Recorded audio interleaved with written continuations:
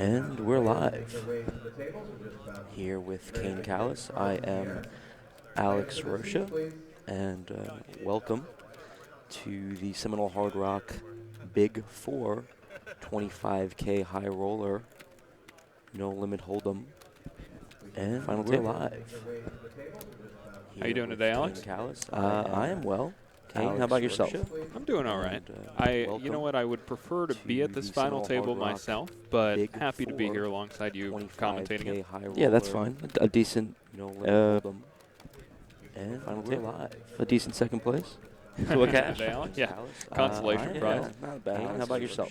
The player who eliminated me to be at this very talented player, Barry Hutter, is at the be here alongside you. So it'll be interesting to see that's fine. A how decent, he plays. We actually have an interesting final table all around. A lot of well-known players at this final table. Semi-professional Ray Cromartie, actually the chip player, coming into this final table, who I've had the pleasure of playing with many times. He and I were actually at the same WPT final table in Borgata. Oh, very nice. Yeah, and then second in chips, as many people know, Dan Coleman, very, very talented player, obviously. Yes, highly decorated poker player. We have Marvin Rettenmeyer as well, multiple WPT winner. Oh, very nice. Yeah, and first ever he wants in his bio sheet. He wants us to know the first ever back-to-back WPT champion and Bluff Magazine Player of the Year in 2012. Poker player. Very true, and Marvin's a really nice guy. He's a lot of fun to be around. Definitely. He's the kind of he's a life of the party kind of guy. Definitely. So always first ever Marvin. He is an excellent karaoke partner.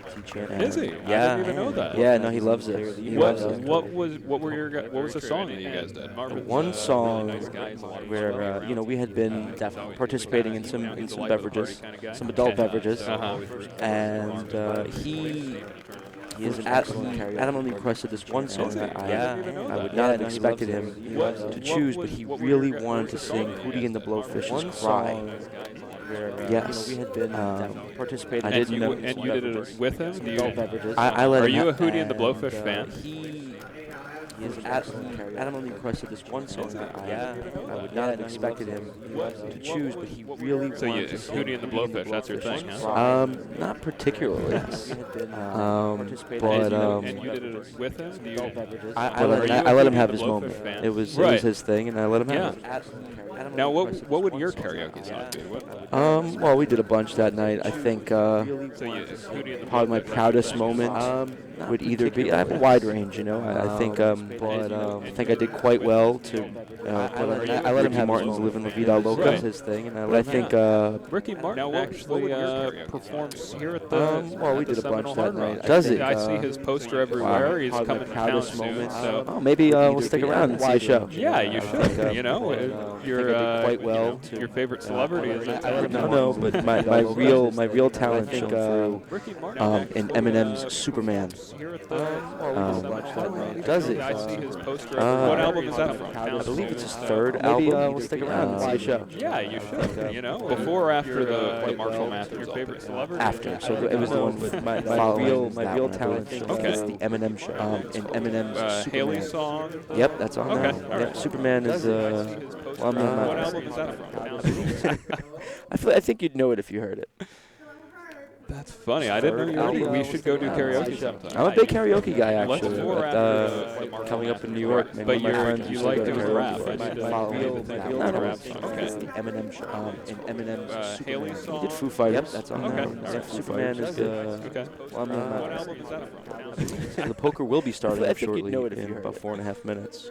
That's funny. I didn't know we should go do karaoke sometime. I'm a big karaoke Daniel Strelitz, coming up in New York. But you like to also at the final table here. I have 1.595 million in chips. We did Foo Fighters. Look at our final table list now. Okay. That's Daniel Coleman in the middle. The poker will be starting. Very accomplished player, well known for winning the one round. We should go do karaoke sometime. As we were just talking about Daniel Strelitz, there he is, right there in the middle. Recently married. Congratulations to Daniel. And the action is underway here, and it'll start with Daniel, who folds the 9 Fighters. Look at our final table list now. I'm interested to see this Picasso fellow. I'm not too familiar with him. Yeah, I actually have never played with Francisco Picasso. No relation to Pablo. We were just talking about think so, Daniel Luis. Strellis. There he is. Can you confirm that? Right there. I'm quite certain. Oh, okay, that's fair. Congratulations to Daniel. Over to Marty, who has the King Jack of Diamonds, and he will be entering this pot. I'm interested to see this Picasso fellow. I'm not The too blinds are familiar with him. 25K and 50K. I actually have never played with Francisco Picasso. No relation to Pablo. 110,000. There he is. Can you confirm that? Right there. I'm quite certain. Oh, okay, that's fair. Congratulations to Daniel. Over to Marty, who has the King Jack of Diamonds, and he will be entering this pot. So it looks like Andy Angelico has how many big blinds does he have coming into the day? It looks like he has 1.4 big blinds. And I don't know if you saw, but he actually just let go of threes there. Interesting. Interesting. So what position? I wonder what position. So Andy must have been the button. Yes. That's a good draw for him. So it When looks you come like into the Andy final table Angelico with has, 1.4 big blinds, you want to draw the button. So into the day. it looks like he has 1.4 big blinds. Would you And I don't have know if gone saw, with the but he pocket actually threes just there let in go of Andy's threes spot? there. You know, Interesting. were there other shorter stacks in the blind? I mean, I don't know. I guess he's folding for ICM implications. Yeah, aside from Andy, the next shortest stack, I guess it's Picasso with 7 big blinds. Picasso has 7 big blinds, and Rainer Kempe started with 11. So it is possible that one of those players bust before Andy. However, with just one big blind, I guess he's folding for ICM. I'm sure that the other players are cognizant of that, and that they don't want to bust before that player with one big blind gets in. I guess that is very true. And as we say that, Picasso is moving all in here with his 7 big blinds under the gun with ace, 8 of clubs, and oh, here we go. And Ray Kotarmi wakes up with queens right behind him. However, with just one big blind. It looks like Andy Angelico is going to be 68% to find a pay jump with his 1 big blind. Wow. I guess that is very true. And as we say that, ninth place in this tournament Picasso pays is moving all in here approximately with his 79,000. 7 big blinds under the gun with ace, 8 Eighth of place clubs, and pays oh, here we go. 89,000. So it's a $10,000, about a $10,500 jump between 8th and 9th. It looks like Andy Angelico is going to be 68% to find a pay jump with his 1 big blind. Wow. And Kotarmi does make the call, or he is all in place at the top, and players will be heads up. Picasso all in for his tournament life. We haven't seen much of Picasso here, and here in the second hand of the day, he's all in against Kotarmi's pocket queens. It looks like Andy Angelico is going to be 68% to find a pay jump with his 1 big blind. Oh, that is pretty poor flop. Not a good flop for our friend Picasso here. He's 4%. He's drawing from runner straight or runner flush for chop, and the 7 of hearts Picasso here will not do it. Ray Kotarmi knocks out Picasso, and Francisco Picasso will take 9th place, and he will bring home $78,750. Businessman from Lima, Peru. Not a bad run. Pretty nice payday, a few buy-ins. But it has to hurt to take 9th place when another player at the final table has 1 big blind. Let's hope that Francisco Picasso doesn't cut off a 0. Picasso will take 9th place. I see what you did there. $78,750. Businessman from Lima, Peru. Not a bad run. Andy has to be feeling pretty good right now. Getting that paid I would say Andy might even be more happy than Ray for about sure. that putt. Oh, for sure. 1 big blind. Let's hope that Francisco Picasso doesn't cut off a 0. Picasso will take 9th place. I see what you did there. $78,750. We also have Rainer Kempe at this final table, as well as Andy Petrangelo. Pretty good right now. Getting that paid I job. would say Rainer recently won the 300K Super High Roller Bowl over at the Aria, chopping with his, getting heads up with his good friend Fedor Holtz. We also have Rainer Kempe at this final table, as well as Andy Petrangelo. Folded around to the small blind, Daniel Strellis Rainer with recently 7-10 won off the 300K Super High Roller Bowl over at the Aria. He completes. Chopping with his, I like it. Getting heads up with his good friend Fedor Holtz. We also have Rainer Kempe at this final table, as Now it's on Ray with the queen, 4 of clubs. Folded around. Think he's going to shoot him up here? Daniel Strelitz with 7 You know, Ray, it's interesting. When I played with him, when he has a big stack, he does like to abuse a shorter stack, so he could have. He chooses to check his option here. Daniel Strelitz is, he might know that Daniel's a little bit sticky pre-flop. Daniel, a very tough player. And Daniel checks his middle pair on the king 7-5 over to Ray. For high roller bowl, who's carving out chips. He completes. Ray has all the back doors currently. I like it. The queen 4 of clubs. 6 of clubs would be a fun card for him, I'm sure. 3 of clubs. Even better. $60,000 bet, slightly less than half the size of the pot. Queen 4 of clubs. Did he bet $60,000? Shoot him up here? Daniel, 60,000 chip. Oh. Ray, there's the call. It's interesting. When I played with him, when he has a big stack, he does like to abuse. The turn is the 10 of spades. So he could have. He chooses to check his option here. Daniel Strelitz is. He might know that Daniel's a little pretty bit good turn for the 10-7. Daniel, not bad at all. Tough player. Daniel hits 2 pair and it does go check check. Daniel checks his middle pair. Daniel hits a full house on the river here. He's carving out chips. Let's see what he opts to do. Ray has all the back doors currently. I like it. The queen 4 of clubs. 6 of clubs would be a fun card for him, I'm sure. 3 of clubs. Even better. $60,000 bet, slightly less than half the size of the pot. Queen 4 of clubs. Did he bet $60,000? Shoot him up here? Daniel, 60,000 chip. Oh. Ray, there's the call. He does bet out 145,000, and Ray quickly folds. So Daniel will take down that pot. Daniel Strelitz is. He might know that Daniel's a little pretty good turn. Have you played much with Daniel Strelitz? We made day 2 of the 5K Turbo WSOP event this summer. We played a fair amount on day 1 together and a fair amount on day 2 together. Played a couple of interesting pots. I believe he ended up getting 2nd or 3rd. $60,000 bet, slightly. And yeah, I mean, he had position on me all of day 1, but we played some fun ones. But he's a good player. Yeah, he is. He's the kind of guy who you don't want to have position Ray quick against you, very active pre-flop. In fact, I remember a pot that we played maybe at Thunder Valley. Have you played much with somehow 6 bets got all we made day 2 flop. We were about 200 big blinds deep. 5K Turbo WSOP event this summer. Kicker on 10 we played a fair amount on day 1 together. We're playing very passively all the way to the river as there was all this pre-flop action. We were both amazed to see that we shared the same hand. So I had the opportunity to meet his father this year during the WSOP. A very nice guy. I hear great things about him, actually. He had position on me all day. Always on the rail for his son. So Daniel, very nice guy. Yeah, he is. Love his family. Kind of guy. Hope you do best with him here at this final table. Against you, very active. Looks like we have Andy decided to stick in his 1 big blind here. We're not quite sure what he has yet. You played much with somehow 6 bets got all we made day 2 flop. We were about 200 big blinds deep. 5K Turbo WSOP event this summer. We played a fair amount on day 1 together. We're playing very passively all the way to the river as there was all this pre-flop action. red We were both today. amazed to see that we shared the same hand. Katormi sporting I had the opportunity to meet his sunglasses. father this year during the WSOP. A very nice guy. I hear great things about him, actually. He had position on me all day. Always on the rail for his son. So Daniel, very nice guy. Yeah, he is. Love his family. Kind of guy. Hope you do best with him here at this final table. We got some premium seeing flop here. Andy decided to stick in his 1 big blind here. We're not quite sure what he has. So we're in a situation now where a majority of the chips are in the main pot. We have a very small side pot, so I would not be expecting either Ray or Daniel Coleman to be making a big bluff at this point. All this pre-flop action. Check both of them to see that we shared the same hand. Katormi sporting There's a 4 here on the turn. That's a good card for Ray. I hear great things. It's going to be hard for Andy to have that one beat. Yeah, it's going to be tough. Wow.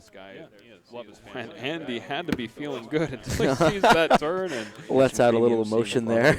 He's not too happy about that turn card. Andy drawing to 2 outs going to the river. So we're in a situation now where a majority of the chips and the river is the 5 of clubs, and we will lose Andy here in 8th place. Very talented, very accomplished player, both in live tournaments and in live cash games as well. I played a lot with him this year in Vegas in high-stakes live PLO games. He's a very, very good player, and he will walk away today with just about $89,000. Yep, not a bad score. He won the Macau Super High Roller some months ago, and as well as the T Amsterdam. And we both went deep in 3,500 this summer. Let's add a little emotion there.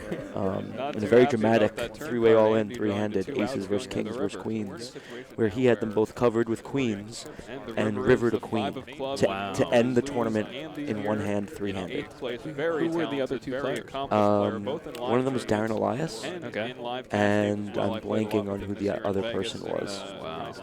Yeah, and Darren had the aces. Very, very good player. And he will walk away today with yeah, very dramatic fashion. $9,000. Yep, not a bad score. He won the Macau Super High Roller. So just like that, some in less months than ago, 20 minutes, we are down to our final seven here in the 25K High Roller. Let's add a little emotion there. In a very dramatic three-way all-in, three-handed, Marvin tanking with a three and a deuce, where he had them both covered with queens and river to queen to end the tournament in one hand, three-handed. Who were the other two players? One of them was Darren Elias, with the three deuce offsuit. and I can't I'm imagine he'll be blanking on who playing the this other hand. person was. Wow. Yeah, and Darren had the aces. Very, very good player. And he will walk away. He decides to. Yeah, not exactly sure what that was. Really pained him to make that fold there. Macau Super High Roller. I mean, sometimes you get the three and the deuce with the offsuit. Down to our final seven. You just want to mull it over for a bit. High roller. Let's add a little emotion there.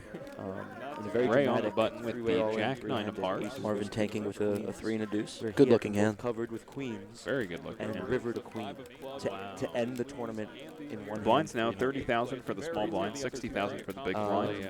Ray makes it 125,000. I can't imagine just about two times the big blind.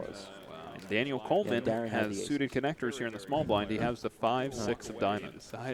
Yeah, not exactly sure what that was. Really pained him to make that fold there. Macau Super High Roller. I mean, sometimes you get the three and the deuce with the offsuit. You just want to mull it over for a bit. Daniel Coleman and Ray are about 34 big blinds effective here.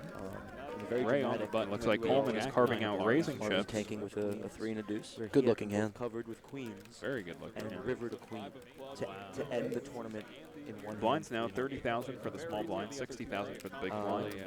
Ray makes it 125,000. I can't imagine just about two times the big blind. Daniel Coleman does put in a three bet here to 385,000 chips. That was. Really pained him to make that fold there. Super High Roller. I mean, sometimes you get the three and the deuce with the offsuit. You just want to mull it over for a bit. Daniel Coleman and Ray are about 34 big blinds effective here. What do you think about this three bet here, Alex? Looks like Coleman is carving out raising. I mean, I like it. It's, you know, Dan's applying pressure here. He knows that Quatormi's going to be opening the button with a wide range of hands, and you know. I guess he's using this hand in his three-betting range here in the small blind, and he knows Ray's going to fold a bunch. Now, does the fact that Daniel Coleman is second in chips, Ray is first in chips, there are some ICM implications. Does that make this a more difficult spot to pull the trigger here at the final table of a 25K high roller? That is definitely true. Yeah, it is. But Dan has no fear. What do you think about this three bet here, Alan? It looks like Ray doesn't have very much fear as well as he's carving out chips to call, and he will be taking a flop here against Daniel Coleman. His Jack 9 suited against Daniel Coleman's 5-6 suited. Neither player with very strong holdings. We go to a flop. I guess he's using and this it's hand a in 6 range king in the small queen. blind. So Ray picks up a gut shot. Daniel Coleman has bottom pair and a backdoor flush draw. Both does backdoor the fact flush that draws. Daniel Coleman is second in chips, Ray is first in chips. There are some ICM implications. Does that make this a more difficult spot to pull the trigger here at the final table of a 25K high roller? That is definitely true. Yeah, it is. But Dan has no fear.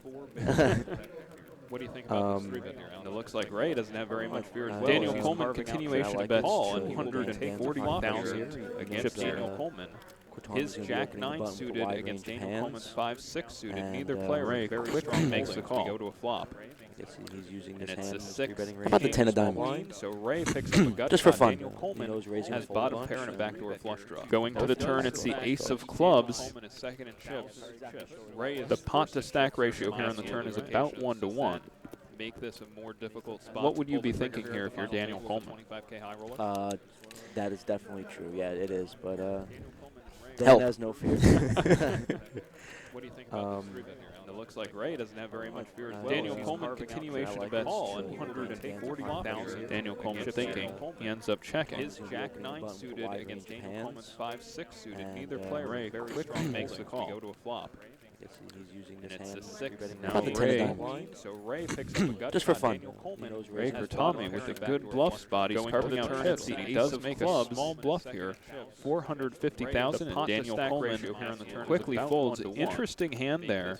It was an especially interesting turn, as you'd expect Daniel Coleman to have a range advantage with the way the hand played pre-flop. With Ray choosing to just flat his 3-bet on the button, it makes it difficult for Ray to have a hand like ace-king, aces, kings, queens, all of those hands in Daniel Coleman's range, but with a 1-to-1 pot to stack ratio there on the turn, there's not much maneuverability. Yep.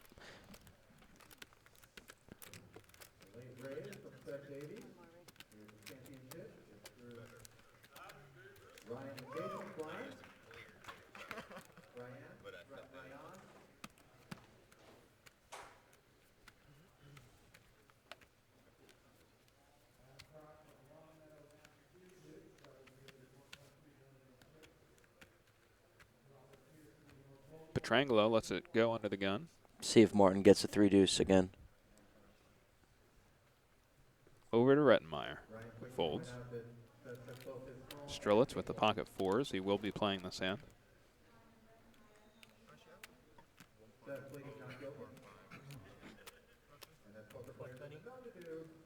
Recently married Daniel Strelitz. Congratulations to Daniel and his wife. He's carving out raising chips here.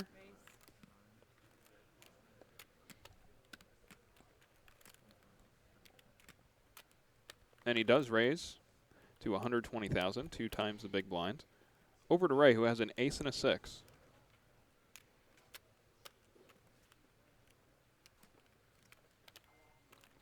Could be an interesting 3-bet spot. See if Ray wants to attack in position. Now, if you were in Ray's spot here, does the fact that you've been active so far at this final table, does that make you less likely to 3-bet, more likely to 3-bet, or is that something you don't think about? Oh, it's definitely something I think about. I think it depends on how he thinks Daniel will respond to his aggression in this spot.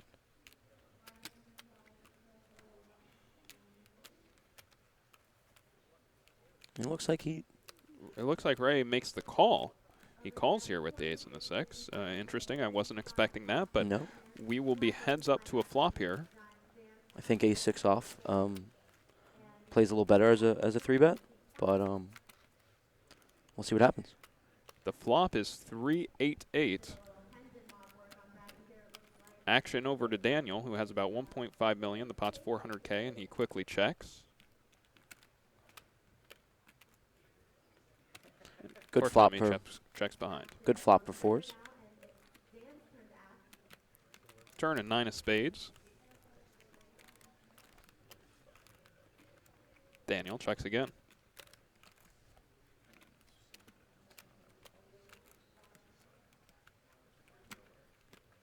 Ray checks as well.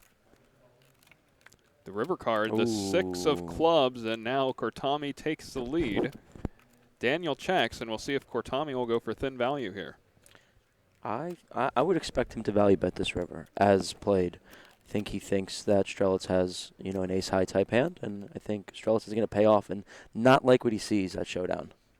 He bets 150,000. Strelitz quickly calls, and Kortami wins yet another pot. Kortami has been untouchable so far at this high roller final table. Pointing up to his rail as they cheer him on. 4.2 million. Look at that chip lead. That's a nice chip lead. And when one player at the final table has such a massive chip lead like this, Alex, it makes the other players at the final table kind of need to play a little bit tighter because of ICM, because the other players are likely to bust. They're likely to go ahead and increase the amount that they're cashing for, and it's going to take a lot for them to go ahead and overcome that commanding chip lead in order to try to take a first place position. Is that correct? That is very correct. Marvin with 8 deuce now. All right. We saw that phenomenon for anybody who tuned in to the World Series of Poker main event final table last year when Joe McKeon won. He came in with such a commanding chip lead that he was a favorite. He was an above 50% favorite on sportsbooks to win the final table before it began, simply because of ICM. Dan Coleman with the ace-9 off in the cutoff here. That was a dominating performance by Joe McKeon. It was. Very talented player, and he's had great results since. Oh, of course. I'd expect him to have much more.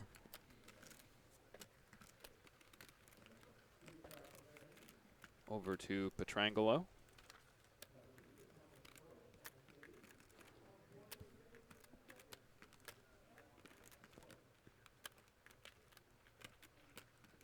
And our short stack at the table, Rainer Kempe, is studying that payout structure. He's the shortest stack at the table, wondering what he's getting himself into here in terms of moving up in the pay ladder, looking at those payouts. Nick folds his big blind, and Daniel Coleman takes it down.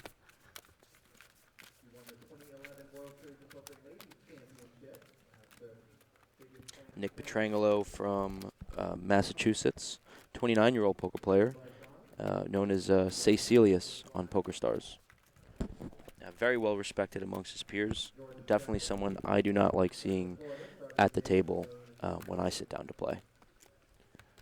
Of the remaining 7 players at this final table, we have 2 players from Europe, 5 players from the United States, and believe it or not, there are 2 players wearing scarves, both of them from Europe. Go figure.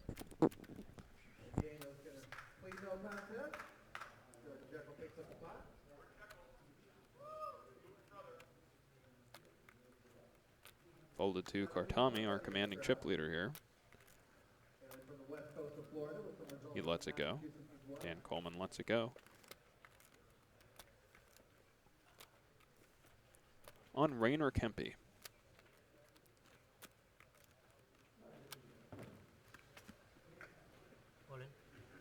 With the 8-9, he does go all in for 370,000 chips here.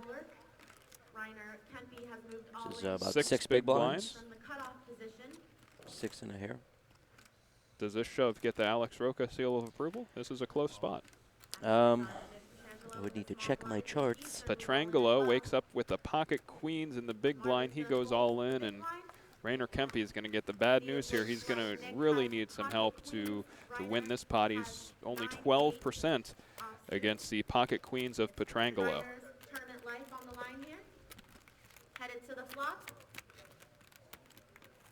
Here's the flop, 6-7 ace, and it is a good flop for Rainer Kempe here. Wow, it's excellent flop. He picks out some additional outs. He's now 34%. Oh, wow. He turns a pair of 9s, so always a sweat. and he 10-8-5-9 going to the river, and it is a 3. So Rainer Kempe will be eliminated. He is our 7th place finisher. He falls at the hands of Pietrangelo's pocket queens, and pocket queens have been a good hand here at this final table. Don't feel too bad for Rainer Kempe, guys. He won the Super High Roller Bowl this summer. We're going to be done. Everyone else is going to have like 7 people.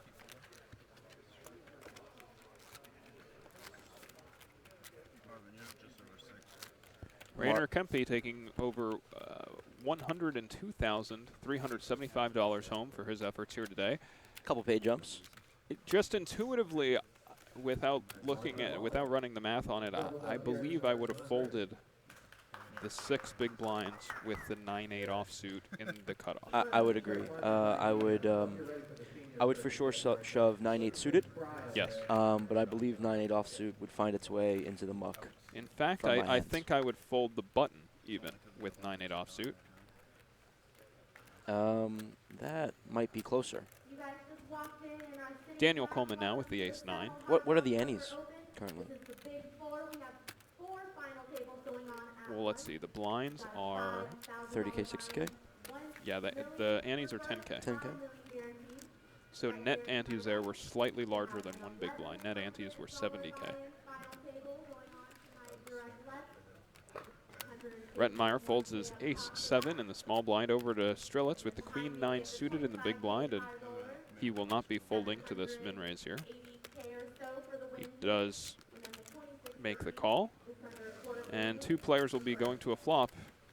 Strelitz with the queen-9 suited and Dan Coleman with the dominating ace-9. Here's a flop.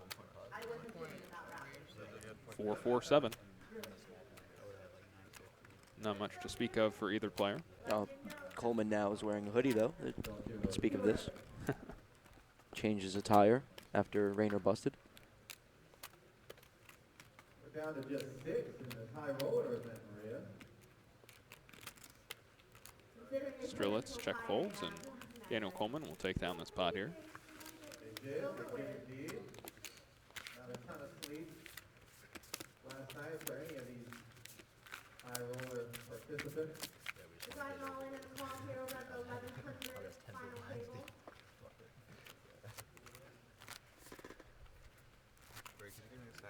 We spoke earlier about Daniel Coleman winning the $1 million tournament at the World Series of Poker, and the video of him winning that tournament went somewhat viral after he won the video. You'd expect some amount of celebration, some amount of happiness, and Daniel Coleman just completely stone-faced, no emotion after having won that $1 million tournament. I don't know about you, Alex, but I think I'd probably be a little bit happy if I won a $1 million tournament. What was the total for about $9 million? $9 million, I believe. Yeah, I would. There would be tears in my eyes for much less than $9 million. Looks like we have some volume from the table now.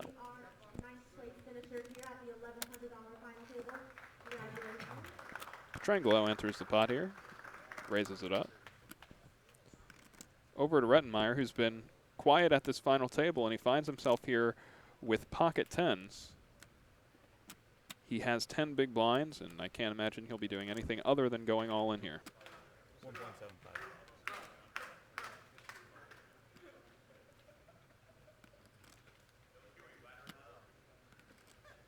Would you like to guess what Petrangelo has? Petrangelo opening from the cutoff here. I'm going to go ahead and say Petrangelo has the king-9 suited. Oh, I think he has much better than that.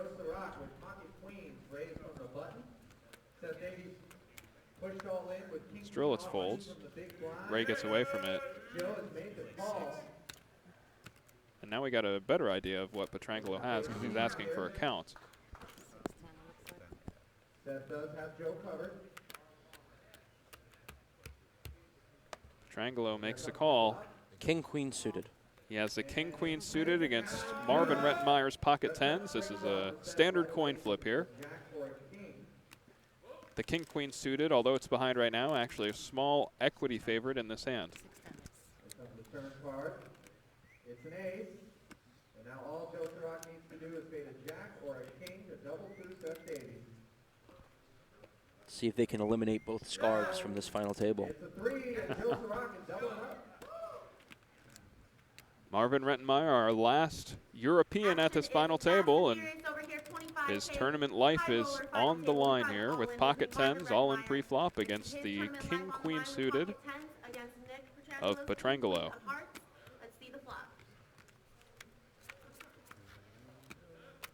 Here's the flop. It is ace, 8, 9.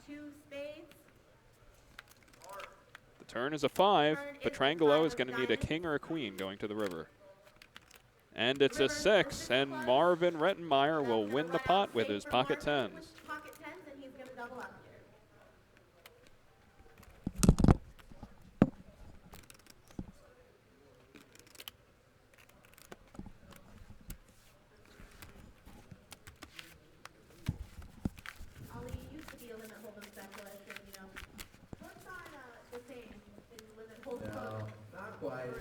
That pot is going to bump Nick Petrangelo under the 20 big blind mark now.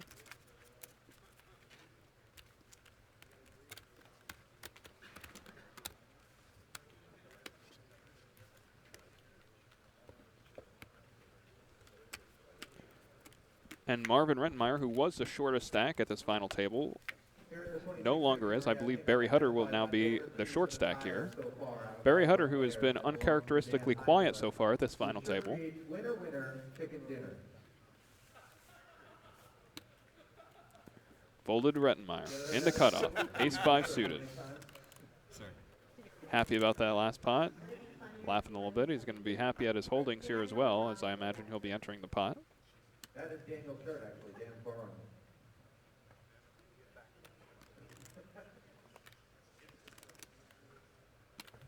it. I was wondering if he would just let this go here. I was just wondering that. Why do you think he chose to fold in this spot? Well, you got Dan Coleman in the big blind. And I believe, yeah, we have Strelitz, 20 big blinds stacked behind. And interesting. I wouldn't have considered a fold. It's just with the, do we see what Strelitz had? Strelitz shoved the buttons 20 big blinds with something. We did not know what, but it was good enough to win the pot. So Marvin Rettenmeyer tanked in the hijack with the deuce-3 offsuit, and in the cutoff, he pretty quickly laid down the ace-5 suited. Yes, well, also, you know, the 3-deuce offsuit may have, when wearing a scarf, the 3-deuce offsuit may become, you know, closer to a premium than we might understand. True. We'll never figure out the ways of the Europeans. That is true. Oh, here we go. They have been working. Oh, here he is. Let's see. Let's see if he takes some time here. It looks like the same suits. Oh, he quickly folds this time. I think the 3 was a club last time, and the deuce was the spade. That could be the difference. Here at the Seminole Hard Rock. Over to Strelitz. We don't know what he has, but we know that he's going to raise. To 2 times the big blind, 120,000. Goes fold, fold, over to Barry Hutter's big blind. Barry Hutter does not like giving up his big blinds, but when he's short stacked here, he goes ahead and lets it go, and Daniel Strelitz will take down the pot.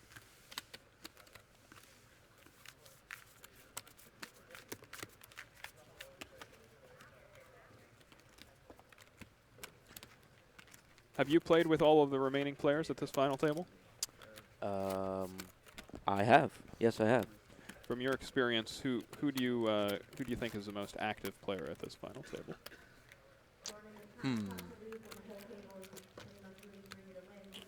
Pre-flop? Let's say pre-flop, and then we'll say post-flop. You know, these sample sizes I've played with them more or less pretty small. I've played a couple day ones with Ray Katarmi, and he really likes to mix it up. He's pretty active, both pre and post. A bit of a wild card. Isn't great to have on your left. You got, you know, likes to apply pressure. Strelitz likes to, you know, shoot you up in position as well. But for me personally, the person that I would least like to see at my table is actually Nick Petrangelo. I respect his game a lot, and in my experience, always has a good table presence and doesn't lose many pots that he enters. I've actually never played with Nick Petrangelo. And I played only very briefly with Daniel Coleman. Of course, he is very well known for entering a lot of pots, playing very aggressively. But from my experience of playing with these players, Strelitz has been very active pre-flop. Yes. Just as an overall aggression, I would say Barry Hutter has been one of the more active players I've ever played with in poker, specifically in very specific spots when he has big stacks, when he's abusing the bubble. Barry Hutter can be a very, very tough player, especially when he has position on you. For sure. A lot of respect for Barry's game as well. Barry Hutter, the only remaining local here at this final table after losing Andy. Barry Hutter is representing Florida here at this final table. Strelitz folds, and it's on to Ray with the 4-5 suited. Do you think he'll be opening here? And a natural 9 for any Baccarat listeners out there today. He is reaching for chips, and he does open.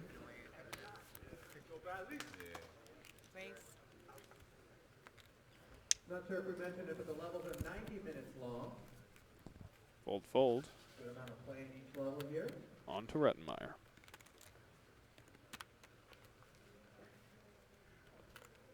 Rettenmeyer lets it go. And I would have seen it later. Maybe. They're not showing over, Ray smiles and takes another pot. but only whenever it's There hasn't been as much defending of the big blind as I would have expected so far at this final table. Yeah, I think that has to do with, well, we're not seeing their holdings when they fold, so we don't know what they're folding from the big blind. But I mean, also because of these stacks and the ICM implications, you know, every chip is worth quite a lot. So do you, if you have an average stack here at this final table, would you be playing significantly tighter, both pre-flop and post-flop, than you would be, say, if there were 30 left in this tournament? And you're not in the money, and Oh yeah, for sure. so what about if you have a large stack? What if you're Ray here? Well, as we see, he's opening 5-4, and you know he's getting folds from suited aces, and he's doing you know, that and other correctly. Yeah, for sure. So could that have played into Marvin Rettenmeyer's fold of the ace five? Yeah, suited? that's what I was wondering while he was tanking. I was wondering if he was going to actually open it, because he can get attacked by Ray, and Nick with about 16 big blinds, 16 and a half big blinds. Folds around to Petrangelo, who opens 2x on the button with about a 16 and a half big blind stack.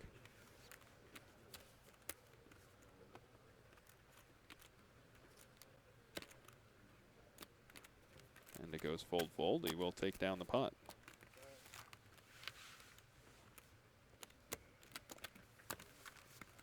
I'd be interested to see what Petrangelo had that hand.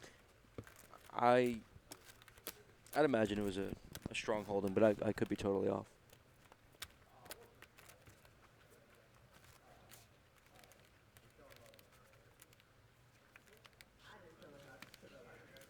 November 9er Jerry Wong walking around the area there. He was final tabled yesterday's 2650 post-lim. Made the August 9 as well as the November 9. Daniel Coleman, 9-7 suited under the gun. He opens it up. Fold, fold over to Rettenmeyer.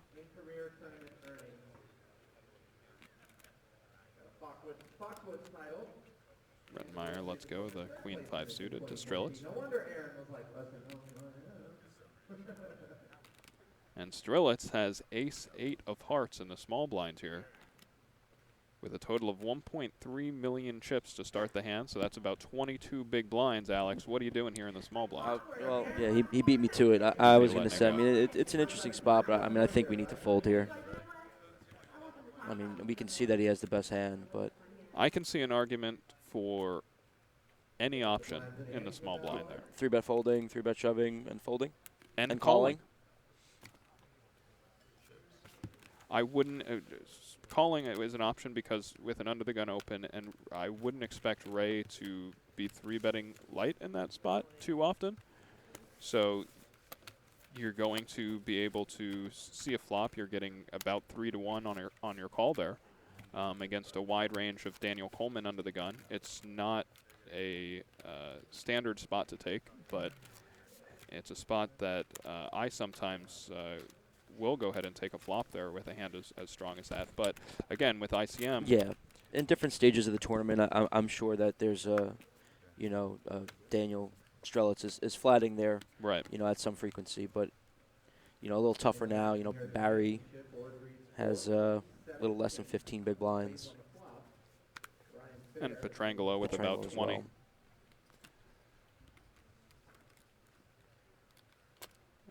Speaking of Petrangelo, he goes ahead and enters this pot here.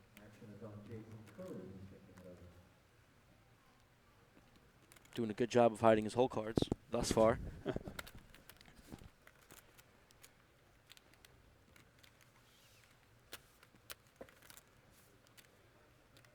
is local, from Miami, Florida, started the day with 1.335 million in chips. With a table of the 2013 SHRPO Adventure main event. Finishing ninth for Over to Coleman. He lets go of the 10-6 offsuit. in the 09 WSOP main event. Petrangelo takes it down. 48 for another deep run in 2014 main event. You think simultaneous for everybody, or? And looks like no ball from Jason Kuhn. Ryan Fair takes the ball.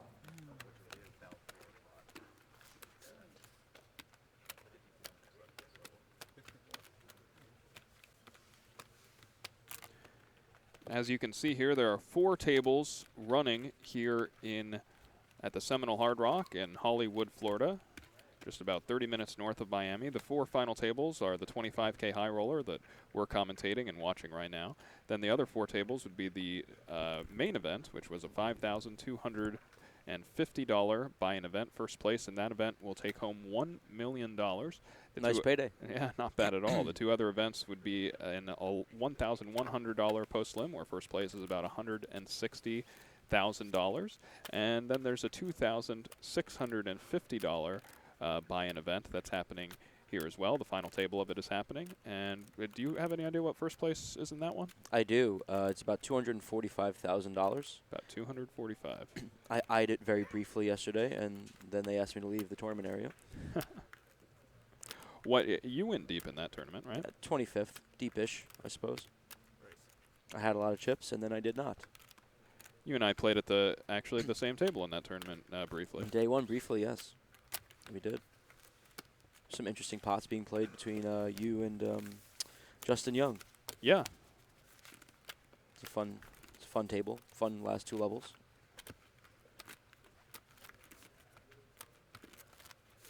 Yeah, Justin's a fun guy to have at the table. Definitely.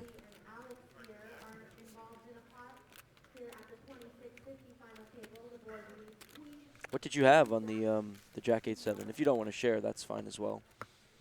Jack 8-7. Wait, he had opened. Oh, and okay. You And I 3-bet. And then you check back Jack 8-7, diamond, diamond. And then I and raised his min bet he on bet the turn. 1 big blind on the turn. Yeah, I had something interesting. Okay. Let's put it that way. Okay. Well, that's clear. It's clear you had something interesting. It wasn't good enough to win at Showdown, unfortunately.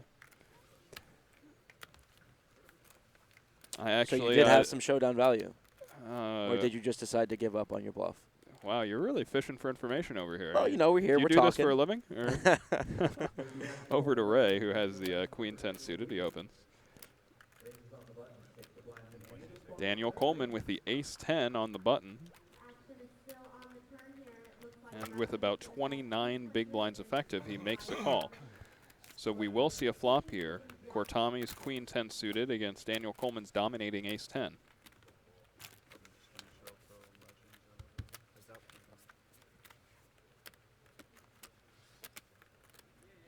Six, 7, king. Katormi with the backdoor flush draw and the pre-flop lead. He decides to check. Daniel immediately checking behind. See a turn, a 4 of diamonds. If I were Kortami, I probably would have continuation bet on this flop. But it does go check, check on the turn, and the river is the 5 of clubs. I'd like to see a bet from Ray here. He checks the river. Daniel Coleman quickly checks, and Daniel Coleman will get the good news that his ace high is good here.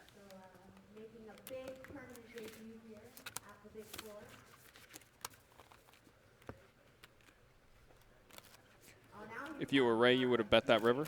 I would have bet the flop. You would have bet the flop. Yeah. I mean, on the river, we have queen high, and we're more than likely not going to win at showdown. As played, you would have bet the river? As played, yeah. As played with queen high, I mean.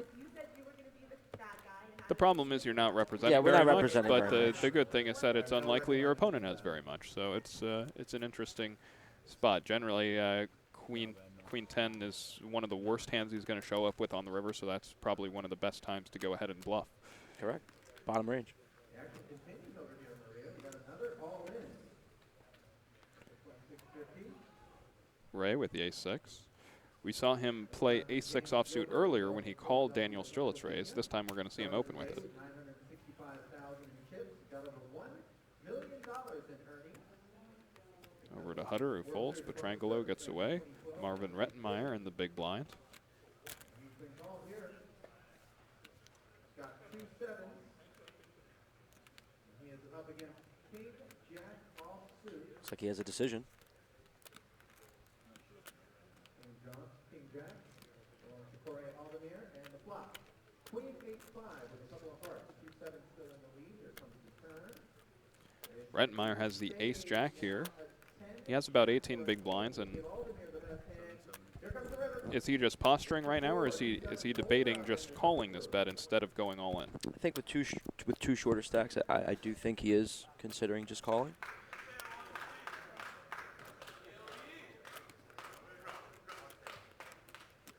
I don't know if he has someone watching the stream that is telling him that Ray is opening 5-4 and the likes. Right. I also don't know if that delay. But he does go all in. He does go all in. Now it's like we bust double up, get a little bit deeper, it's sweet, but right now it's something has to change about the structure of these. The fact that like the biggest Adam Crock from Long Meadow, Massachusetts, started the day with 1.3 million in chips. I imagine Ray is just posturing here for a bit. Doesn't want to tip the table off to how light he may or may not be opening, and we'll ask for a count and then get a fold. Ali back on the 25K high. Or maybe he just likes the ace-6. Got another all-in. Marvin Rettenmeyer has moved all in against Ray Harney. with like in the money. Wow, so I think that's when Dan Smith won this absurd versus super deep stack right now. Oh really? Ray thinking this over.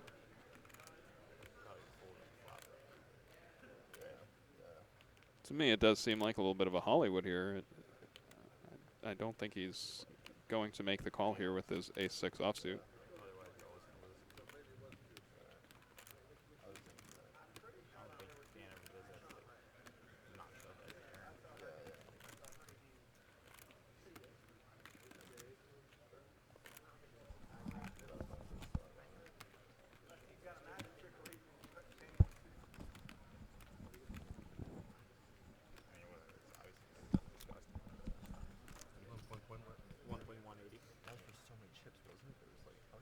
Marvin has moved all in for just over 1.1 million.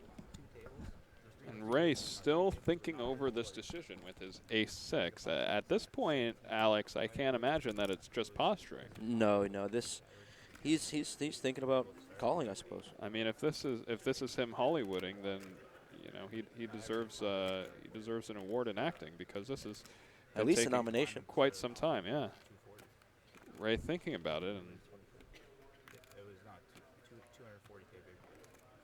his opponent did shove for less than 20 big blinds, so you want to make sure you get the math right in spots like this, but I just can't imagine that ace-6 is doing very well against a range of hands that's shoving here from the big blind, especially as you noted with the ICM considerations, where Rettenmeyer will not be very, very light in this spot. But what Katormi could be thinking is, if he's played with Rettenmeyer before, he's a very capable player. Perhaps he's shoving combinations of ace-X suited that he could possibly have good equity against.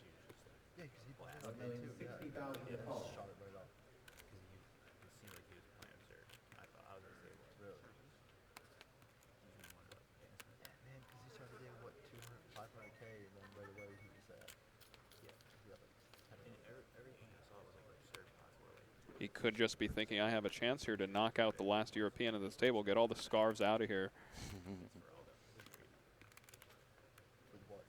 I had no idea. Of course, Tommy folds and shows the ace. Marvin's going to show a deuce. I'm just kidding. Marvin's going to also show an ace. Marvin, or Mad Marvin, as they call him, has over 5.5 million. Marvin Rettenmeyer takes down that pot.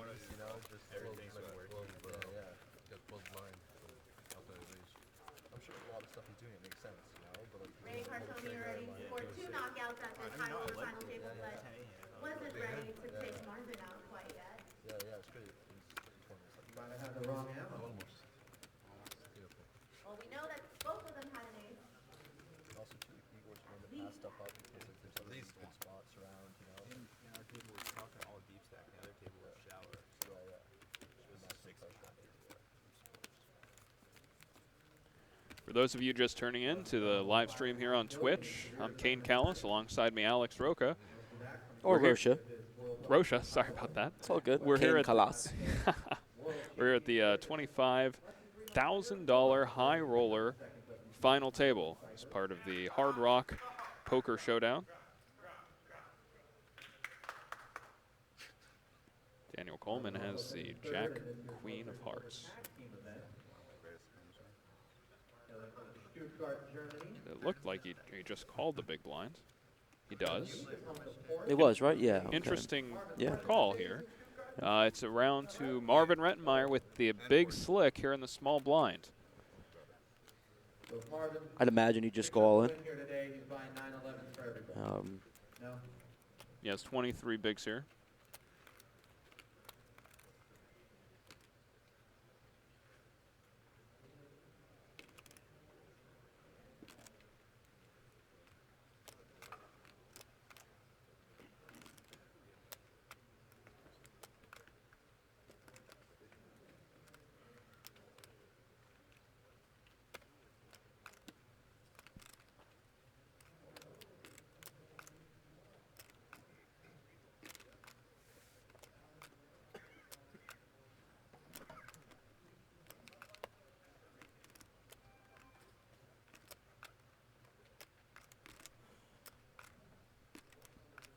Rettenmeyer deep in the tank here.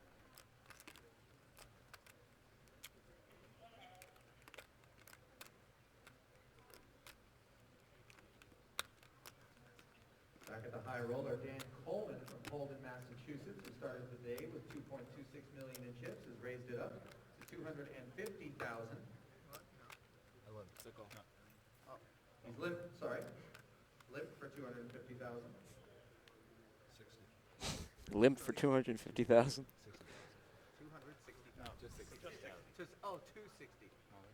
260. Marvin Rettenmeyer opts to go all in instead of raising here, as you said he might very well do. And now it's on Strelitz, who has pocket nines.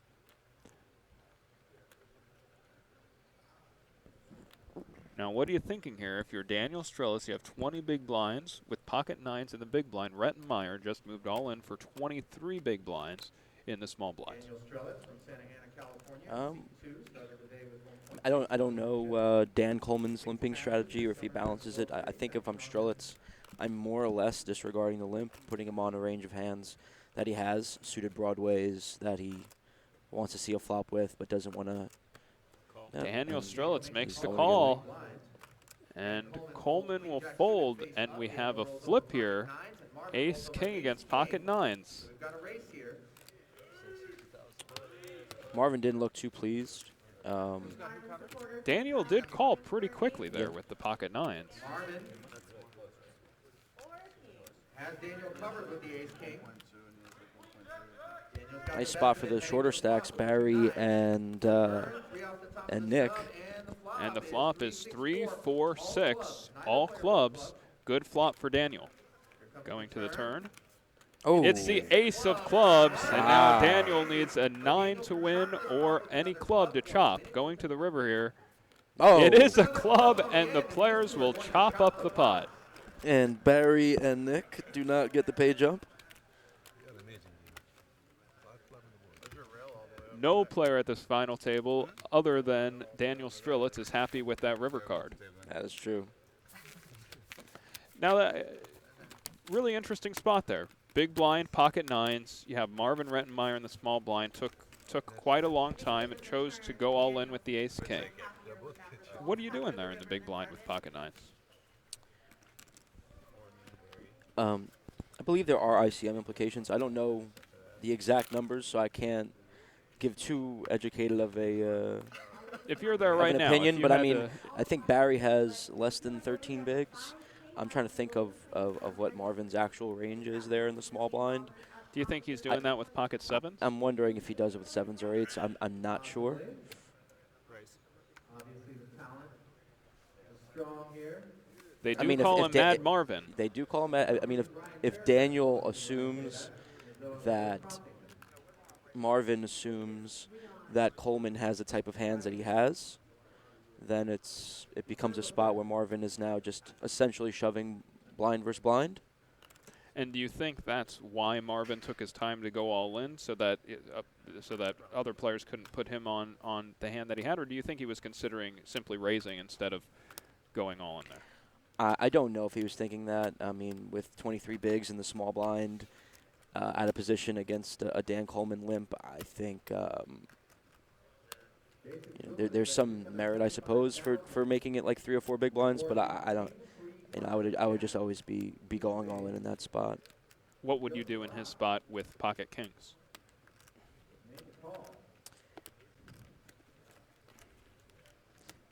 I mean, I guess I'd be making it 3 or 4 big blinds. Yeah, I mean, it's a little exploitable for sure. I mean, you could but obviously I mean, occasionally we may make you could make it 3 or 4 big blinds with your 9-10 suited as well. For sure. So here we have Coleman raise under the gun. Ray defend the big blind. It goes check check on 3-8-9. Ray checks a turn. Dan Coleman happily going to showdown with his ace high again. Ray rivers a pair of kings here. Over $4 million in career tournament earnings.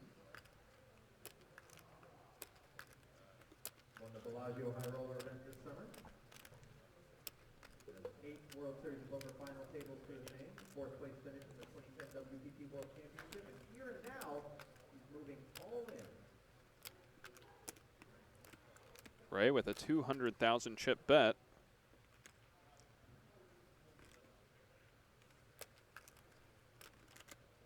Coleman thinking about it here, not releasing his hand.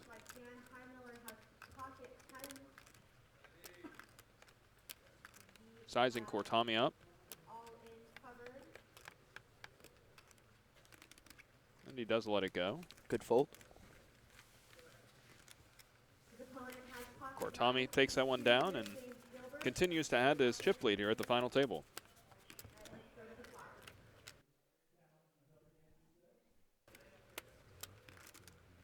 And as you can see, the chip counts here. Ray Kortami with the commanding chip lead right now with 4.1 million chips. Barry Hutter is our short stack with 12 big blinds, which is about 755,000 in chips. Petrangelo right behind him with 18 big blinds.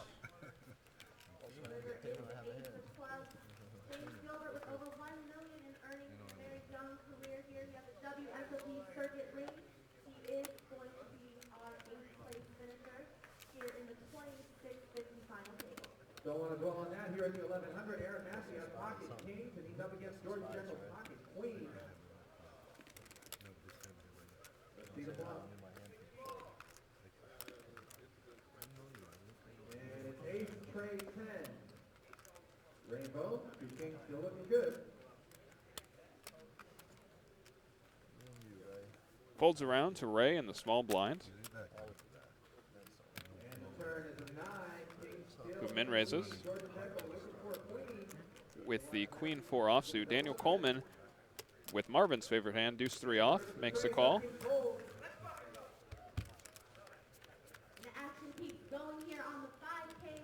It's 3-7 ace. Daniel Coleman hits bottom pair.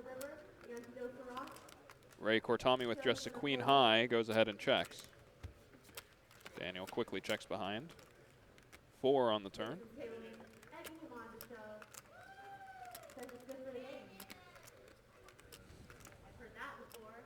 Kortami, who took the lead here on the turn, checks his pair of 4s.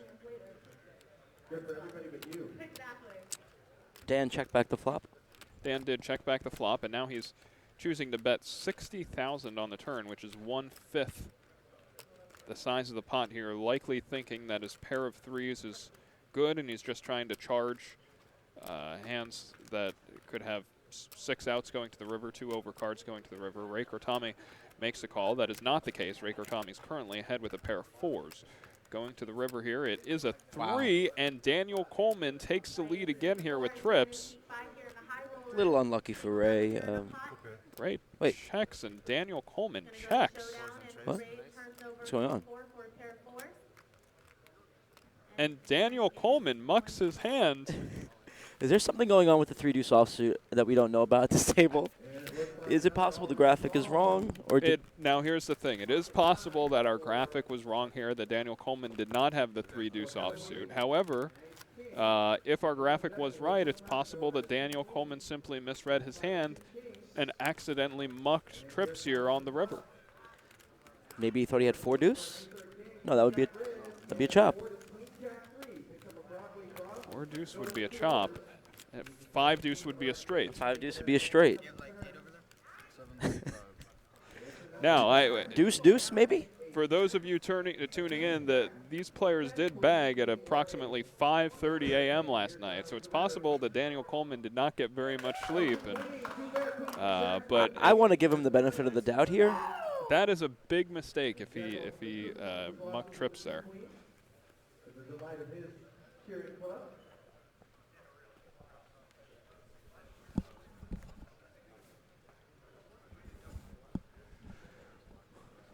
I mean, Ivy did it in the main event at like day 6 of the main. I don't know if you remember that. It is. Have you ever done that?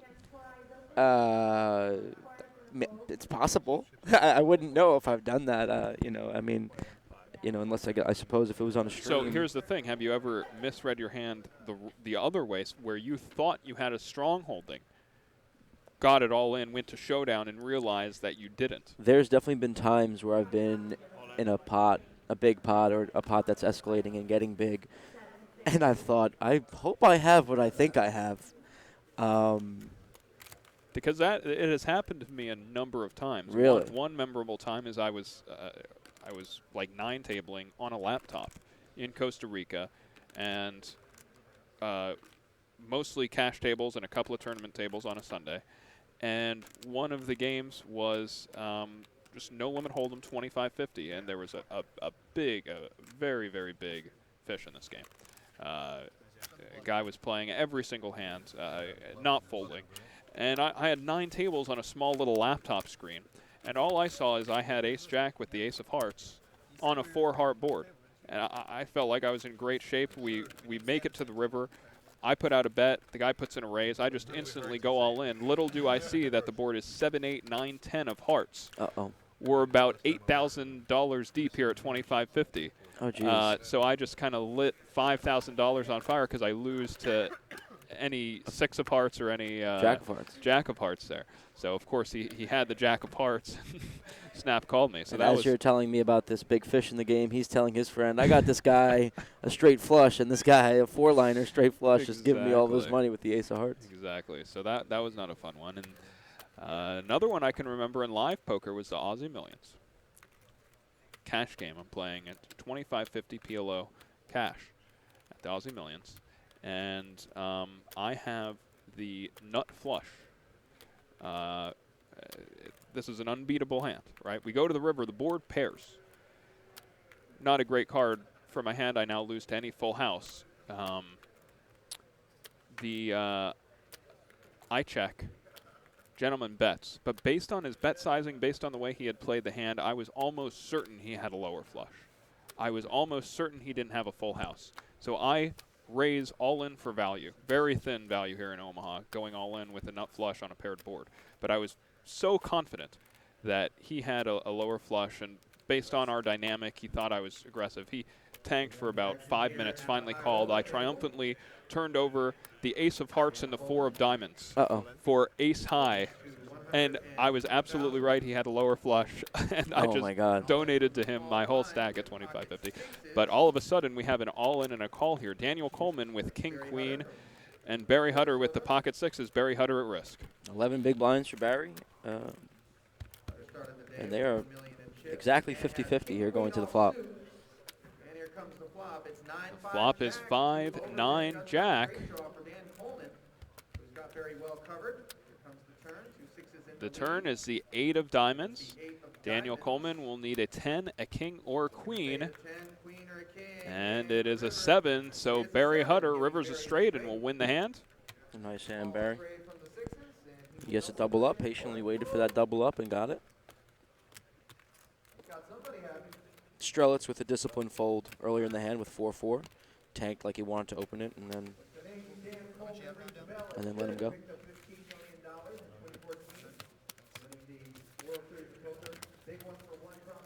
Barry Hutter happy about that one. The only player at this final table who's happy about that one is when you're at a final table, you're always rooting for the player to get eliminated, to move up in those pay jumps. Unless you have a massive swap with the person.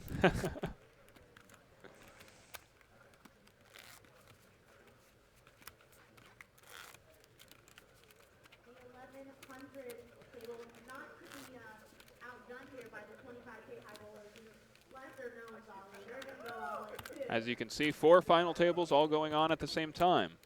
The $5,250 main event, the $2,650 post-slim, the $1,100 post-slim, and here we are broadcasting the 25.5K high roller final table. We're down to 6 players here.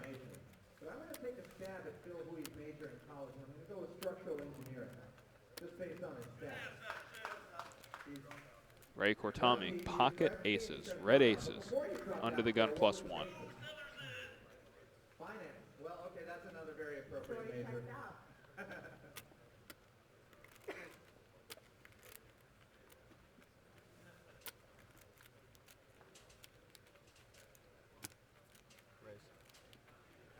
Cortami makes the min raise here.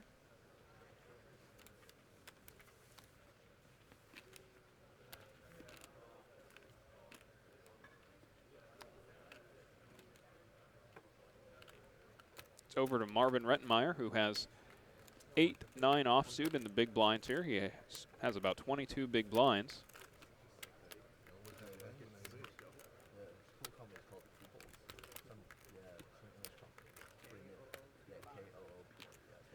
And lets He it go. makes the fold. Flashes the aces.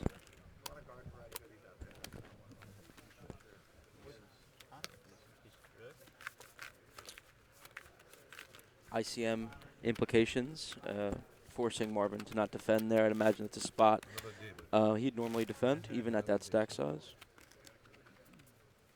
Just because I love you. You know that, right? Sure. It's nice to be pretty big chip leader and then look down at 2 aces, as you've been raising a6 and a 5-4. And Originally from Jordan and from Houston, Texas. Jordan, you said? Sorry? Jordan? Jordan. I've been here like 30 years ago. Cortami raises the 9-10 suited. Blue stack is slanted. Thank you, sir. On. And Petrangelo moves all in behind. Ray immediately thinking, why couldn't he have done this when I had the ace and the ace? He is thinking that, and we're thinking, what in the world does Petrangelo have? We haven't been able to see his whole cards Nope. Just under 9. for any hand so far at this final table. Aaron Massey with the king 10 off. Let's take a look at flop. I'd imagine he'd have a good hand here. But does he have 15 big blinds now, or did the blinds go up to... He has 15 big blinds, and Cortami makes the call quickly. And Petrangelo won't be able to hide his cards anymore. We will see what he has here. He has the pocket 9s. So Petrangelo ahead, Petrangelo at risk. Cortami hoping to get lucky here with the 9-10 of clubs. Over here on the 25K high roller final table, we got an all-in. Nick Petrangelo's life is on the line here. He's holding pocket 9s, 2 red 9s here against Ray. Ray has 10-9 of clubs here. Billy, let's see the flop. Oh. The flop is 5-7-9. Nick has top set of 9s. Ray's got Do we want 8 of clubs just for the sweat? Nothing against Nick. It's just, you know, just don't turn him dead. Maybe a 6. Just offsuit 6. Oh. The turn is a 5, and Nick will double up through Ray.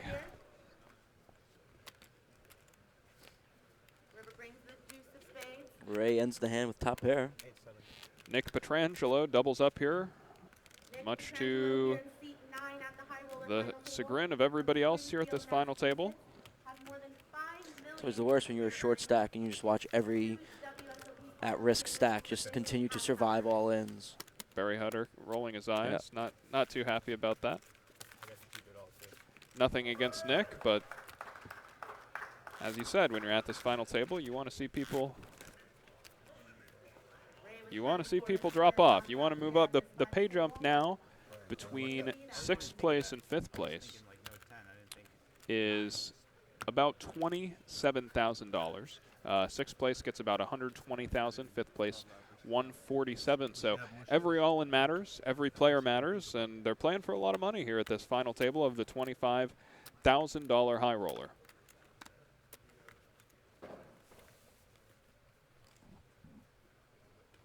Yeah, that's a pretty good hand for not a lot of chips. You're in good shape for a lot of shit. Fight ace king, there's no chance. Just to bring everybody up to speed here, we got 4 final tables going on simultaneously. All of them started 9-handed. We've got 6 players left on the 1100 final table. We've got 7 players remaining here on the 2650. Strelitz All 9 starting final table completes the small blind here 5K main event. with 8-4 suited on 20 big blinds. And the 25K Ray just high checks roller the with Jack 6 Queen. players left. It's a nice flop.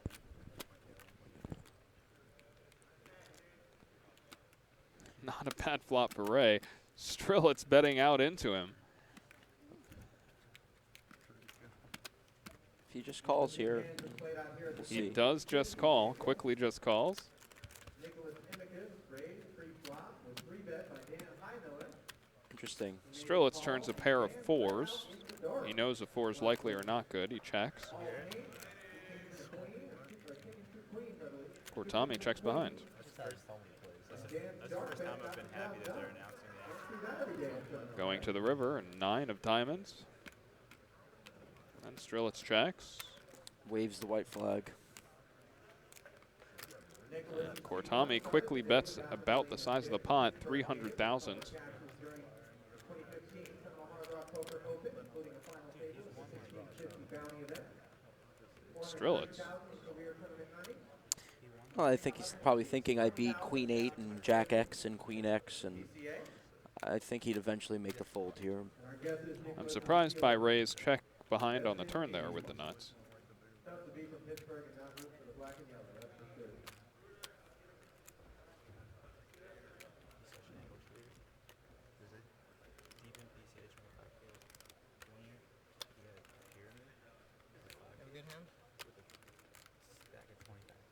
Looks like Daniel wants to be a hero here. Daniel talking to Ray, trying to get a read. Ray not giving anything away. I'd be very surprised if Daniel made this call here.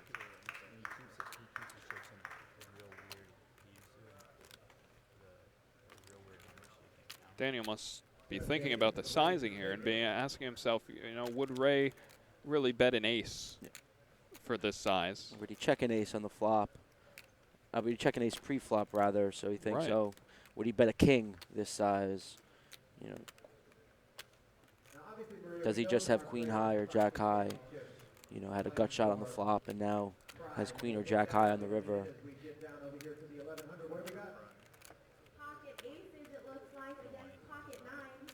It looks like we all Daniel realizing that this is crossover here. Where's your two? 25% of the stack or so if he calls and is wrong. You've got nines. We need you guys to start the chant right now. Pocket aces here for Russ. Russ has Adam covered. Two flop.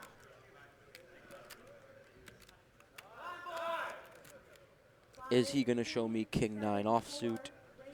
Will he show me queen high or jack high?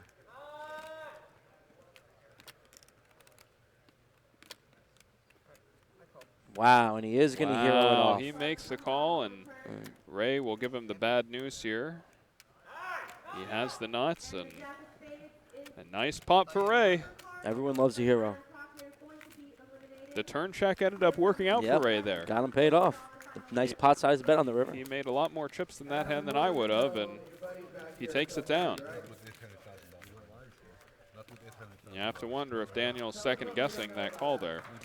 You don't have to wonder it. I'd imagine he is.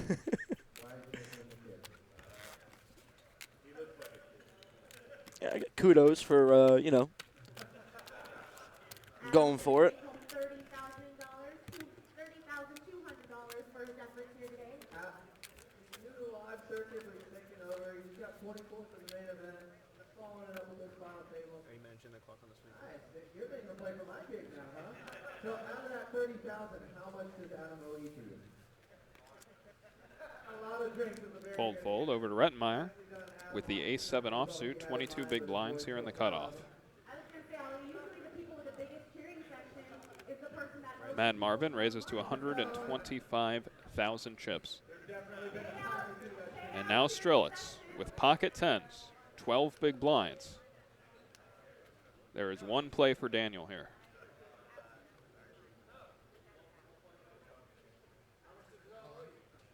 He does go all in.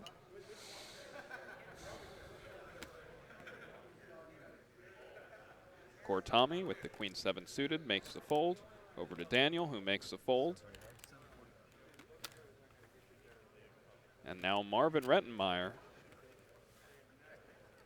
needs to call 620,000 more after having raised to 125,000, and he makes the fold.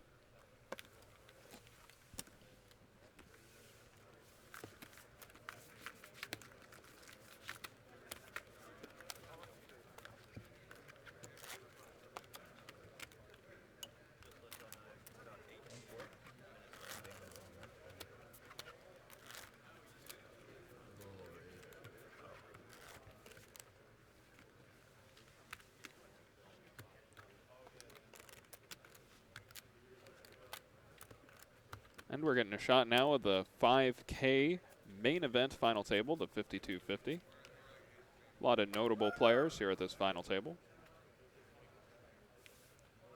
There's fan favorite, Zoe Kareem. Got a lot of people out there rooting for him. So Kareem, a really nice guy, really good guy in the poker community. If you like cupcakes, he's got them for you. Oh, yeah? Oh, yeah. He always he's given me a few cupcakes at a few stops over the years, and frequently goes on food runs for, like, you know, groups of people. Wow. Yeah. I'll have to, you know what, I've never gotten a cupcake from him. I'll have to ask him about that next time. Yeah. He's big into pastries, to my knowledge. Okay. Baked goods. Baked goods. We were actually talking about some food stops. We were talking about the WinStar tournament coming up, the River Series. And we were talking about some food stops in Dallas. He gave me a couple of good barbecue suggestions. Oh, yeah? Yeah. Yeah, I went up. Looks like Coleman's going to be going all in here over Tommy raises button the button, open. and Coleman is all in for 12.5 big blinds. And after seeing Kortami quickly make the call with the 9-10 suited, do you tighten your range for reshoving on Kortami specifically here at the final table? Well, an argument will be made to widen it, but I mean, I still think you know, Coleman's very, you know, fine-tuned player. You know, I think his range here is going to be a reasonable one. You know, he's very aware of the ICM implications, and 785. I'd imagine he'd have a range here of, how many bigs does he have here? 13 bigs? About 13 big blinds. Kortami now with the 9-10, this time not of the suited variety. He's taking his time here.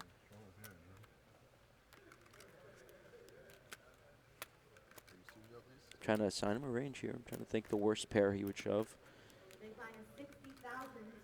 Daniel Coleman talking to him. We don't know Daniel Coleman's holding, so we're unsure whether or not Daniel's trying to talk him into a call or into a fold here. We do know that Daniel Coleman has many zipper pockets on his hoodie. That is something we do know. At least 4. And we will not get to see Dan's hand. Daniel Coleman does take it down there. You have to imagine it had 10-9 offbeat, though. Yes. Or there are a few hands that could be flipping with 10-9. True. It looks like those are the payouts right next to Dan Coleman. He has them handy, it seems. The payout sheet? Is that it? Yeah, that is the payout sheet. He was eyeing that up a little bit ago. It's professional, after all. Because right now, at this high roller final table, we basically have Ray Cortami as the chip leader, and everybody else is pretty close in chips. So there's a big $27,000 pay jump going from 6th place to 5th place. It's a difference of $120,000 versus about $147,000. So all of these players eyeing those pay jumps as Ray Cortami is currently the commanding chip leader, and he's just having his way with his final table so far.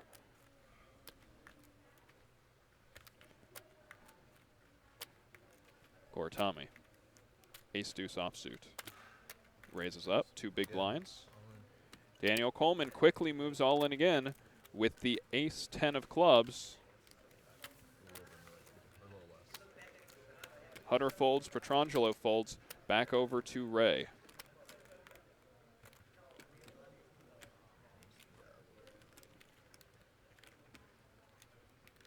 And over here at the 25K, Dan Coleman is once again all in.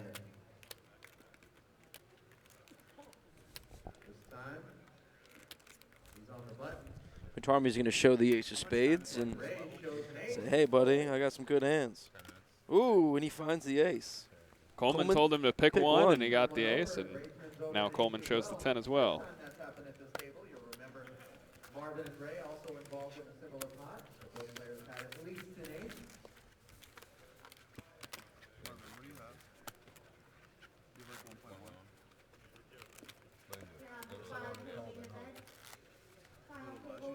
They're waking up with 10. I really don't want to call it. I don't want to wait. I want to just wait. But keep hitting me. The card keep hitting me. Ace high on a board of deuce, 7, jack, 4, 7. And that's going to be good to take it down. Ken is no stranger to final tables, though. He has over a dozen tournament victories to his name, 3 WSOP circuit rings. Still waiting for that 6-figure payday. Might be on his way. Cortami with the ace-9 offsuit. Cortami getting a lot of Definitely that. offsuit aces dealt to him pre-flop here. He raises up to $125,000. Now on Coleman, who has Jack-Queen suited with about 22 big blinds. So earlier I was mentioning we know that here at the championship table, Yep. Coleman makes a call. the primary form of battle. But there's also a quiet war being waged between Jason Kuhn and Joe Serrano. Ooh. Now on Barry Hutter, who picks up the pocket kings here in the small blind with about 22 bigs. And Joe working with something a little more out there. What do you think, Maria? I mean, personally, I'm a big fan of Joe, because I don't know, it's sparkly. What girl doesn't like sparkly things? Joe. Always good for a little Barry Hutter moves all in here. I hear there's a video of you riding your skateboard around during the main event, Joe. I still haven't seen it yet. Rettenmeyer makes a fold. And Cortami asking for a count. It's 3 opens in a row. I've been met with all-in wagers. He's smirking, but you can tell he's had enough.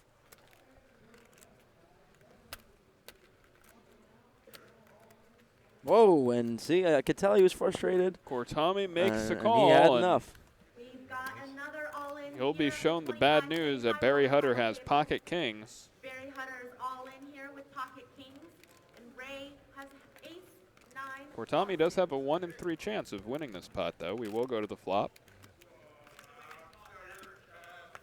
Flop is Deuce 7, 4, 7. Possible diamond backdoors. They both have a diamond in their hand, but And Ray possible has the ace 3-5 of diamonds. runner for Ray. He's now 19% to win the hand going to the turn. Turn It is a card 5. is the Ray five will of win hearts. on any 3 or ace. He needs a 3 or ace to win the pot, otherwise Barry Hutter will double up. On the river. Otherwise, Barry's kings are going to hold up, and he's going to survive. The river card Wow. is an ace, and Ray Cortami Wow. has eliminated Barry Hutter Barry in 6th Greenstein place on the river. here Wow. at the final table of the 25K high roller. Barry Hutter kind of rolling his eyes, not Pretty very heavy, happy pretty about heavy that. eye roll there. I mean, Yeah. well within reason. He did not expect Very to be looked unfortunate. up by ace-9, and he was very happy to be looked up by ace-9 until the river card came, and Ray Cortami, obviously, very happy with that. Everybody else at this final table happy with that result. And Ray Cortami adds to his chip lead here with 5.6 million chips. Ray now has more chips than every other player at this final table stack combined.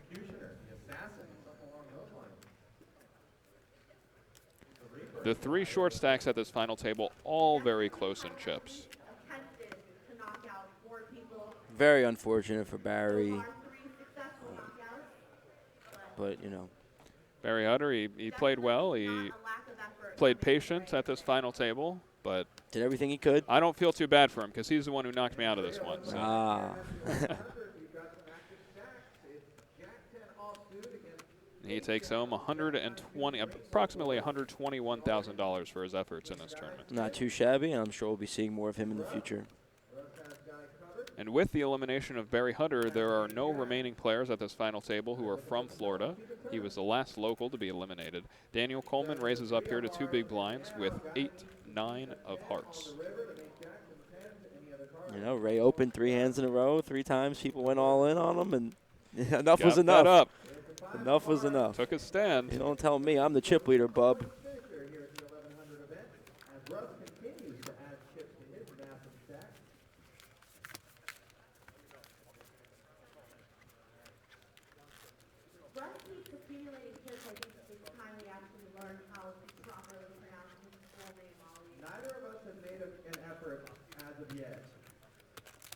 We're going to let him say it one time. He's in a good mood. He's going to do it for us.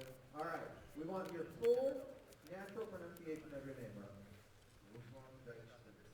Ruslan Dykstein. You guys blame us for not. But you should see the way it's spelled, you guys. It's not Trangelo folds over to that's why we've just been going with Russ. Marvin Rettenmeyer.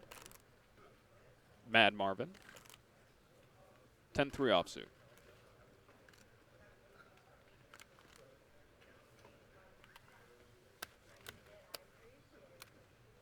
Since Ryan's willing to take a break from the championship table, we might as well check in with him. Ryan, what are you Ray takes it down.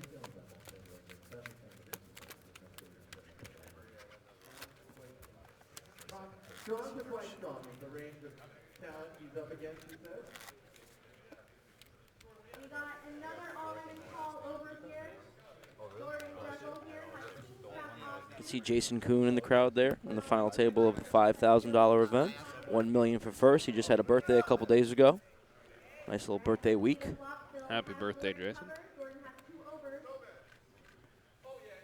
Flop is P75. That puts Jordan in the lead now with a pair of kings.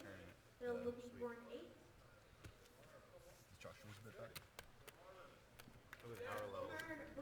It was 40 and then changed an hour. Folded around to Strelitz's button here.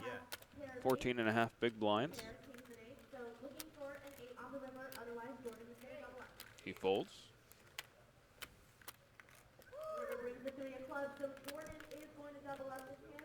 Now Cortami in the small blind. Will he give a walk? Jack deuce offsuit. I strongly suspect he will not give a walk here. I would tend to agree. He's played relatively passive thus far, just against Coleman specifically. But I don't see him give many walks. He's been pretty active pre-flop. We haven't seen him make any big post-flop bluffs so far at this final table. Cortami completes. Coleman checks. They will see a flop. 5-9 Jack. Top pair for Cortami, and he leads out for 60,000. A pair and a backdoor straight draw for Coleman, and we will see the turn.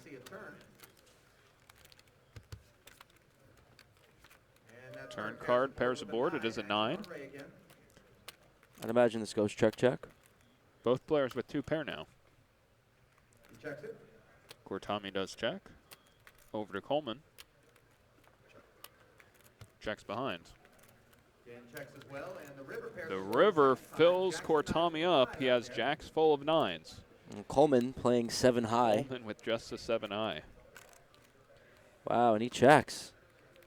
This might work against this exact bet because he does have 7 high, and Dan knows he cannot win at showdown here. Ray is Coleman bets 175,000, and Ray's check on the river worked. Very sneaky. 175,000.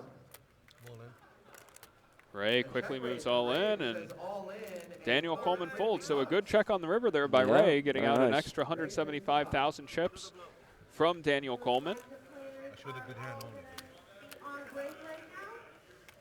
Sneaky check worked. Got Dan to bluff with his 7 high.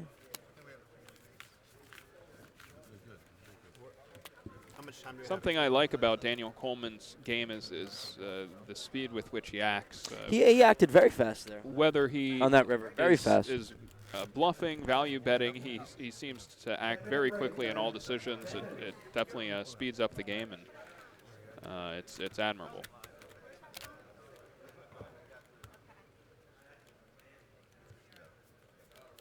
After having played so many millions of hands online and then having such dominant performances live, the decisions come easy for Daniel sometimes. Yeah.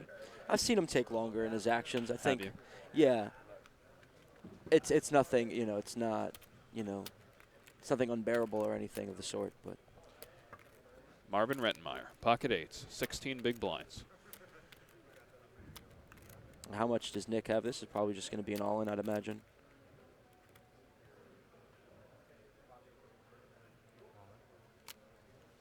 Is there any argument for a min raise there?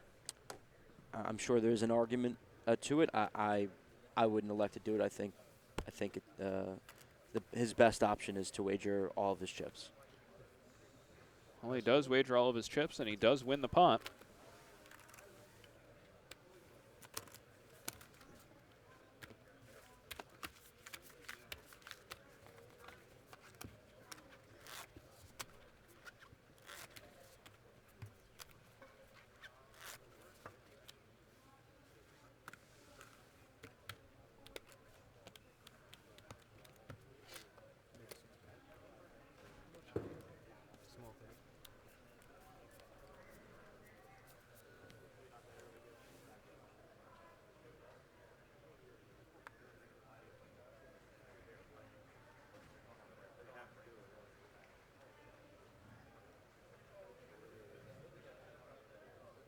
Cortami with another offsuit middling ace here, ace-7 off. Seems to get an ace, like 4 times in orbit, it seems. 1.7. Cortami just moves all in here. Are the blinds still at 30-60? They are, yeah. So I think Coleman had 1.7, 1.8, I believe. Petrangelo has about 1.7, so he was about 30 big blinds effective. 28 big blinds effective with Petrangelo. Coleman has a little bit less now. Coleman is now the short stack at this table, I believe. Would have been unfortunate for Ray if Petrangelo woke up with a hand and put a big shift in stacks. But with the way that Ray is running at this final table, you could never count out Ray. He's like, let's run Ray it. getting there. Got an ace and a 7. Let's just run it. Here he has the king-9 under the gun. Let's see if he opens. He folds. Decides to take this one off. Takes one off. Daniel Coleman, 15 big blinds, ace-5 offsuit.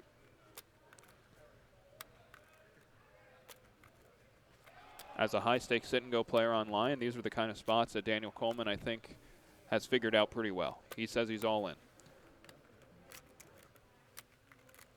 Folds around to Strelitz, who has ace-8 offsuit in the big blind, and he has a decision. Tough spot. We see here that that Daniel is ahead, but it's not an easy call.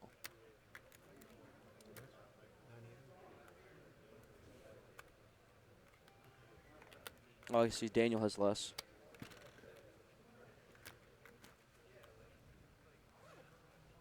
Daniel with about 13 big blinds. I think against Coleman's range here, I'd let the ace-8 go. Yep.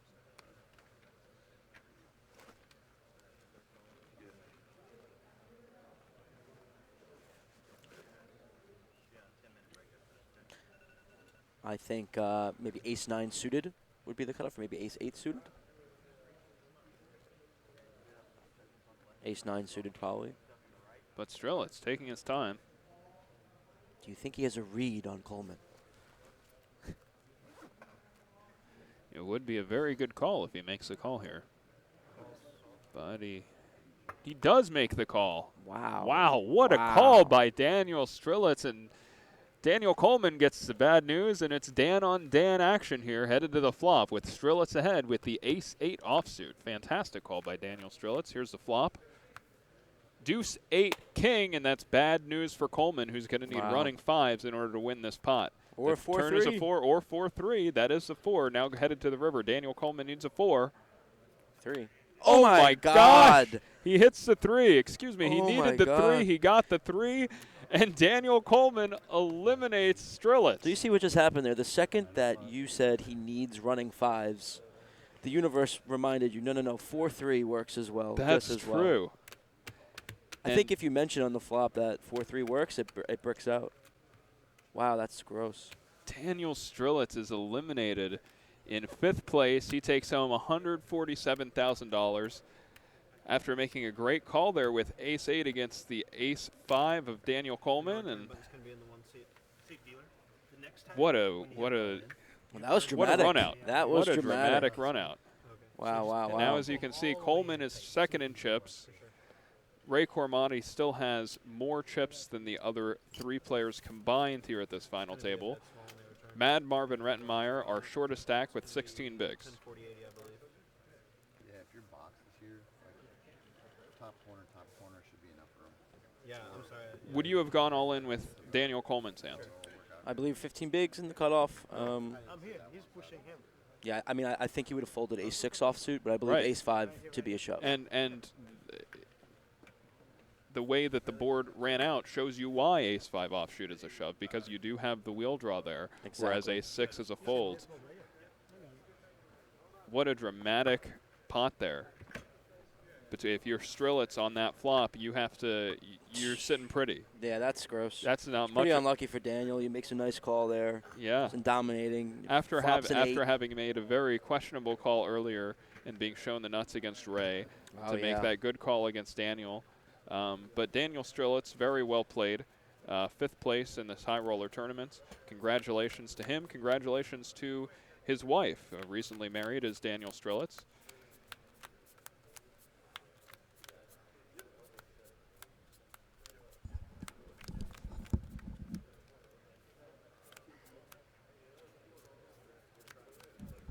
It looks like the players are going on break here.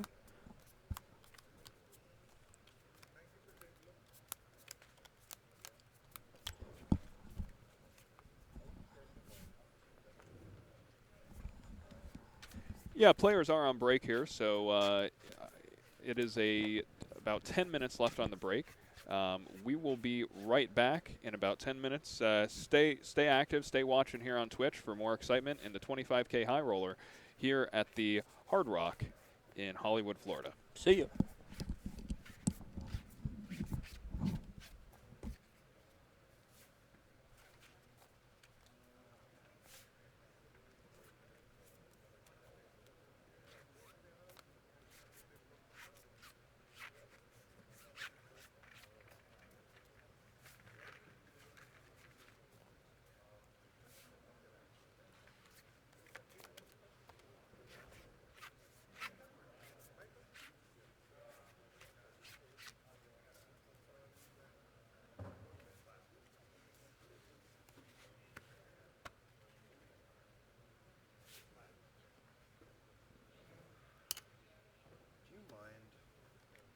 Matt, Break this down.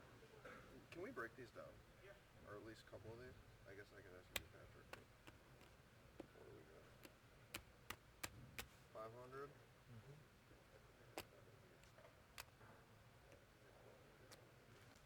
800? 1.6? The figure this up.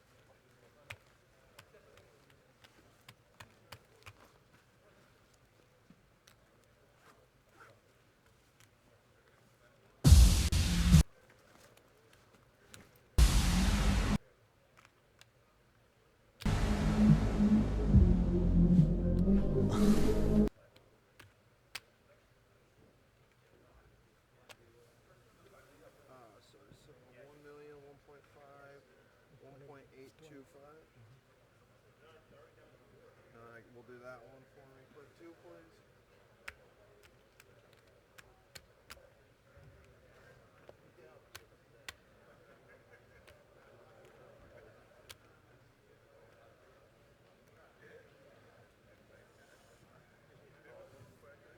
$500, $925, and what's this?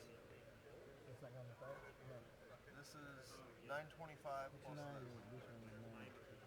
Nine. This one is nine. This is 100. It's 1.15. 1.015. 1.015.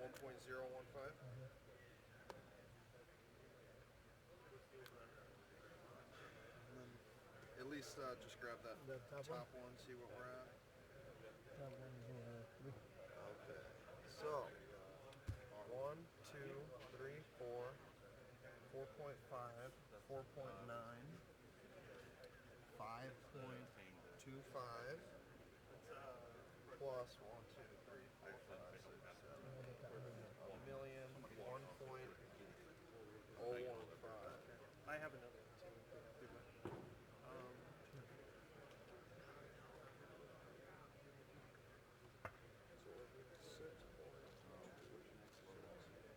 $6.265 sound right? Big 1048. 4.9, 5.25 plus 1.015. 6.040. 6.265 is what I got. There, Josh. 1, 2, 3, 4, 4.5, 4.9, 5.025 plus 1.01. You're right.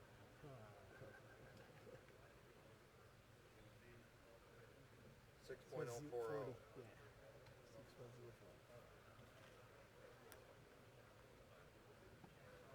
Do you have all the chip counts? Yeah. It's by 1, 2, 3. Seems like a cheese close. My shelf's pretty borderline. After you see that, it is. But I'm gonna have you sit here and use this sensor instead of over here. Why is that? I'm gonna shift both of you guys just over, just for the camera angles. Yeah. Okay. So we'll just be here in that one. So. I mean, honestly, like, that's not close for them. Yeah. Marvin's similar, yeah. It doesn't even matter. It's not even close to normal. Really? I don't think so. Yeah. Yeah, man, I don't know your shelves that well. I just watch my friends play spinning boards and stuff, so I like, extrapolate what I think, like, what's correct. Yeah. But I was thinking, I thought my shelf was pretty close. Maybe it's not. It's gonna be a dead spot. Yeah, big one. Huh? It should be. Single big Blank. line. Yeah, It should be going. One of the blanks next. Dude, 4080. that was sick. At 10:48. How sick was it for us to bury that Yeah, ace I- off on I'm- Barry? I'm- That was massive. There's a lot of activity. Yeah, it would suck if Barry would have like 2 points. I'm gonna swap that. Yeah. Even though you would have 3 million spiral off, you know? Yeah, exactly, but I didn't need Just a giveaway.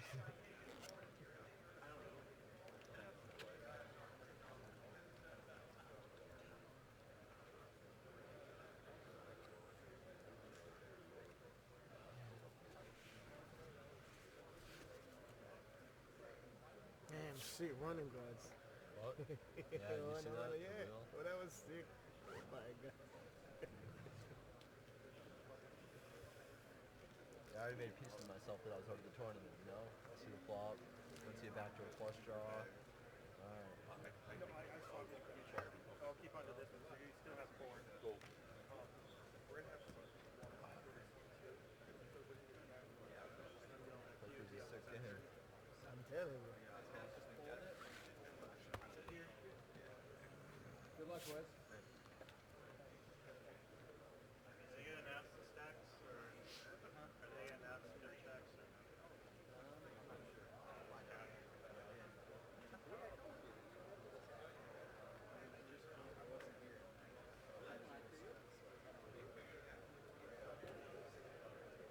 How long we have? Yeah, they. Is that cheap for the month? Huh? Is that cheap for the month? Oh yeah, this is. Done.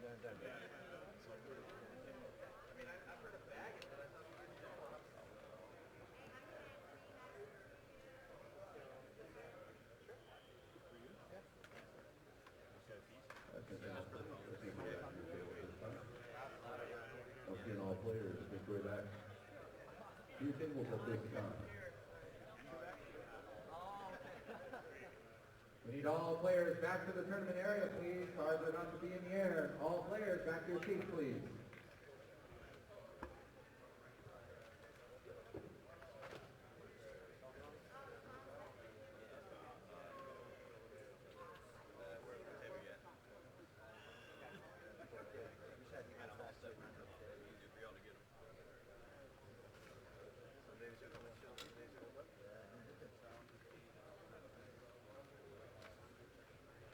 Done with it? Yeah, I mean, can I just put it in my backpack? I'm not gonna use it anymore. Like when they can fade it? They want us to Yeah, take it. like when they can fade it. Unfortunately. But you can use it for the next couple minutes if you want. Yeah. But before we start, I gotta collect it.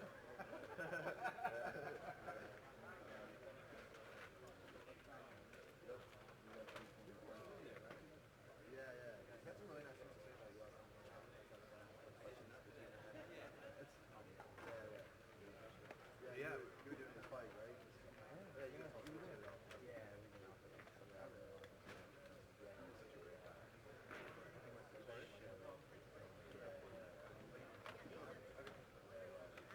I know the rules, so I've been there before, so I have to bring them.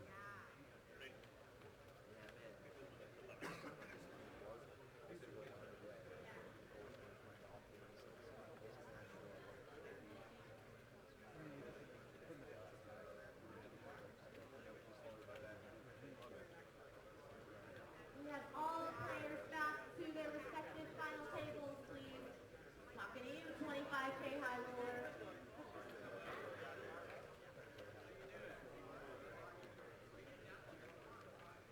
Just make sure you have your microphone on.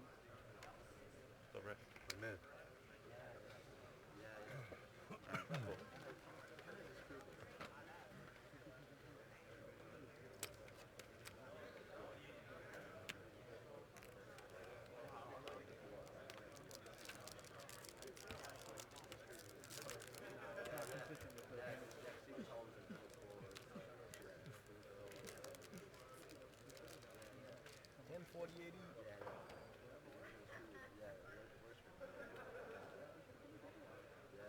One big blind and small.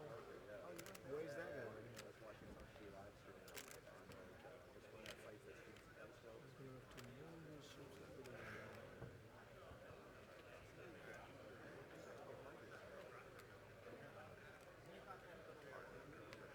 Not everybody can hear.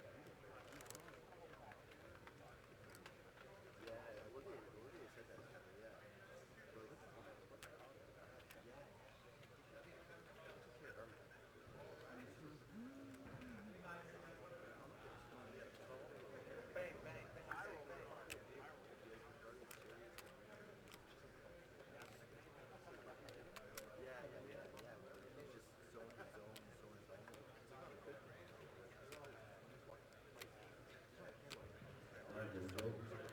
Once again, all players back to the table at this time.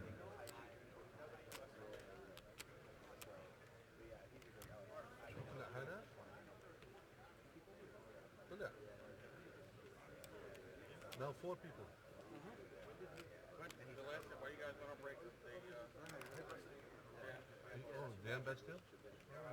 ace 8 versus ace 5? Ace 5? You're gonna ace 5, gotta wheel. You're gonna move your stuff. You're gonna He have ace 8? So use this insert. A 5 flop. Thank you.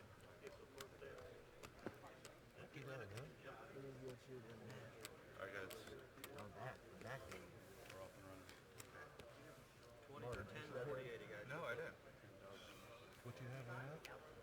I had aces, he had Alright, queens. guys. We're resuming play here. Ace eight is Welcome fine. back to the Seminole. He just told me, like, I just found out 30 seconds The ago big that he four lost it. is How much well that? underway. It's That was 10, our 10, first play of the 40, day. 80. You're the big blind, some And bad small blind. I had ace the five. players are ace back eight, in the seats. Play king is eight two. going to Go back resume to a now. flush shot. And we're back. Just a quick little update for you Alex guys. Rocha here with Kane Callis. Right here, this is the 2650 And it does look like we actually have a Twitch chat now. So for anyone watching this stream that want to interact with either Kane or myself, we will be able to see your messages and respond, at least vocally. So we're down to 5 players here at the final table of the 25K high roller. Ray Cortami with the commanding chip lead right now. What do we have back there? The championship, 5K buy-in, a $5 million.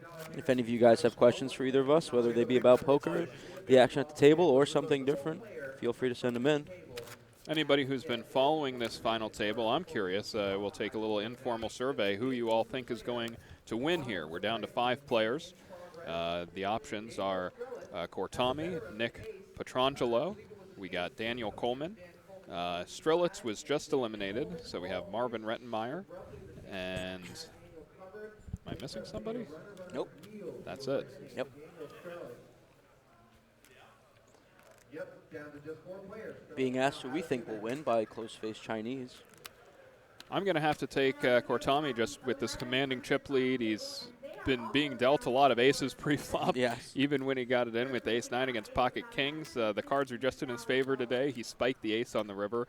So my bet to win it all is Ray. Yeah, that seems like an easy bet. I would not be surprised to see Dan continue to, chip up a little more and, give Cortami a run for his money.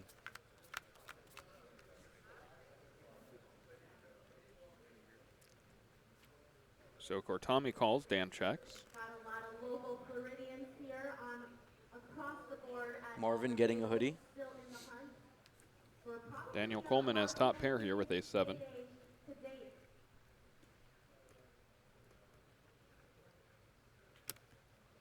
Nice flop to see when we raise with the ace and a 7.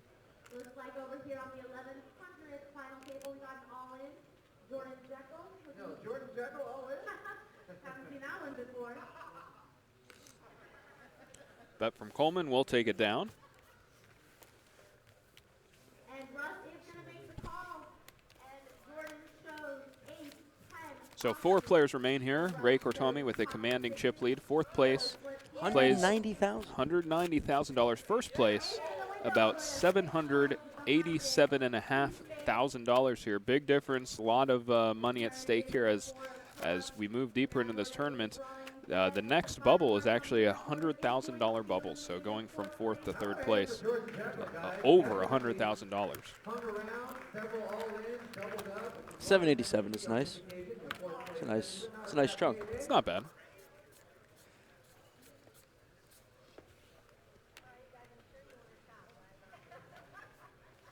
Daniel Coleman trying to look at those pay increases here. Get a good idea of what he's dealing with as it's folded around to Mad Marvin Rettenmeyer's Jack-9 suited here on the button. It works every time but the last time. He has 12.5 big blinds. And now I'm going to try to pronounce the winner of that hand. Ruslan Marvin Rettenmeyer moving all in. Cortami will let go of the 5-6 offsuit in the small blind here. 40,000, 80,000 blinds, is that correct? Yes. And Coleman with the Coleman. ace-9. We'll more than likely look up Marvin here. So the 12 big blinds, I believe. right now is this 1100 About 12.5 12 and a half. bigs. We have 3 players remaining. 2 WSOP bracelet winners still left here. Phil Hui, winner of the 3K08 in 2000. Coleman makes the call. She was the winner He's going to like what he sees. And both players about even in chips here. Coleman with slightly more chips. So Marvin Rettenmeyer at risk here with Jack-9 suited against Daniel Coleman's ace-9. Got ace-9 here against Jack. This Coleman has 1.7 actually, I suppose. Oh, Coleman has 1.7. So yeah, if he loses Putting here, Marvin at risk. we'll have slightly under 10 big blinds here. 65% going to the flop, though. Wow. Flop jack, It's a jack 3-4, immediate. a good flop for Marvin. The lead in the hand. Dan looking for an ace. Couple of spades out there. Or no, sorry, it's a rainbow board. Let's see the turn. The turn card is a 9, so Daniel Coleman will need one of the 3 remaining aces in order to win this pot. Any other card, Retmeyer doubles up. See the river. Wow. The river is a deuce, and Marvin Rettenmeyer will double up through Daniel Coleman. A bit unfortunate for Dan there, for sure. And now gets doubled through.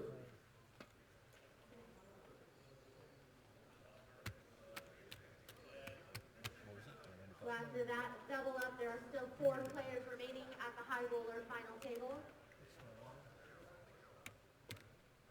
And as you would expect, all 4 remaining players have very impressive poker Now Daniel ratings. Coleman is a short stack here at this final table. He has 1 million chips left, which is about 12 big blinds.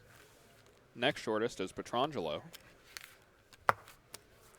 Petrangelo, who's managed to survive down to the final 4 without any all-ins at this final table. Alex, he was your pick to go deep in this event. Yeah, I mean, I don't know. I didn't, not necessarily my horse at the beginning of the race or anything, but yeah, I mean, I respect his game. I mean, these are all good, solid players for sure. But yeah, Petrangelo, he's, nice fine-tuned game and, understands the ICM. And Marvin now in second place. Marvin Rettenmeyer, the only European left at this final table. As you can see with the scarf. He now has added a hoodie to that scarf. To Kortami, who is the only semi-professional left at this final table. All the other players playing full-time. Kortami, successful businessman as well. Only person at the final table sporting some chest hair as well. High-tech broadcast equipment. And Dan Coleman announced. Daniel Coleman moves all in with the Queen 7 offsuit. Ray pulled at the button to him. Take Petrangelo in the big blind. Lays it down. Dan will get a small rebate. Petrangelo lets it go, and Coleman wins the pot. Would you have shoved the Queen 7 there for 12 bigs? Yes, I would have. Meanwhile, seven-handed action continuing at the 2650. Nick, how much do you have? Probably about 1.5. Board reads king 4-7 offsuit. The pot between Nicholas Immigrant and Dan Heinmiller. And after the check, 1.47. Dan fires 150,000.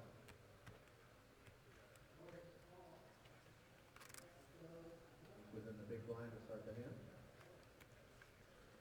Ray Kortami under the gun here. The chip leader of the remaining 4 players at this high roller final table. He has pocket jacks under the gun. And that turn pairs the board with the king. Second time. He raises up to 200,000 chips. Fold, fold over to Marvin Rettenmeyer. Should be noted that Coleman folded pocket deuces there on the button. Good fold. Kortami wins the pot.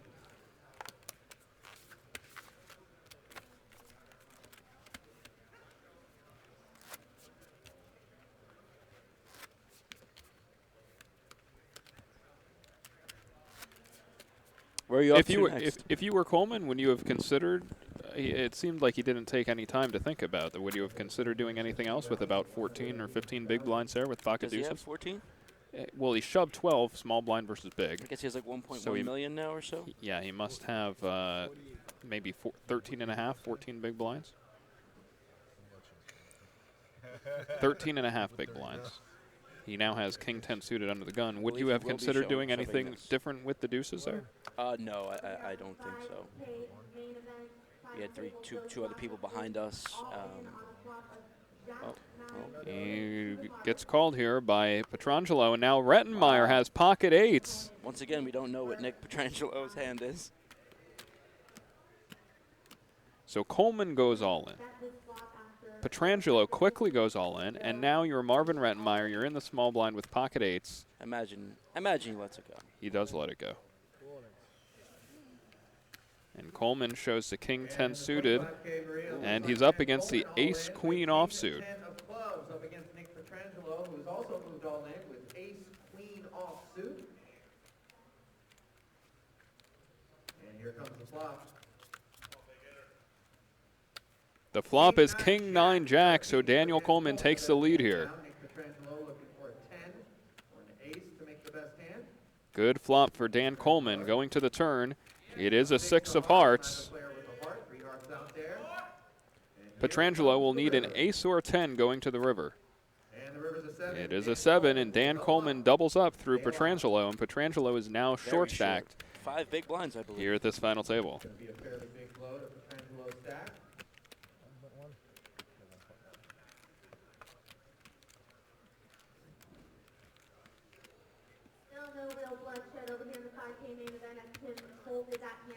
It's nice to win all ins with 4 people left in a tournament. Still 9 players remaining in that. $1 million up top, $5 million guaranteed, 5K buy-in. Those hands just play themselves, and someone is going to be on the unfortunate end. And We've got an all-in and call here over at the 1100 final table.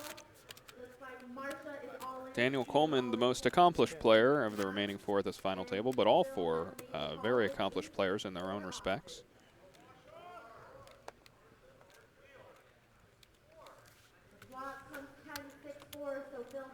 is Dan Coleman have the most tournament earnings, or is I guess that's Esfandiari still with the 1-drop win? Or? I'm actually not sure. It's certainly close.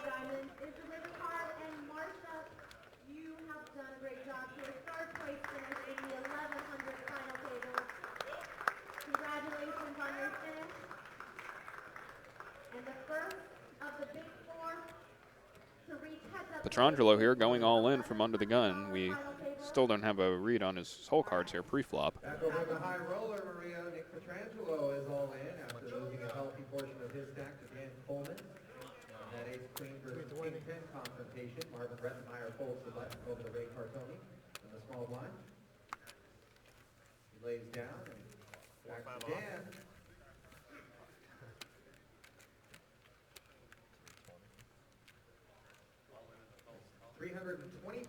Coleman running the numbers big now. Blinds, and Coleman with 9 deuce offsuit in the big blind. He wasn't happy with what he was holding. But he is considering a call here as Petrangelo is shoved for only 4 bigs. All right, over here on the 5K main event final, we got an all-in. Though it's all-in with ace-7 of diamonds against the king-10 of clubs.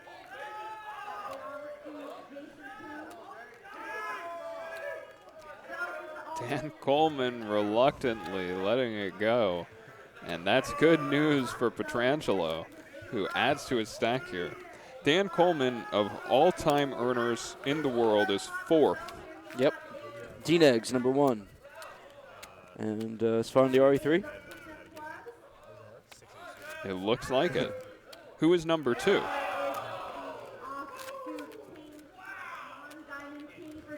Daniel Coleman with 15,306,000 in live tournament earnings. Does well at the tournaments.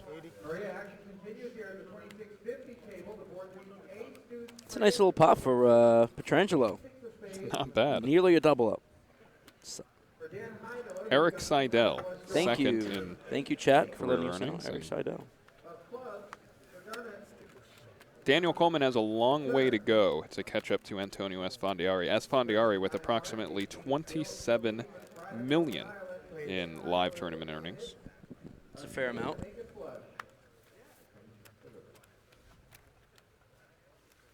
Charmy on the button with an ace and a king, and Petrangelo's going to stick in his stack. 7th place, here at the 2650. Ever the gentleman shakes hands with all of his competitors and says goodbye.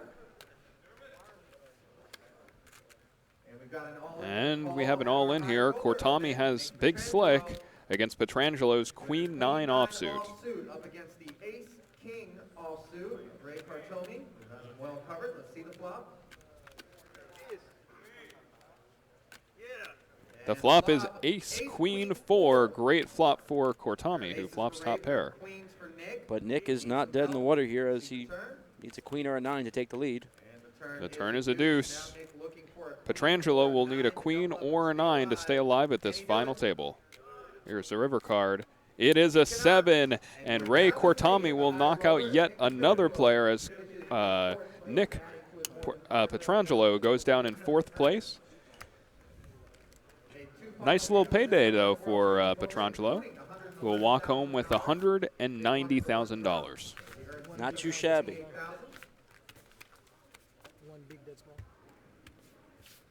Fixture in these high roller events.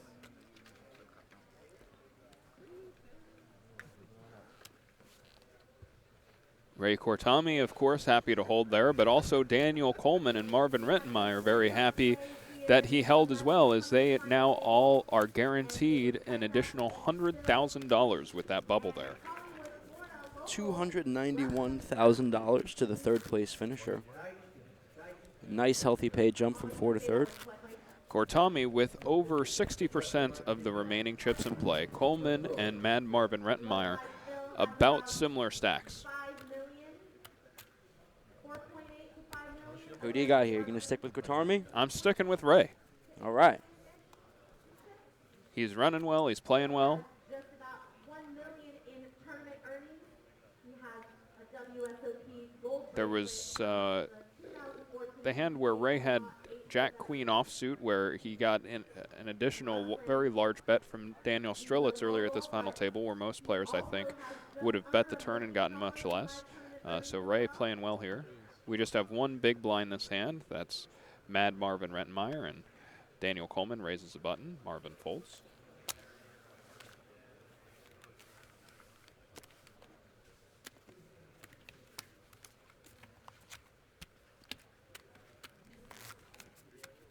First in the $1,100 tournament is $151,100. Second place, $87,600. Lots of money on the line here for these 2 players. Daniel Coleman from Massachusetts. Cortami is from Houston, Texas. And Marvin Rettenmeyer is from Stuttgart, Germany. Have you ever been to Germany, Alex? I have, actually. Last fall, I spent 34 days living in Berlin. Did you like it? I loved it. Yeah, it was really great. I miss it, actually. How's your German? Not great. It was better while I was there. I didn't really stick with it. I just knew a few words here and there. It was actually one of the first places that I went to where I was struggling a little bit with the language barrier. Certain towns, for sure, in Berlin, everyone speaks English, and some other places, not as much. Are you fluent in any languages other than English? Or? No, I know a fair bit of Spanish. Okay. And I would like to become fluent in it. Actually, it's a goal of mine, actually, that I've been thinking of recently that I want to do. But no. Germany was great. Have you been? I have. The only time I was in Germany, I wanted to go to Munich, but I somehow ended up in Stuttgart, which is Marvin Rettenmeyer's hometown, and I spent a couple of weeks there. It was a cool city. I went and saw the Mercedes Museum, the World Mercedes Museum, which is in Stuttgart. We went and hung out at a sky beach, which I'd never been to one of those before, on the top of a hotel. They just kind of put up a bunch of sand and created a beach, which was pretty cool. So I had a good time. Did you meet Marvin for any no. karaoke escapades? No, I didn't. I'll have to do that next time. Coleman makes a continuation bet, and Cormati here comes along with the wheel draw with 4-5. Going to the turn, it is a deuce, and Ray hits his wheel. He checks. I imagine Dan is going to check back here. Dan Coleman thinking about it. Maybe he goes for a second barrel and and gives up the river. Looks like that is what he will do. On the turn, we have Ray will be met with some resistance, though, as Ray turned a straight. Carving out chips, Daniel Coleman bets 275,000. Ray Kortami loves his hand right now. He's going to make a bet of 275,000. Action back on Ray. Ray now thinking, oh, Dan must have an ace. Let's Ray going for the raise. Ray raises to 550,000. Ray makes the minimum raise here to 550,000.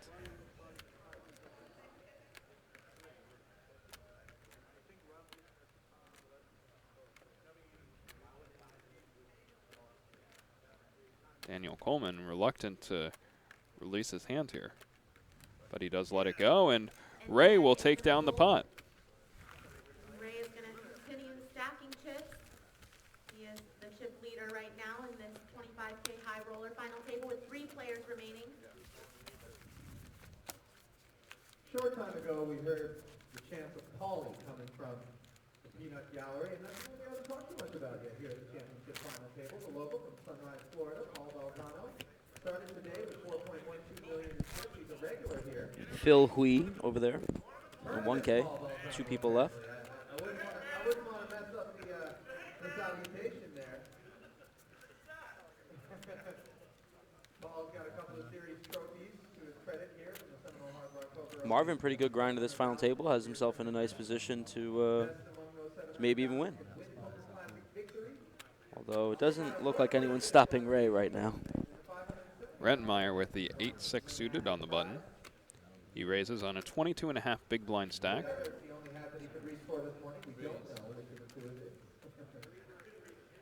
Kortami, 6-4 suited, small blind. Folds.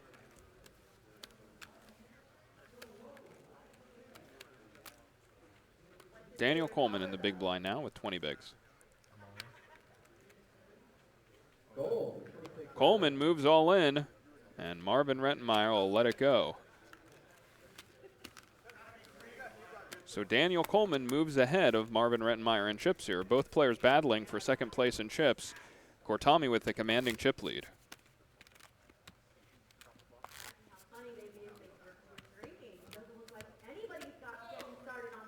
Cocktail to the Peanut Gallery. There we go. Kevin.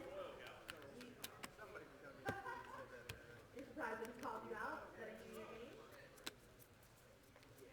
What are you drinking over there? Good. Wine. Where's your drink at? Kortami. King 9 on the button. Because I remember, Lonnie doesn't have a very high alcohol problem. I drank with her before. He raises it up. Daniel Coleman folds over to Marvin. Marvin with King Jack of diamonds here in the big blind. And he just makes the call. What do you think about him calling here instead of shoving on 20 bigs? It's a hand that flops pretty well. I mean, it's going to be unfortunate to play now. Deuce 3 queen, he checks over to Ray. Over Ray specifically, I wouldn't mind. Check. I think an argument can be made for both calling and shoving. Now there is some ICM implications, but as I was saying earlier, the fact that we saw Ray, but he's pretty close to Daniel, and the fact that we saw Ray call with as light as 9-10 suited, where a normal player, where most players, you may expect most players to fold 9-10 suited to a pre-flop shove here. It may make you more incentivized to just flat the King-Jack suited so that you are not outlasted by Daniel Coleman if your opponent happens to catch up with a hand like 9-10 suited. So Ray really shutting it down here post, and just checking win. it down, checking it all the way down, and Marvin's going to win with King Jack high. Will win with the King high. We have yet to see Kortami get out of line post flop. Yeah, there's not been many. I mean, Queen 3 deuce is a pretty nice board to see bet. But Tim has the best hand. Let's go to the flop.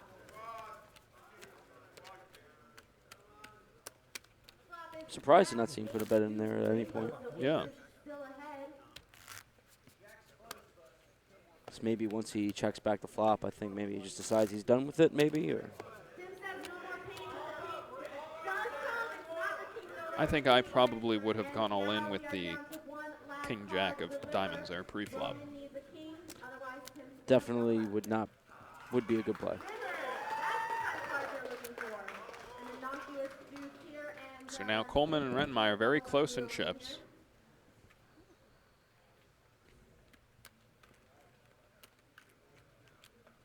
Coleman on the button. He raises. Rettenmeyer folds, and now Kortami with king queen.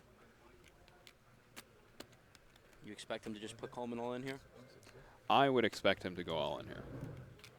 22.5 big blinds with Coleman's button opening range. He does quickly go all in. And Daniel Coleman folds.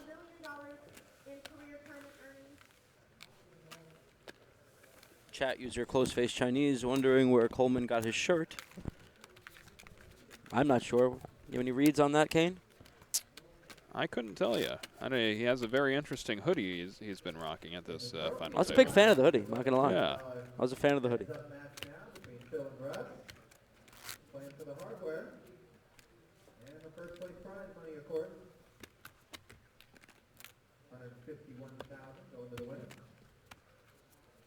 If Daniel Coleman wins this event, he'll be selling a shirt on eBay for $5,000. Yep, so Close Face Chinese, you can check that out there. Rettenmeyer, the only remaining scarf at this final table. Yes. With queen 10. He loves that scarf too. That's his go-to scarf. 21 bigs. Queen 10 on the button. Raise.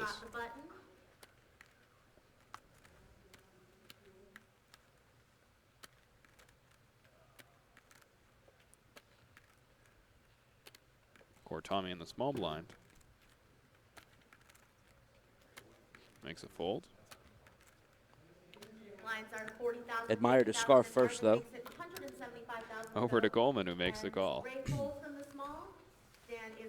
Daniel Coleman with the ace-7. And board is ace-10-7. Interesting reveal there, but nonetheless, Daniel Coleman will be very happy with that. Marvin Rettenmeyer hitting middle pair.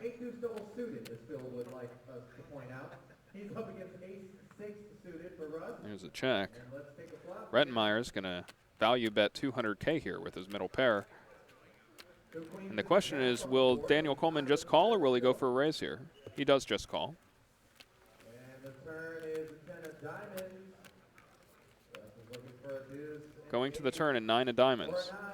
If you're Coleman there, do you like that call, or do you want to raise it up on the flop? It depends on his read on, Marvin's c-betting frequencies and the like. And, there aren't too many bad cards for Dan, as he does have the ace of clubs in his hand. If he thinks that he's just way out in front and isn't afraid to see the board develop. I think it also, the fact that the players are short stacked plays into the fact that he chose just to call there. I don't mind the slow play at all. Marvin Rettenmeyer now taking his time on the turn, and he does choose to check.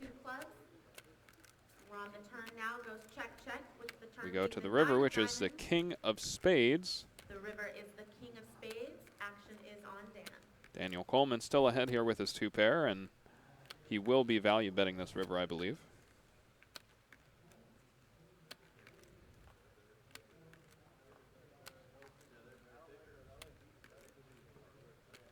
What do you think the size will be? I believe he'll go around half the size of the pot. 430? 450? Dan reaching for chips and cuts out a bet of 550,000. He bets 550,000. Rettenmeyer now with just 3rd pair. Marvin with a stare down worthy of a Mike McDonald status over there.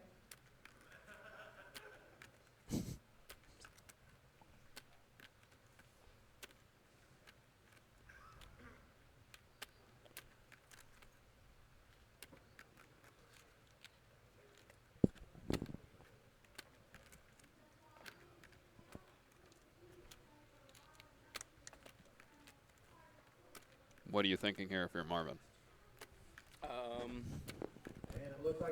mean, I'm not really thrilled. I don't know. It's probably just have to fold. Maybe potentially shove. We do have a blocker to the straight, but I don't know how credibly Dan thinks we can rep Broadway, Queen Jack.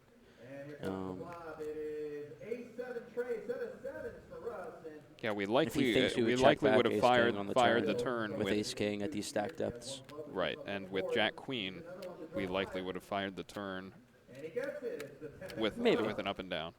Although we could check back. I do think that shoving here would be better than calling. Yeah. And I actually would do it some percentage of the time with one blocker.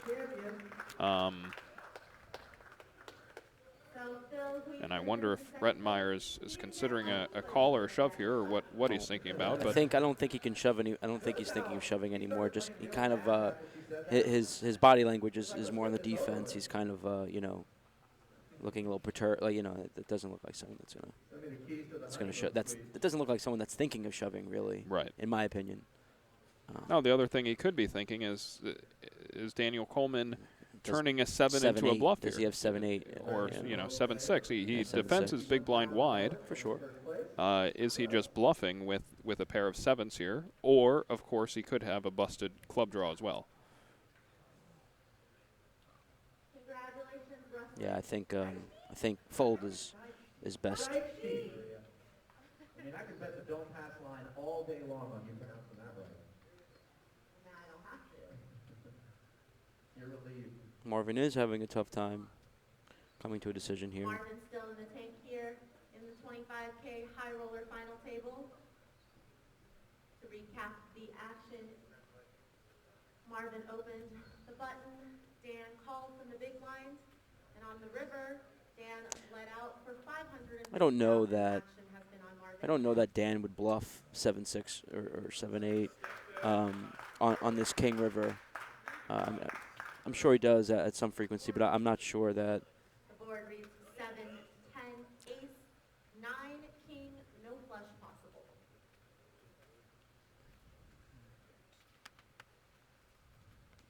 And Marvin Rettenmeier makes the fold. I think you could expect Daniel to be turning a pair into a bluff there some percentage of the time. Yeah, for sure. From what I've seen from Dan, he does play a pretty well-balanced style. So on that river, on that run-out of turn-end river, there aren't very many hands in his range having called the flop that are worse than 6-7. The only hands are clubs that did not make a higher pair.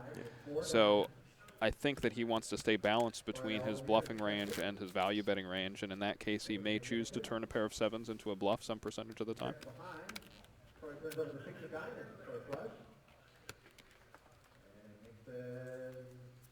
That'll do it. So Aldermere takes that pot. So Coleman wins that one. Action on Ray now. He has 9-6 offsuit on the button. He folds.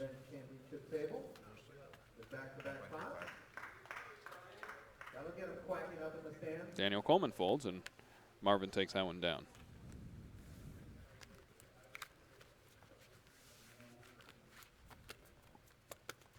Circuit Rat wants to know, do these commentators play 25Ks? Well, I put up my 25K in this one.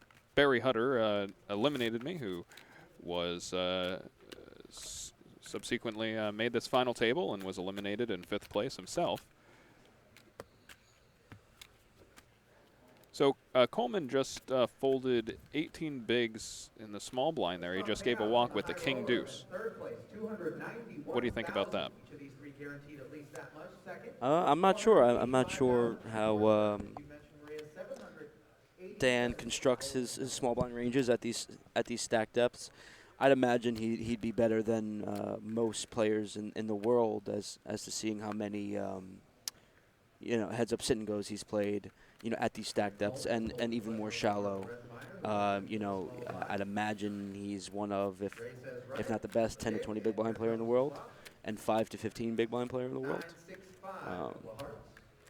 So Rettenmeier just trapping here in the small blind, limping in with the ace-queen, checking over to Ray, who now is going to make a bet with his gut shot with the Jack-7 on this flop. Yeah, I'd imagine Marvin was looking to go for the old limp shove ski. And he lets it All right, down. lets Ray it down wins with that the Queen of Hearts, actually. A little surprising.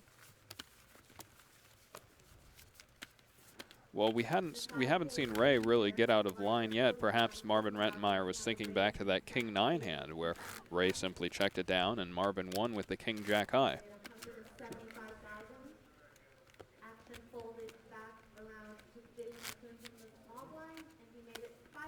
More color commentary, says Big Pedro. All right, back to Ray Kotami's chest hair. I'm liking it. Lines on the high roller table are at 40 and 80,000 with the 10K. Who do you think was the best dressed player at this final table? You know, I think generally speaking, maybe it's Marvin. I think Dan's coming correct today, but you know, don't count my man Ray out. You know, he's doing his thing. I like the shirt, showing a little skin, some hair. But yeah, I mean Dan's hoodie, big fan. Kortami, 3-deuce offsuit, small blind.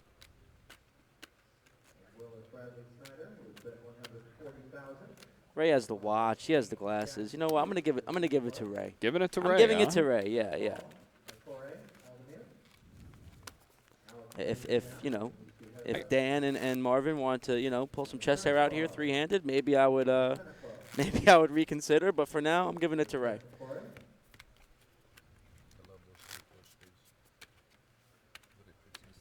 I gotta say, I liked Ray Kempy's red scarf. I was actually a fan of that red scarf. I give the scarf edge to Marvin. To Marvin. I'm a little biased. I have a scarf that's very, very similar to that. Yeah. But you know what? I don't think the scarf goes with the exact shirt he's wearing, and I think he loses points with me there. Right. You got to match. Yep. And the hoodie combination too. It's a little sloppy. Right. I know he's in America. I understand he's a pretty Americanized German. You know, all Germans considered. But Rocha, you have style yourself. You here and there rock your hat in a lot of the tournaments I see you play. What kind of hat? What would you consider that hat? That is a fedora. Actually, that is a new fedora I just got. I got it in Memphis, Tennessee. Went to this Coleman cutting out a 3-bet here.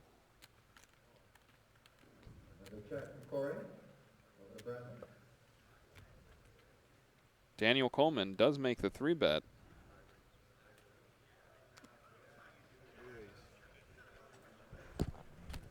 And now Rettenmeyer with pocket queens. Wow. Great spot here for Marvin Rettenmeyer. We don't know what Coleman has, but you have to be happy here to pick up pocket queens here at the final table. 3 left in the big blind with just 15 bigs. What did Coleman start this hand with? Coleman started the hand with about 2.1 million. So 26, 27 bigs. Definitely has a 3-bet fold range here. Rettenmeyer goes all in. See, and he's Coleman quickly makes the call. Well, he has some paint. I don't think it's kings or aces, though. Just judging by how he looked, I don't think it was kings or aces. He didn't look happy to be up against queens. Wow. Daniel Coleman with pocket jacks. He's going to need some help here. He does have 1 live suit of clubs, but way behind the pocket queens of Marvin Rettenmeyer.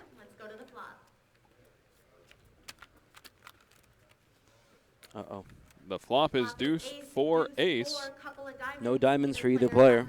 No help for Dan Coleman. He's going to need a jack.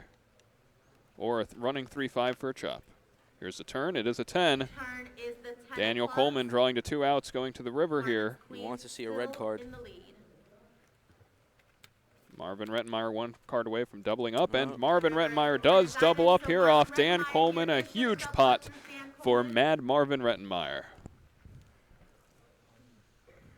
Pretty big cooler there for Dan. Very unfortunate to have jacks 3-handed at these stack depths and not have the best hand before the boards run out.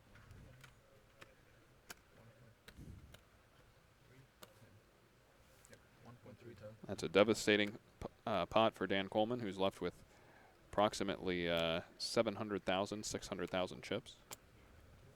$800,000. He has 10 big blinds. I did just say he was one of the best 10 big blind players in the world, though. You did. So we will see what happens. Rettenmeyer now with count him out. $2.9 million. Over $5.5 million in poker earnings, and he's a member of the So now I would be very surprised to see fireworks between Rettenmeyer and Cortami, as Coleman is so short here. The ICM implications are huge. The difference in pay between third and second place, almost $200,000. Third place in this tournament pays $291,000. Second place pays $485,000.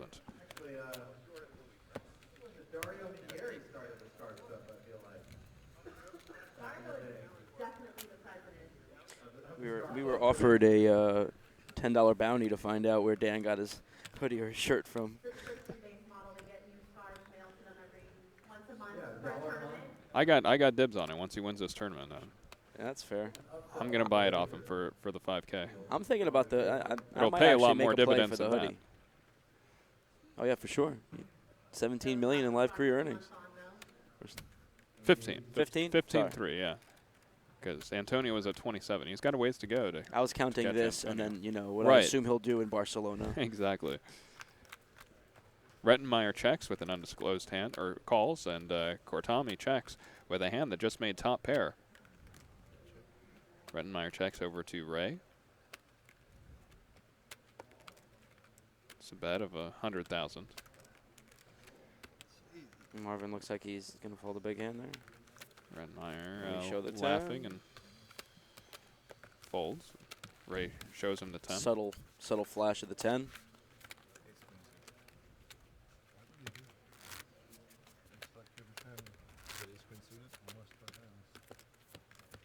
Medina and C3 here at the 5K championship final table picking up a pot. I don't know if you heard the table talk there, but Marvin was saying that he just had ace-queen suited right there. Again, he said twice in a row I've had ace-queen in the small blind. Wow. Yep. So once again, he had it. Very interesting, and he folds both times. Well, I think the spot, it's a much easier fold in this specific spot because of the ICM implications. Right. Whereas when their stacks were closer together, I don't see myself folding the ace queen in one bet, especially with the queen of hearts. Rettenmeyer now on the button. He raises up.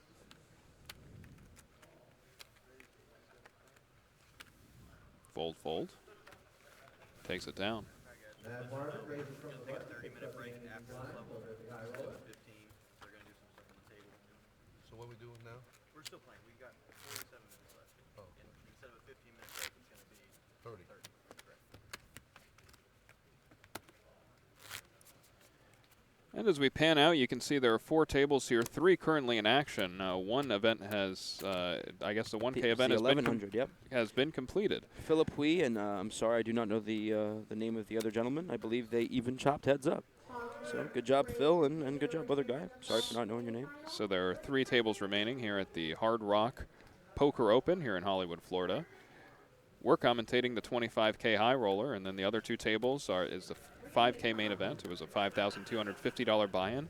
First place in that event, $1 million. There was a small overlay in that event.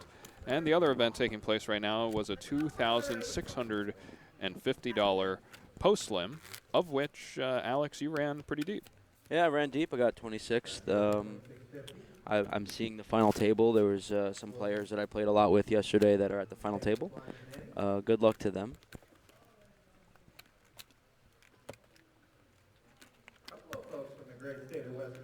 Poker tournaments are a lot of fun. And it's nice to make final tables and play for big amounts. Daniel Coleman, pocket 4s, 9 big blinds. No brainer. Moves all in. Rettenmeyer with pocket deuces in the small blind.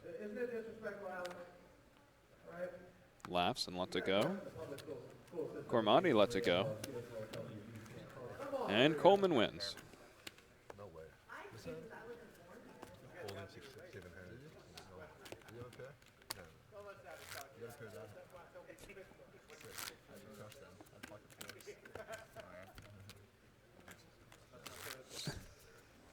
Marvin Rettenmeyer saying that he folded the pair. Daniel Coleman was shocked. He thought that he got him to fold a better hand, but Don't be silly. Then Rettenmeyer gave him bad news that he got away from deuces.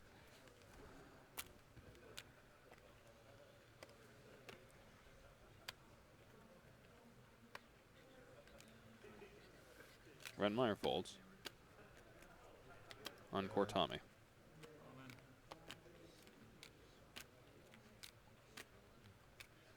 Imagine Ray would be doing this with a pretty wide range of hands. Coleman knows this, and Kortami all in with the call off. Queen 7 of diamonds. Coleman makes the call with ace 4 of hearts. Dan Coleman a favorite here, but it is 42% versus 58%. Ray against Dan, and Ray has Queen 7 of diamonds. Dan has ace 4 of hearts. Dan is the at-risk player, but he is in the lead. Let's go to the flop. The flop is ace 5-6, a great flop for Dan Coleman. Pretty good flop. Dan putting his hoodie back on. See top four pair diamonds on the and turn, I flush think, draw. for fun, for funsies. 4 diamonds. Give the nope. The turn is a 6 of Turn is a spades, 6 of and spades. Daniel Coleman has That is locked gonna this one do up. it He will double for up this through hand. Ray. Meaningless 3 of clubs And the comes best off 10 number. big Dan blind is gonna double player in up the here world with now, aces back and to over sixes. 20 big blinds. Just like to point out that Dan put his jacket on. I'm not sure if he was cold or he thought that maybe he wasn't going to win that hand. You gotta get ready to leave. It's the reverse. To note that he put his coat on ace 6-5 too hard, not pre. What's going on here? You know, Maria, straight I don't know. You think we should repair the image database file? There we are. I think we've repaired it. When you go all in, like you have to be all the way by the exit, the more likely the card you need. Daniel Coleman doubles up. You guys heard it here first. And who do you think's more unhappy about that, Ray or Marvin? Marvin by a pretty decent margin. Ray unfazed, Marvin not looking too happy there. Talking to himself in his head, for sure. So you're speaking from the experience of being on the other side of the equation when you're at the table with the best position and the other guy hits because he got up and almost walked out. I see. That's how you formulated that. It's because you always get it in good ones. True. All right, of the 3 players at this final table, who would you most like to go drinking with? Who would you most like to have on your team if you got in a street fight? Oh. And who would you like to start a business with? I think there's a perfect answer for each one, isn't there?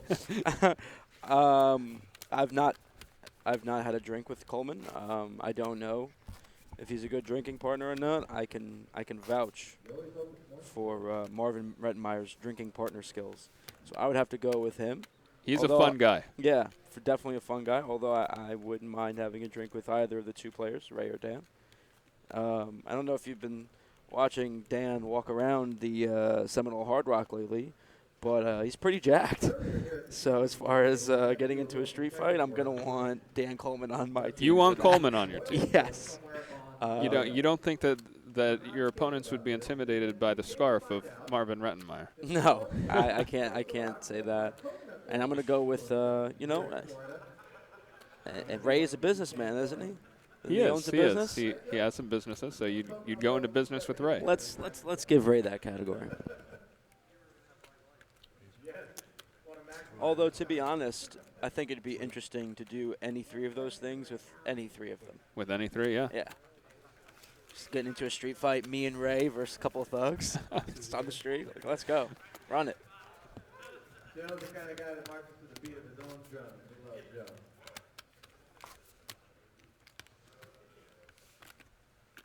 Always got a smile for it.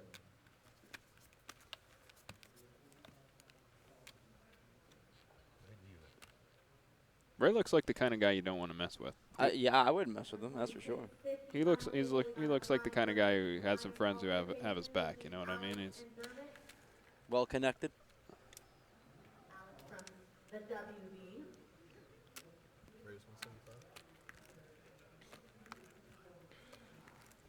I am intimidated by that chest hair he's rocking. He's rocking it well, man. Rettenmeyer raises up, and Daniel Coleman moves all in from the big blind. Close spot. Coleman all in for about 23, 22 big blinds here. This is definitely a close one. No, there are. There's 6 players left. Because I read in the bio that you had won the 5th place WSOP finish in a 6-match tournament, so it's time to go. This is your jam right here. You were waiting for it to get 6-handed. What do you do if you're Marvin here? You tank all. I mean, we see the cards. We see that he's a flip. But generally speaking, against Coleman's range here, I think the spot's really close.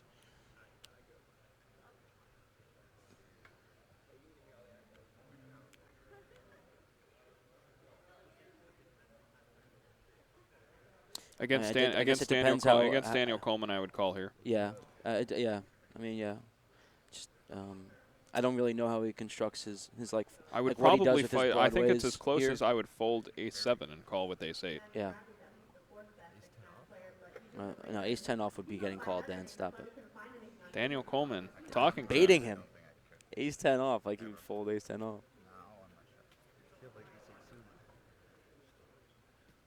He's getting close. He just asked if he has ace-8 suited. Marvin said it's close, and Coleman said ace-10 off. I think Coleman knows Marvin would call with ace-10 and maybe did that to get him to fold maybe ace-8 or ace-9. That would be sick. If he like leveled up a bit and just wanted to get him off of his equity here. Other way around, sorry. So it's a limb at the moment on the button with the king jack. Ryan moved all in from the big blind. Roman's made the call. He's got the best of it heading to the flop. What's the low end of A lot of table talk going on here. They're talking about their exact ranges. Daniel asking Marvin what kind of hands he thinks he has. And Marvin makes a fold, and you have to wonder whether or not. Flash a 5, put him on tilt, flat, just 1 5. You have to wonder whether or not Daniel's table talk there influenced Marvin's decision to fold. I do think that Coleman's aware enough to know that he would call ace-10 off. So suggesting that he was tanking with ace-10 off would maybe be to blow him off, get him to fold like ace-9 or ace-8 off. Well, I think it's really close. I think it might be like ace-8 suited plus or something like that. I don't So really you know. would have folded with the ace-8 off. I'm not sure. I'm not sure. I don't know what I do. I don't know what I do there. in game. I think ace-8 might be it. Daniel Coleman missing a card here. You only get one. Called a misdeal. I hope there are 52 cards in that deck instead of 51. The dealer's going to count and figure that out. Ace-8. Ace-8. See, I think that's the cutoff. That's kind of wrong. Players is a good way to describe them, Maria. All 7 of these remaining guys. Dan looks very proud of himself for getting Marvin to fold his equity there.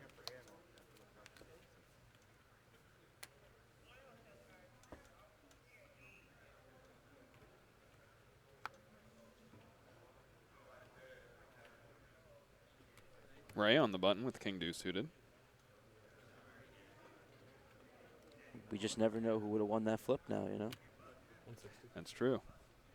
Ray Cartoni here at the high roller table on the button. As commentators, we should be able to get them to just rabbit hunt the board, just so we know. Ray min raising the button. You won't call the extra 80. The big stack gets bigger.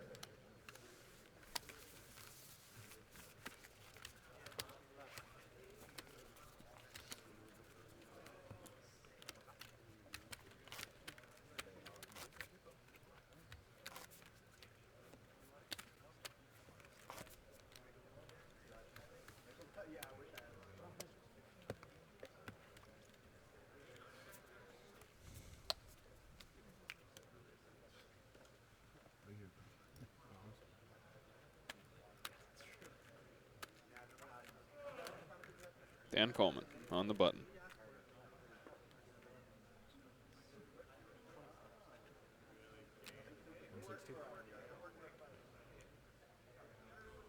Raises up to 160,000.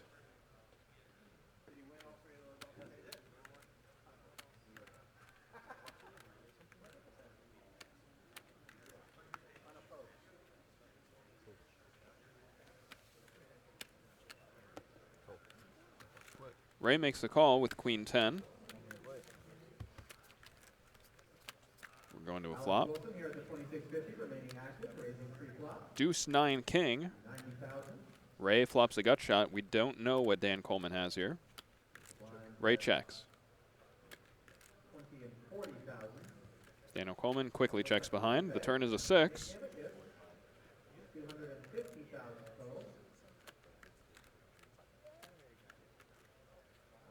Ray checks again.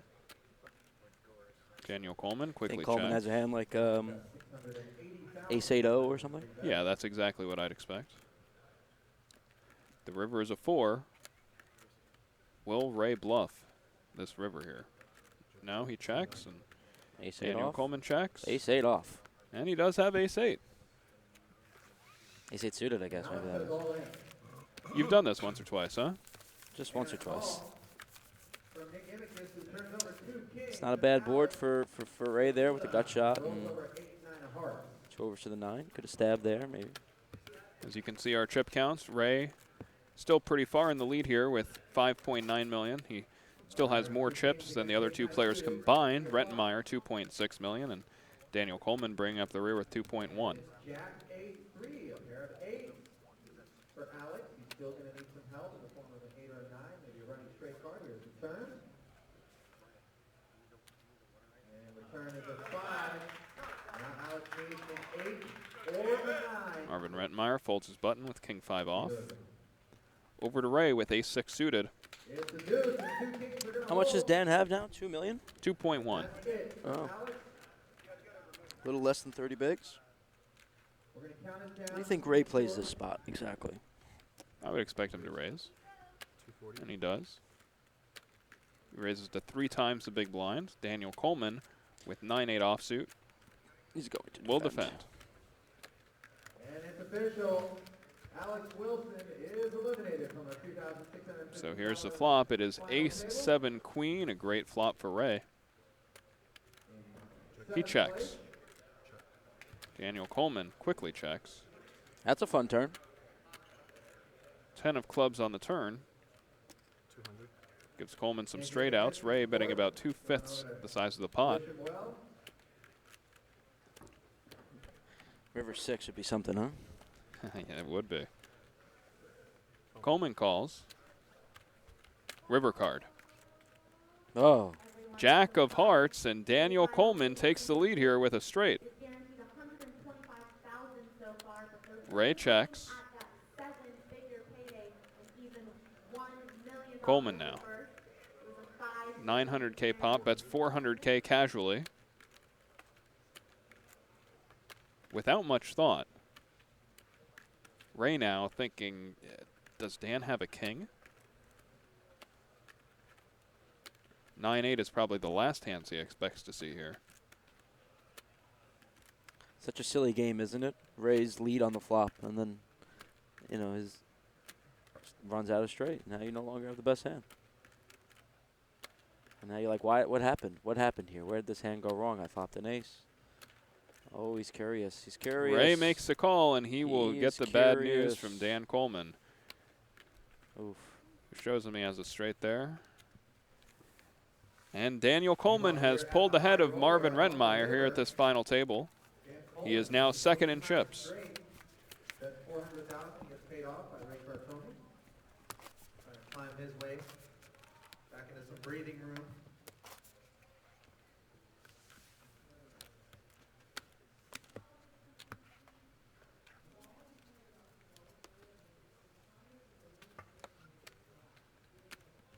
Again, with a somewhat unconventional approach to his stacking right now, keeping himself entertained. I stack my chips in funky ways like that too, and especially when I'm short. And I see as he's winning pots, it gets harder and harder as you build and win pots. Right. You have to, you know, if he wins a couple more pots, he's going to have to switch it up a little bit. Ray raising to 3.5 big blinds here on the button with ace, queen of spades. It's a very large raise from Ray, and in fact, we've seen him raise his strong hands to a higher amount. We saw him on the button there when he had ace-6 suited, raised to 3 times the big blind, whereas previously, when he was in the small blind, we saw him raised to only 2 big blinds with the weaker holding. Yep. And it gets Marvin to not even defend the 10-9 of spades. If that graphic is correct, I think he just released.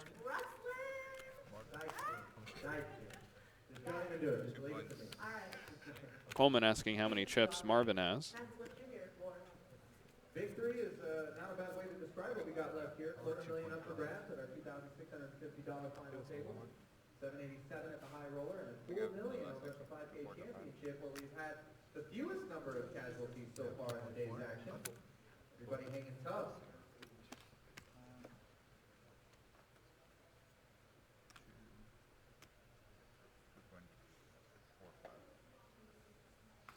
Marvin Rettenmeyer with Jack Queen in the small blind. Do you think he'll continue his limping strategy here?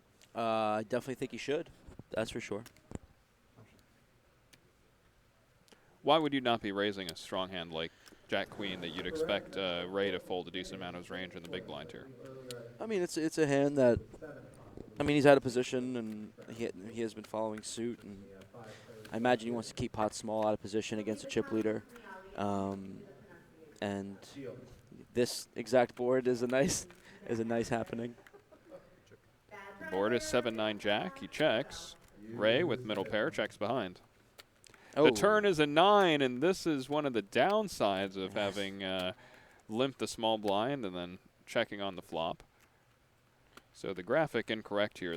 Wow, Ray checking back. The board is Jack 7-9-9, and it does go check on the turn. We continue to see Ray slow play the turn, and he hits a full house on the river as the river comes a deuce. Imagine Marvin's going to bet for value and vomit when Ray raises. I'm very surprised that Marvin didn't go for value on the 2 earlier streets of this hand, but he goes for value here on the river.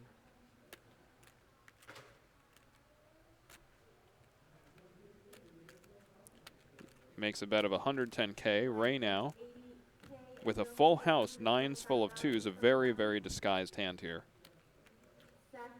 It's going to be a very unpleasant experience if you're in Marvin's shoes when he sees the raise. Ray makes a raise to 300,000.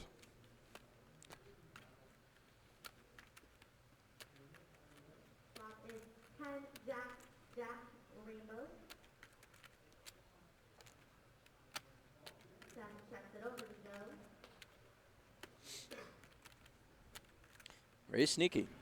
And he likes to, check back these big hands. Did with the Queen Jack. Got Daniel to hero him off with a 4. This spot, I think Marvin just has to pay off. Yeah, and he does. Marvin does pay off, and he's not going to be happy to see Ray's 9 deuce. And Ray wins the pot, and if Marvin would have raised that pre-flop, he probably would have taken it down right there.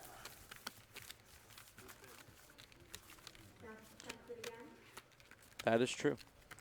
The raising the limping strategy so far has not worked out very well for Marvin. He had to give up on both of his ace queens, and he lost there with the Queen Jack. It's definitely an unfortunate run out for him, and I think maybe could have lost more. So maybe he. Now Joe's gonna cut out a bet of 275,000. That's gonna be enough for Seth to let his hand go. Ooh, here's income. Now it's Rettenmeyer's button with ace-9 suited. He will be playing this hand. 26 bigs.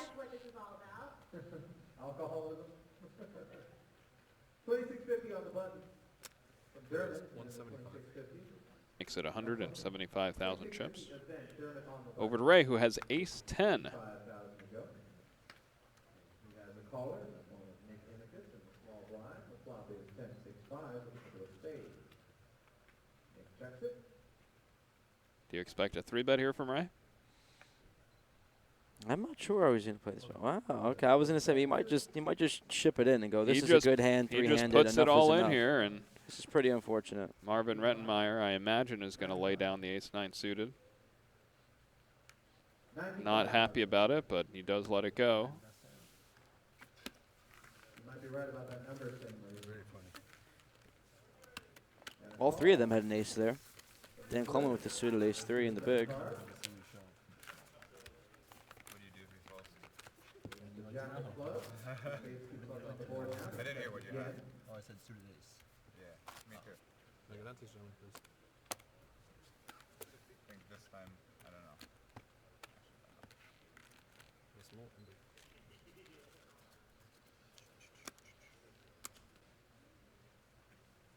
Dermot Blaine fires another shell. 225.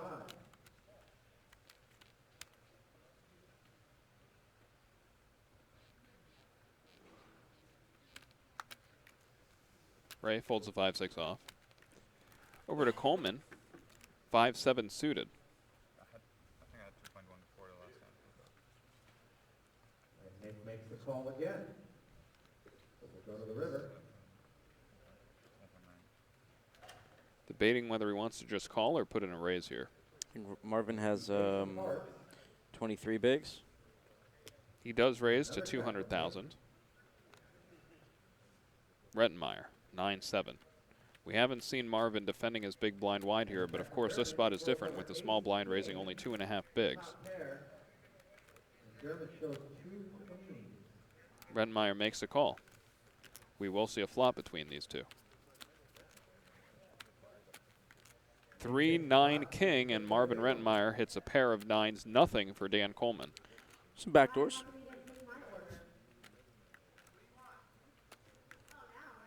When you look at that flop with 7-5, you're just dreaming about the 4 of hearts on the turn, aren't you? Absolutely. Maybe the 6 of hearts is even better. Dan Coleman makes the bet. Less than half pot here. He bets 180,000.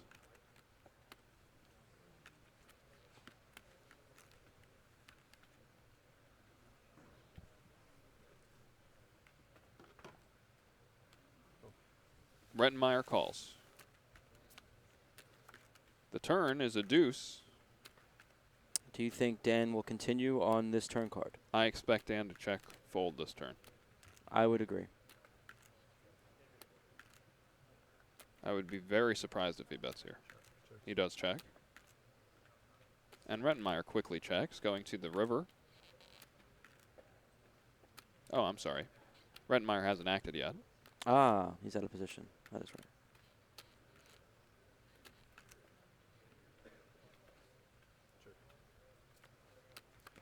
Going to the river. It's an ace of spades. Over to Coleman with a 7 high. He checks. Rettenmeyer checks. Said, I don't have anything, he says. Coleman shows a 7 high, and Rettenmeyer wins with a pair of nines.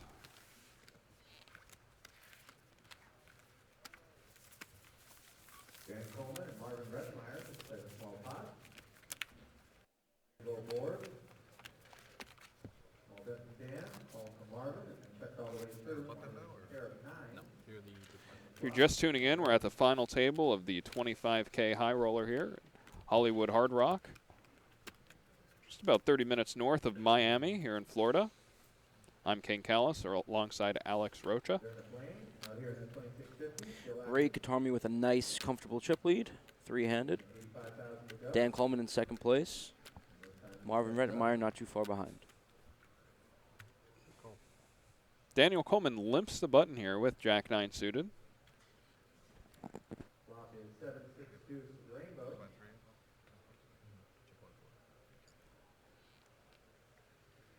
After a check from Bradley Snyder, there are checks as well, and the turn brings the 9 of clubs. National Bradley. Rettenmeyer, let's go, the Queen 3, and Ray checks. Snyder checks it. Ray quickly checking the ace-5 suited there, not considering a raise. Deuce 6 Queen. Ray checks over to Dan.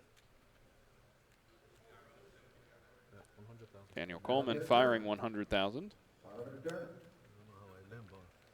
Oof. Ray hoping that he had hearts instead of diamonds, but he doesn't. He makes a fold. And I think I would have probably peeled on that flop. I would also have seen the turn card.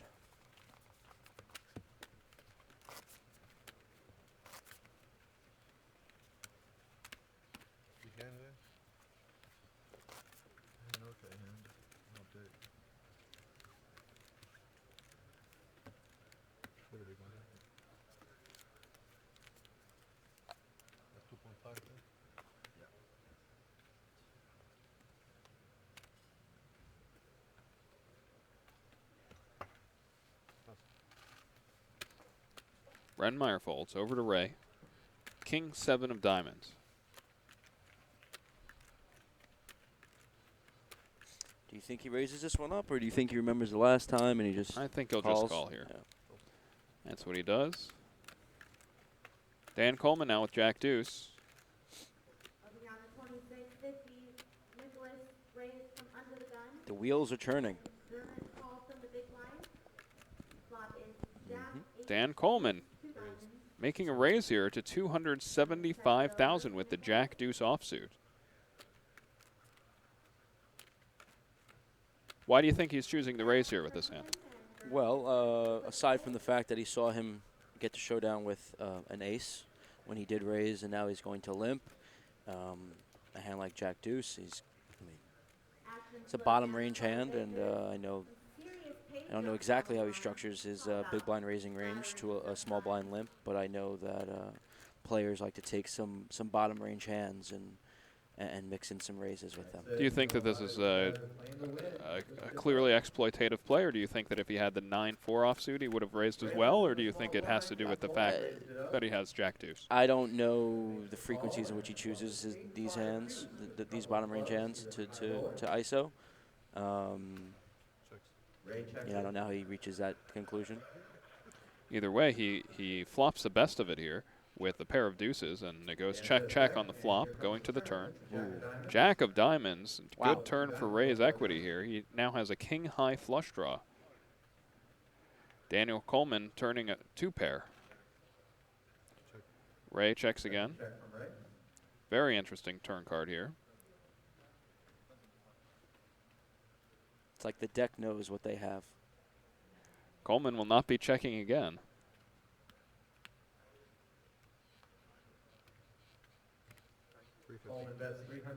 With 580K in the pot, Daniel Coleman bets 350,000, and we'll see if Ray goes for a raise here or if he chooses to just call.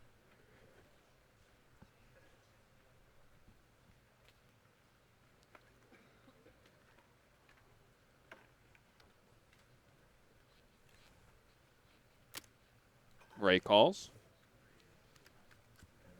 Daniel Coleman quickly telling him, no, 350, not 310. Here's the river. It is a 10 of hearts.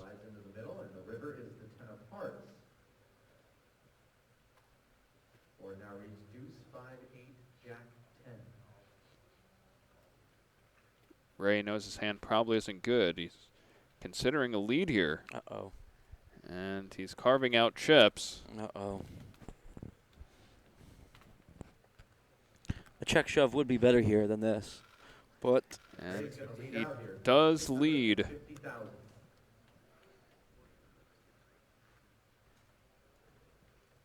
Dan loses to Jack 10. 650. Dan quickly calls, and Ray shows him the king high.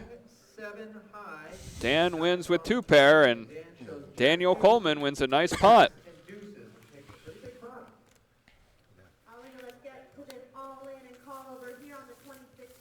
See if Dan starts stacking his chips differently now after winning some pots. Everyone at home watching like, wow, I just raised the Jack Deuce, turn 2-pair. Easy game. Yeah. Get the player to lead into you on the river. Ray still the chip leader even after losing that pot. 4.5 million chips. Dan Daniel Coleman really closing the gap though. 3.8 right and now behind him. Marvin bringing up the rear with 2.2 million. You still want to take Ray? You know what? I got to stick with my guns. I'm sticking with Ray. All right.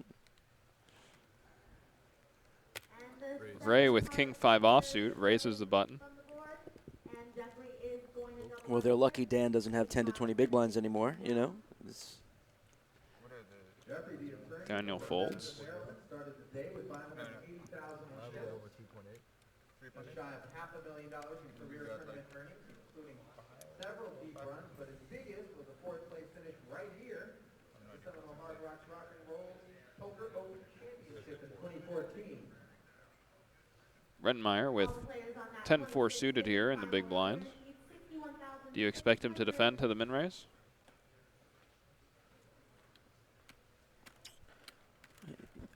To a min raise, I wouldn't be surprised. either way. I think he's going to fold here, but we'll see. Now with only 3 players left, the net antes are smaller.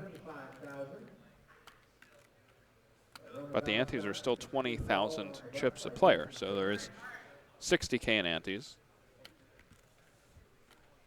Antes are 20,000? Yeah. Blinds 4 and 8? Yeah. Is that correct? I don't think so. That's a Well, 22.5% ante. There appears to be 68,000 in the middle. Looks like But Marvin is shooting him up. Marvin will be re-raising here with the 10-4 suited, raising up to 475,000.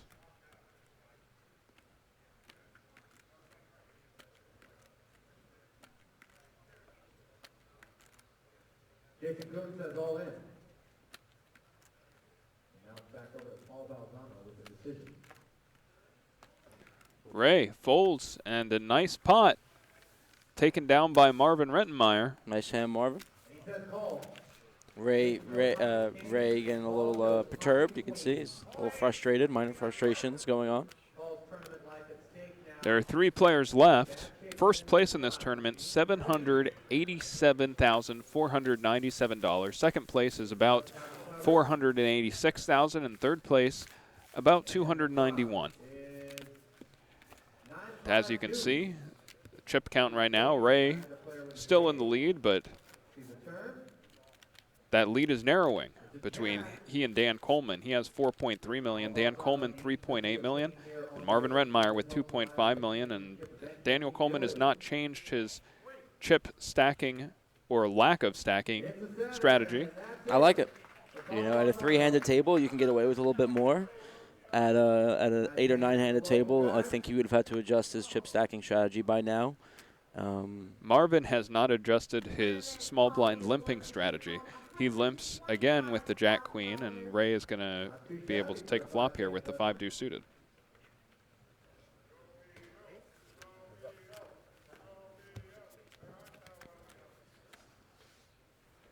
The flop is 6-10 king. Marvin Rettenmeyer up and down. Kortami with nothing but some back doors, and Kortami reaching for chips here. He makes it 100,000.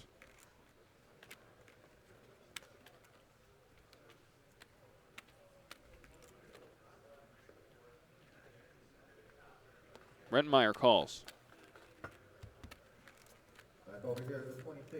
Turn is a 3 of diamonds. Look at this card. Kortami loving that card. Rettenmeyer checks, and Kortami says, run it. Oh. Let me see that 8 of diamonds. There's the 8 of diamonds on the river. Kortami with the flush. Rettenmeyer with queen high. Rettenmeyer checks. He thinks his queen high might be good at showdown. Very surprised by the check there by Rettenmeyer. I am too. Kortami makes a very large bet on this river. He overbets the pot. He bets 525,000. Rettenmeyer folds.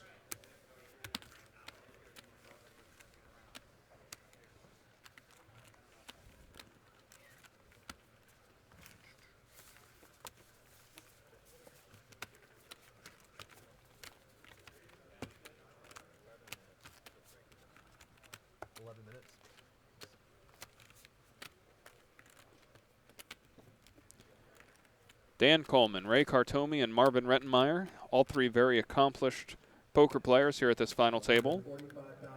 Marvin Rettenmeyer, the only European poker player at this final table. Dan Coleman, the most in live tournament earnings of these 3. In fact, the 4th most in the world. Of all time.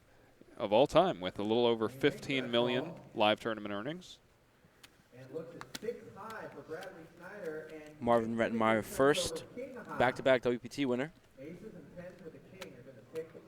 2012 Card Player of the Year. Bluff Player of the Year. Bluff Player of the Year, excuse me. Valiant effort by Bradley Snyder with the check raise on the end. Over on the main event table, we had an open Ray min raises to 160, and as we had noted earlier, we've seen him min-raise with his weaker hands and raise larger with his stronger hands. Here he has a relatively weak holding. He has the king 5, but he is ahead of Dan Coleman's king 4. But when the board comes deuce 3-4, Coleman takes the lead. Although Kortami does have a spade Very here. attractive 5 of spades. For the up and down straight flush draw. So in terms of equity, Ray is actually ahead in this hand. I'd be interested to see, I imagine, goes bet call. And I'd like to see if, on a brick turn, if Kortami continues to fire. He's shown a propensity to shut down post-flop. I like to see him, maybe with this 5 of spades, maybe he continues the aggression. 3 bets a little bit less than half pot, and Coleman quickly calls. It's also just not fun to be out of position against Dan Coleman without a made hand. There's the 10 of spades, and Ray now with a flush. Not a very strong one. Imagine this hand gets checked down. Daniel Coleman quickly does check. River 7 of hearts.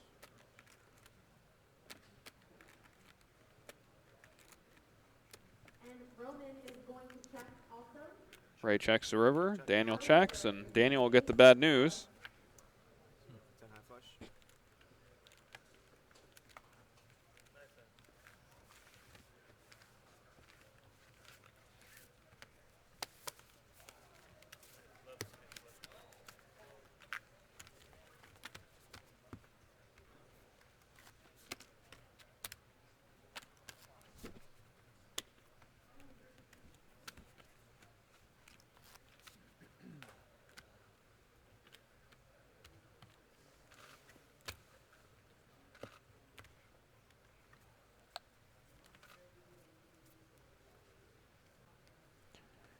Ray now on the button.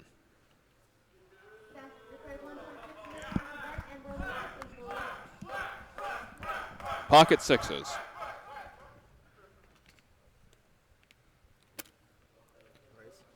He raises it up to 2 big blinds, 160,000. To be fair, I feel like they're like that sober, too. Over to Rettenmeyer, who again has the 10-4 suited. The big 10-4. You think he has a randomizer where he 3-bets red 10-4, but flats black 10-4? Oh, it looks like it. This time he's taking a flop.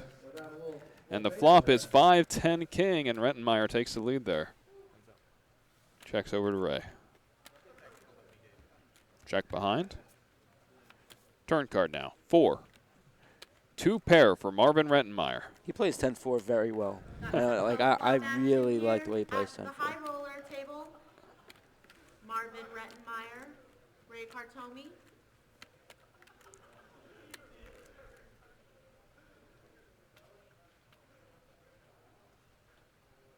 Board reads 5, king, 10, 4, 2 hearts. Marvin now betting 210,000. Ray quickly reaching for chips to call. 210,000 is the bet, and Ray is going to make the call in position.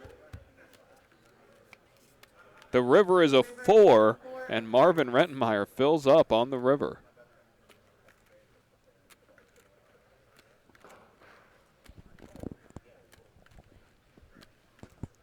Marvin Rettenmeyer saying, you know, you want some payback for that 9-deuce, Ray? That 9-deuce river that you boated up on? Well, here you go. I got my 10-4. I know how to boat up on the river, too. I don't expect Ray to pay off on the 4 of heart river. Maybe he would have on a 4 of spade river, potentially. Maybe he still does.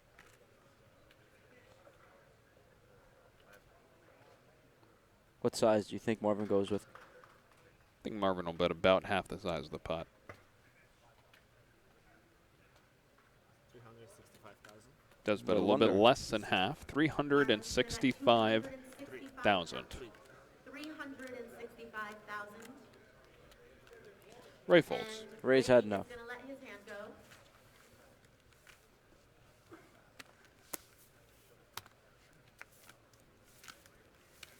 The players are going to be taking a break in just under 5 minutes, and it's going to be a 30-minute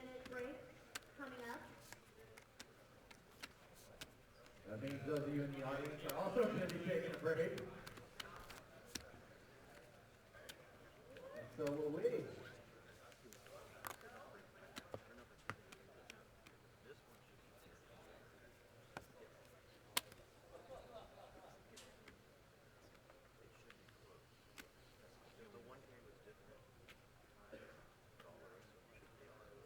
Coleman with the deuce 7 suited, reaching for chips here.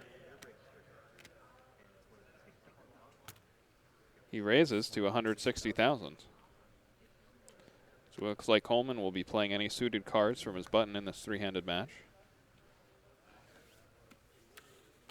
Redmeyer folds, and Ray quickly defends. This could be the equalizer right here. Deuce 9 queen. Bottom pair for Dan Coleman. And a backdoor flush draw. And we are left to guess what Ray has. What do you think? Just random guess. 8-10 offsuit. Wow. So then you'd expect to check the turn again. The turn is an ace, and he does check. He could still have 10-8. Daniel Coleman checks as well. Wow. River is a deuce.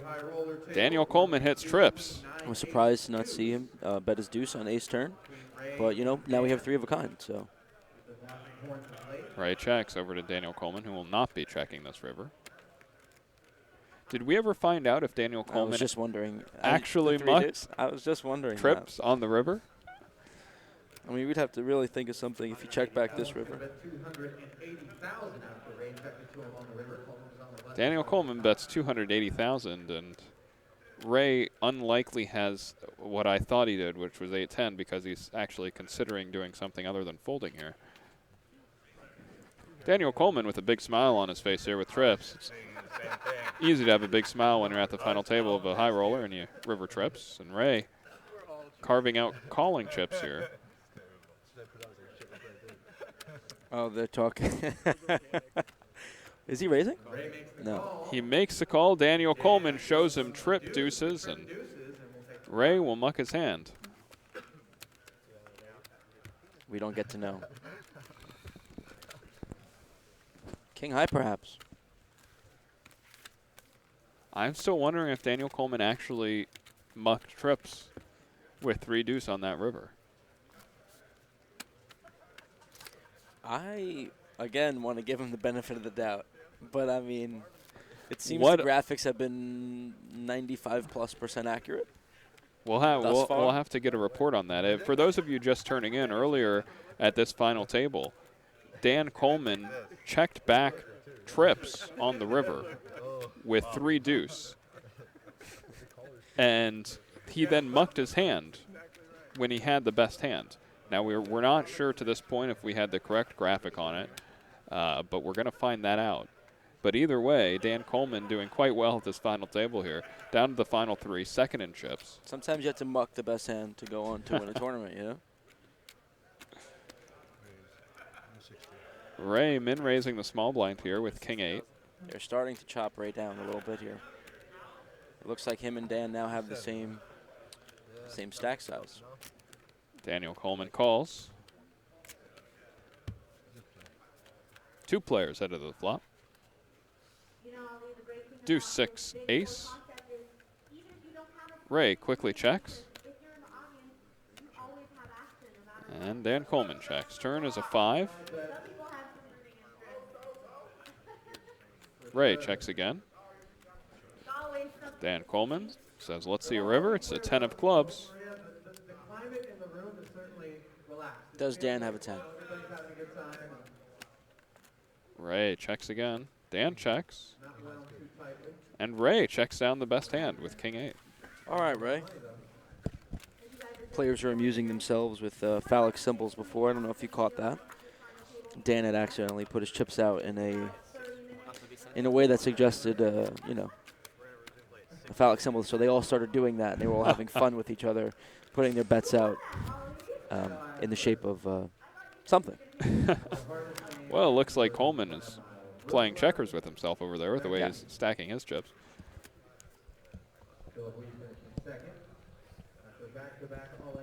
Ray Cortami on the button.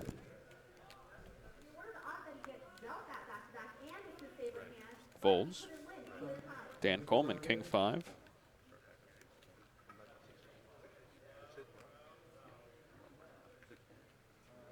So the players are getting ready to go on break here, and play will resume at around 6:20. For those of you guys in the live audience, please come back and join us. He calls.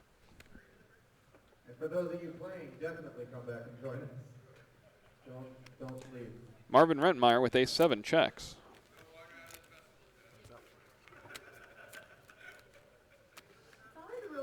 Would you have raised the ace-7 here in the big blind? I'm completely fine with checking this back. I think we're going to be checking back a lot of hands, and it's nice to have some ace-X in our check back range here.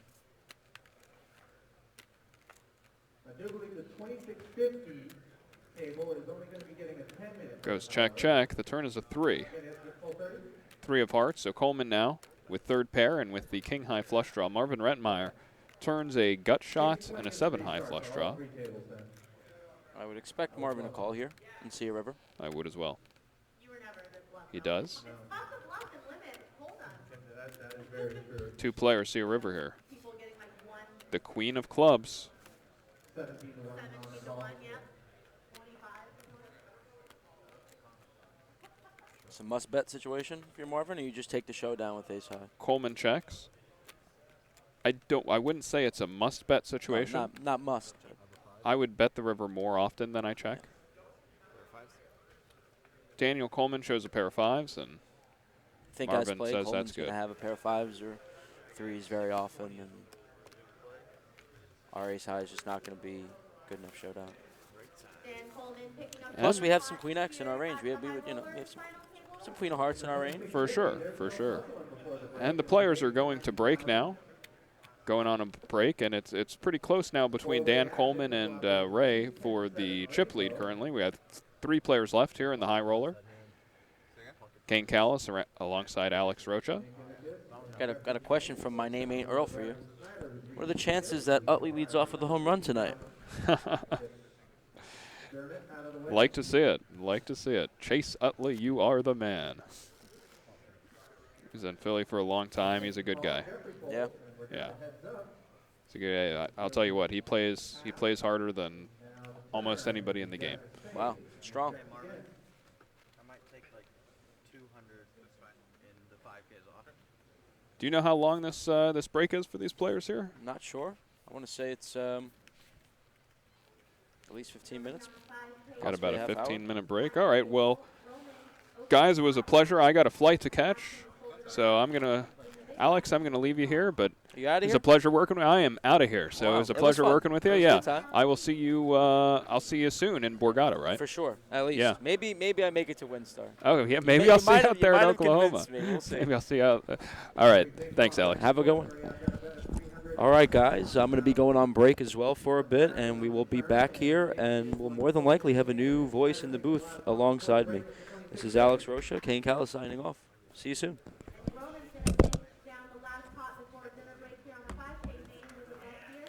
So we'll see you all back here at 6:20.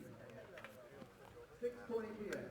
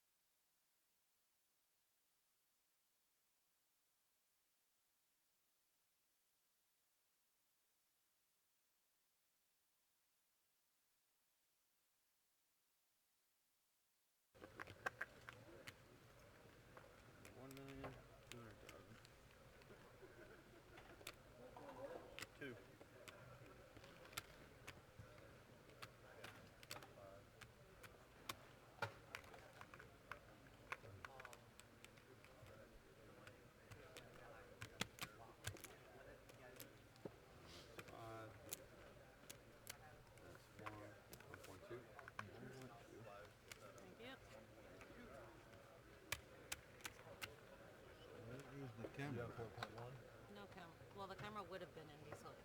So where we can put the card? Here in the front? You gotta put in your little red dot, cover up your dot. Okay, let me just move this.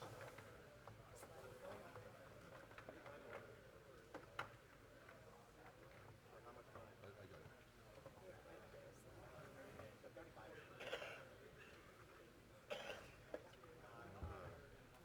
Okay? Good? Thank you.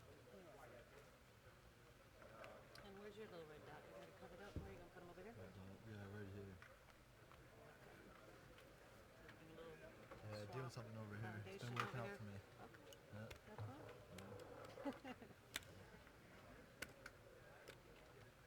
It's been working out for me too. That Sure, makes it a little easier, right? That's a problem.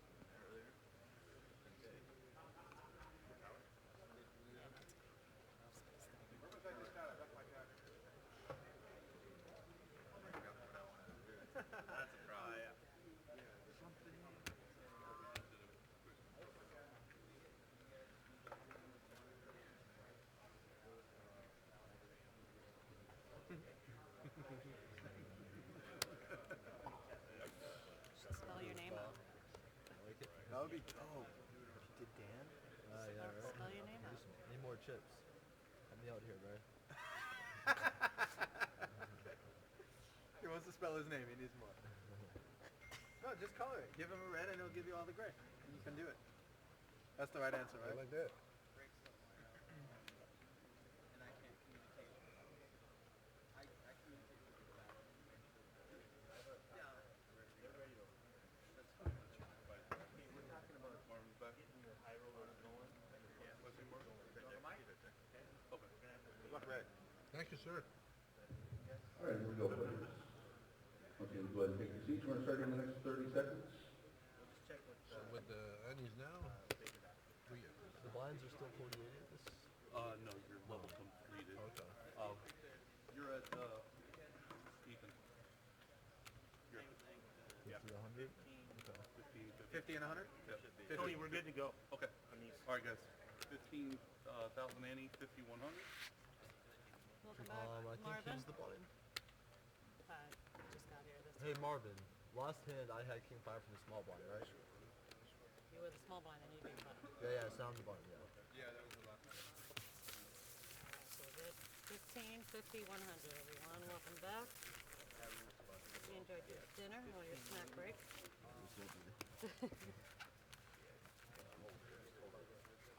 Can you hold for 1 second? We're just No problem. ready to go. Is that my mic? What is this? It is? No, I think this is mine. Let me know when you're ready. 3.9. Yeah, there was. I didn't touch that one. 3.9. Someone. Close. How about Maria? You don't have an extra mic, do you? You're lucky. Hit some hands first. Yeah, yeah. Are Marvin, both what those happened mics to the yours? mic that was here? The 9/8. The mic, at this time, it wasn't. Oh, yeah. I have these on the telephone. hand. I have these on the We're cloud. introduce you to this technology. It's have- like a we need mic, straight but it to also Looks has like a a speaker. gun. I have ace on the cloud. Oh, That's what Check most it. police forces around Yeah. the There country. was a mic up here. Yeah, I know. They Is that changed the mic that was in there? Tony? Oh, Tony's got two. There The was ace here. deuce through. Okay. Ace 3. I just handed you mine. 15, 50. Doing there, right? Stay away from microphones, man. Ace 3, the deuce. When you check those. He asked me to wait a second. Let me know when you guys are ready. Oh yeah? Yeah, you know what that is. Yeah. Come on, you're crazy. Come on, tell me. You know what they have. You already see it. Don't. Man, I don't have anybody telling me. I'm very honest. I have enough What's the nuts? straight. 4.5. Hey, Tony, did you collect all the phones yet? Alright, I'm gonna go back and look. And then you gotta twist A reminder, players, no cell phones at the table. We'll be coming around to collect your cell phones as we Come on, get the phones out, guys. You keep resume texting me. action here. As the Seminole Hard Rock Poker Open Big Four with our 5K now? championship table down to 6-handed. We've got our $25,000 high roller event 3-handed. And we have our $2,650 buy-in event 5-handed. Yeah, you have 2.2. 2.4. Alright. Roughly a $250,000 up for 10.4 grabs, I play, I had 2650, 3.9, $1 million he's at the 4.1. championship, and $787,000 at the 25K. Lines are going to be 50 and 100,000 at the 25K with the 15K Annie. I have 3.9, he has 4.1. 300. There's 10.4. 5,100 with a 15K ante in the championship as well. Got the total chip, 10.5? 10.48 right now on the table. 25 and 50,000 in the 2650 event with a 5K. Are they holding up here right now? They told me to wait.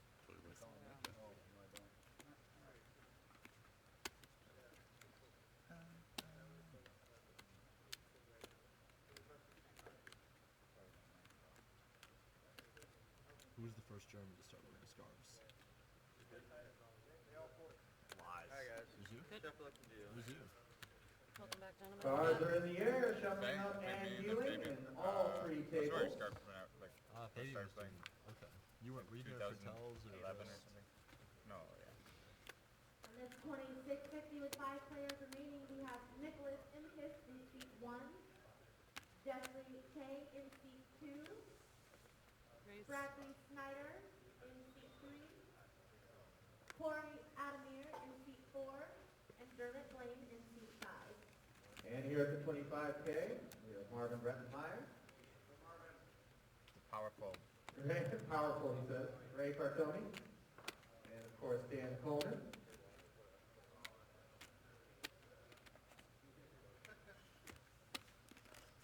chip leader. That's why you raise it? And in the 5K championship event, we have Seth Davies in seat 1, I'll give it to you 10 birdie. Roman Ballerstein in seat 2, Tom Medina in seat 3, Jason Kuhn in seat 4. And we are back. Welcome back, folks. I am now here live, Alex Rocha, here with a new addition to the booth. Hey, how's it going? It's Ryan LaPlante. Recent WSOP bracelet winner. Yeah, Ryan LaPlante. I had an incredible summer. Vegas set some heat records this summer, and I personally set some heat records for myself this summer. It was pretty sick, not gonna lie. Very awesome. Congrats on the gold. Thank you. I appreciate it. It was, honestly a dream come true. I mean, for most players, the World Series is pretty much everything. So to actually get one of those is, unbelievable. Definitely. So I haven't really seen the last 15, 20 minutes of this, and it looks like they've all gotten pretty close in chips now. I saw 4.1, 3.9, and then Marvin's a shorty. Yeah, that's what it looks. Coleman has been chipping up and winning some pots off of Ray, and now they're relatively close, or same stacks, more or less, with Marvin as the shorty. Because he's busy working. It's an interesting check by Cartome. I would expect him to bet that 10, especially with the flush draw. He's not shown too much aggression a post flop. Joe. Get the chuckle out of his buddies. Yeah, I've seen some of his hands when I was able to watch the stream earlier on my phone, and some do stuff like raise call 10-9 suited. So I would have expected him to be, similarly aggressive post flop. To see him do stuff like that pre flop, but then not be as aggressive post flop is very surprising. Generally, when someone plays a certain style pre, they tend to continue that style post. Yeah, he's been pretty passive post flop for the most part. It's good to know.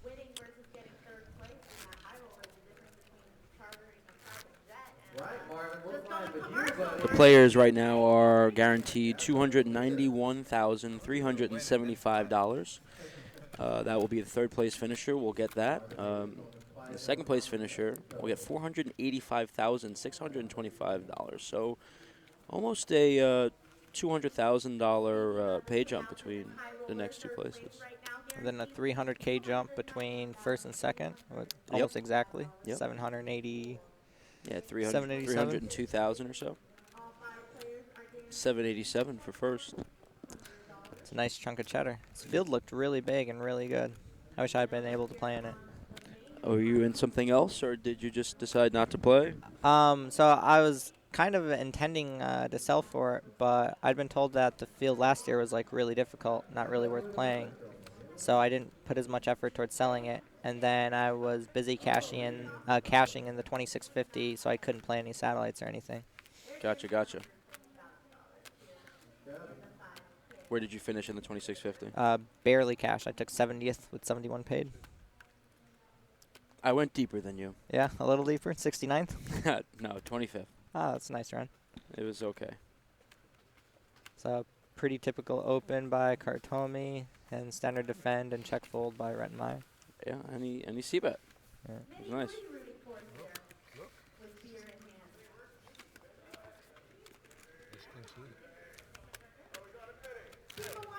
Kotormi claims that he just had ace-king suited. Or ace-queen suited. Ace-queen suited? Yeah. Which it wouldn't surprise me if Marvin believed him, unless Kartomi's been telling his hands a lot, honestly, or lying about his hands a lot.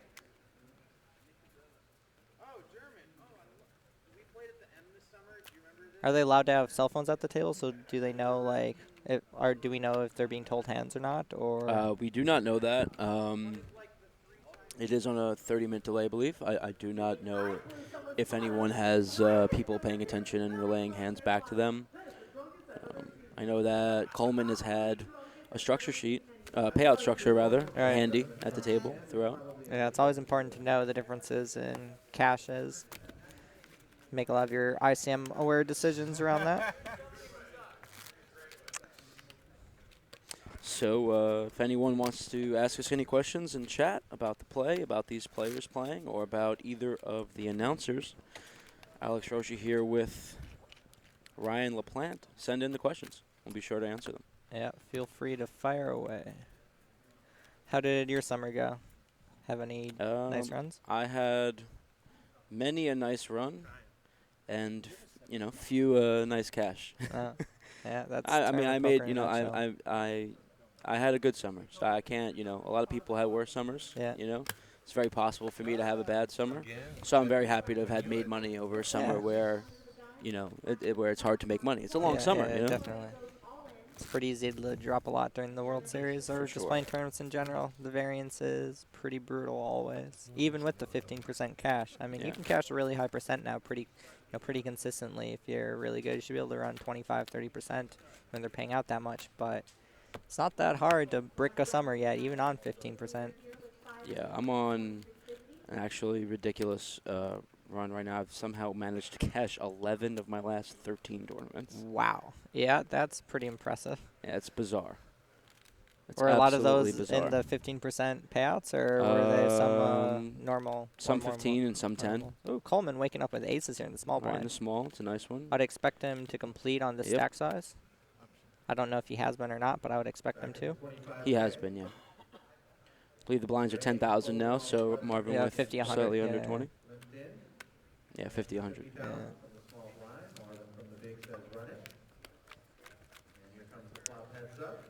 Pretty typical check back. This is a great flop for Coleman against Rettenmeyer's range, because Rettenmeyer loves this flop with the queen six because he can peel pretty easily and bet it pretty easily. Is there more value in cash games or tournaments these days? How do you guys determine what you play? We'll get to that after this. Yeah, I generally expect Dan to bet here.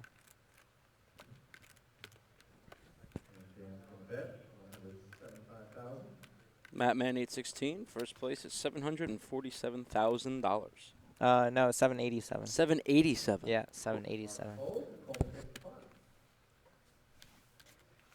IIRC. Because it's 302 more than second. $787,000. There I you stand corrected. Okay, is there more value in cash games or tournaments these days? It depends on how you define value. It depends on, like, you're talking about online or live. I mean, if someone out there is looking to play poker professionally and focusing on doing it live, I'd strongly say play cash games. Even though they're a little bit harder, it's much easier to deal with that variance. But I don't know. I would say in general there's more value in tournaments, but because the variance is so much worse, it's pretty difficult for most people to, play. So it has a much higher barrier to entry than cash games. I would second everything he said there. I play a healthy mix of both, but probably actually since the summer has just been more tournaments than cash. But as the summer's winding down, I look forward to playing more of a focus on cash games. Yeah, I definitely feel pretty similar. Buddy of mine posting in chat right now.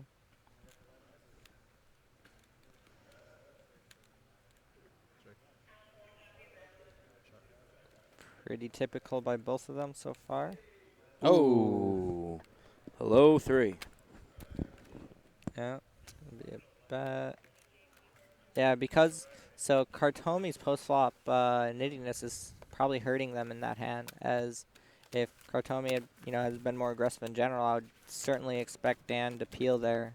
He had a pair and a gutter ball, but I certainly would peel there very often versus most opponents. But the way Kartomi's playing post, that's where his passiveness is going to hurt him in spots. He can't go for S in a value, and Dan's going to be very aware of that and make some really good folds. 820,000 total. I don't know if this will be recorded. Will it be? Probably. And archived? I'm not sure. I have no idea. I do not know the answer to that question. I think that they have been in the past, but I don't know how long they are. I know the. I'm not sure. Dermot lays down, and now it's on Nicholas. Wow. That's an interesting jam. I'm kind of a fan of it, to be honest, because it's going to be so hard for Coleman to call with anything at all, with how much shorter Rettenmeyer is. And it's great to see Kartomi pick up the aggression in those kind of spots, because not only does he put like Marvin in really awkward and difficult situations, but he just crushes Coleman in those spots. And with Kartomi being a little more weak post flop, it's in his best interest to just apply pressure pre-flop and try to just leverage really hard. And it can turn his post flop weakness. He can at least alleviate that by just applying tons of pressure pre and doing stuff like that. I'm sure if Kartomi keeps applying pressure in those kinds of spots, that Marvin might start by either only open jamming or by limping a decent amount. Yes, this is a final table of the $25,000 buy-in Seminole Hard Rock Poker Open Championship. It's high roller event. $787,000 for first, $47,000 to second, and I don't remember third, but it's 2 something. Coleman calls from the small blind.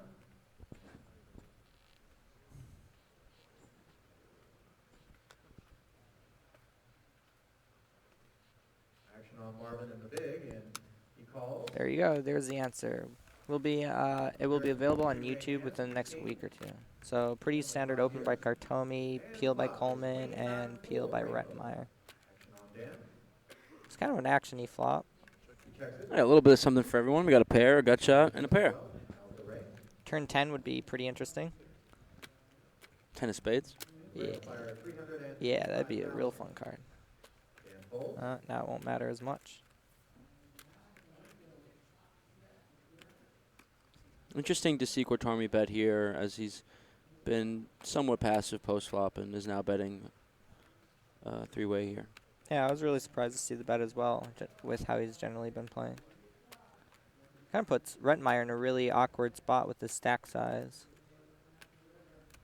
Because if he calls, he essentially puts a pot size at, I guess it would be almost 1.3, and he would have 1.1 back, which is probably why Marvin's tanking a little bit, trying to decide if he can jam this for value or if he has to call and see what the turn is and then make his decision. I could see him doing either here. I would tend to agree. I'd be a little surprised if he tries to go for a hero fold just by the way Kartomi's playing, but it is a realm of possibility, but I'd be heavily betting against Marvin ever folding this.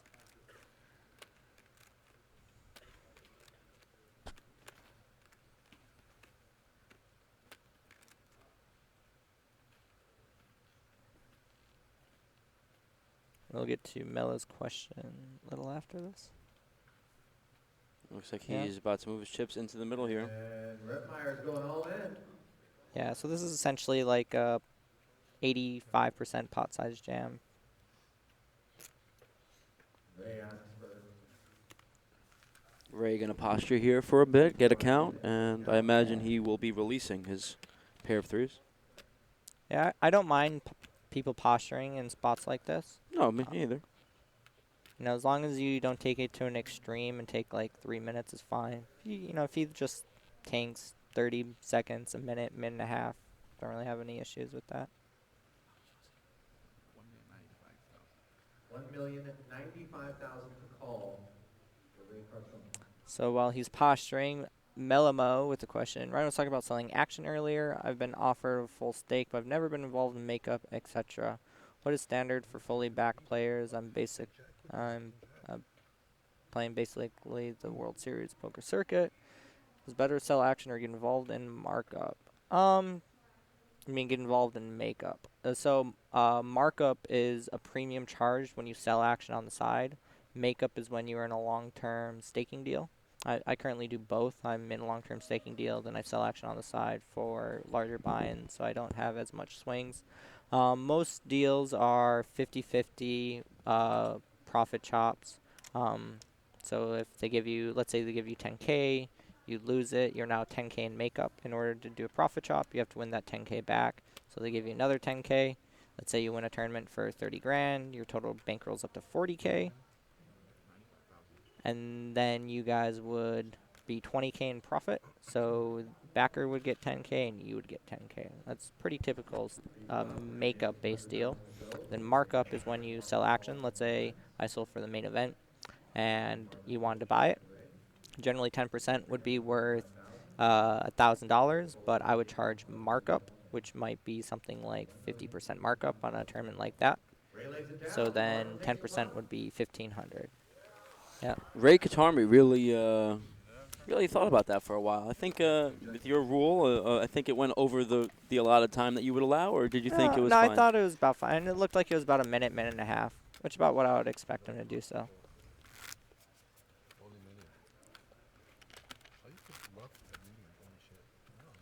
Maybe Kartomi was seriously considering it. I think it's possible. I mean, I've seen him make some pretty loose call-offs, so... Yeah, it's definitely possible. Yeah, it's in the realm of possibility. Yeah, see, that's what he said. So he was seriously considering it. So maybe Kartomi's like, well, I've got a pair here. I was the aggressor. I can bet it. And then when he gets shoved on, he's like, well, you know, threes are about the same as nines, so might as well consider it. Yeah, not surprising to see Coleman limp the button here. He should be limping a ton. And I would expect him to limp all of his strong hands as well. He's yet to do that. But I mean, it's a small sample, obviously, and he's just mostly had these middle range hands. So. Okay.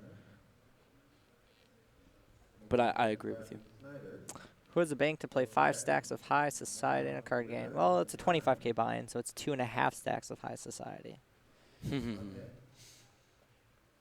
If you're wondering how, well, all 3 of them have impressive poker results. Dan Coleman, of course, with the most impressive, with 25 million in cashes, I believe. I think it's closer to 15, actually, is what we learned. I thought he won. No, he won the big one for one drop for 15 million. For 8 million. Oh, I thought it was. Yeah, we were looking before, and I believe it was 15 million. Huh. It looks like you want to bet. I do. I know, I can tell. I'm looking at you. It looks like you want to bet me. I do, because I'm pretty confident. I'm not like 100%, but I'm pretty confident. Yeah, we'll look at this hand. It's a pretty interesting board. Dan Coleman flops. The effective nuts. Flops the nuts, more or less. Yeah, because I thought. So the 1 million that year. I don't want to take your money. I remember. We were just on Hendon Mob. It had a.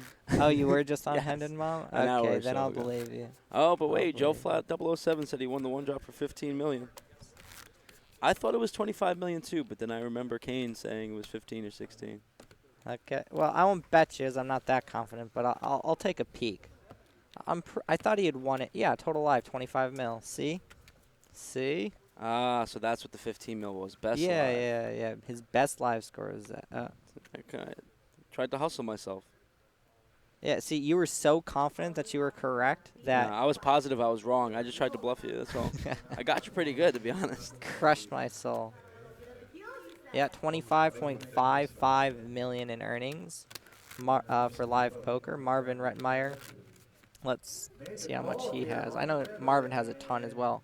Marvin, I think, was the first guy to go back-to-back in WPT events. Marvin is the first back-to-back WPT Poker Tour, World Poker Tour event winner. First time. Yeah. Zeno did it last year. Zeno did it. Didn't oh, I'm blanking on his name. I can picture his face. I thought someone else did it as well. Who? Really chiseled face, really good-looking guy. I know that describes a lot of poker players. He's a boss, like an end boss.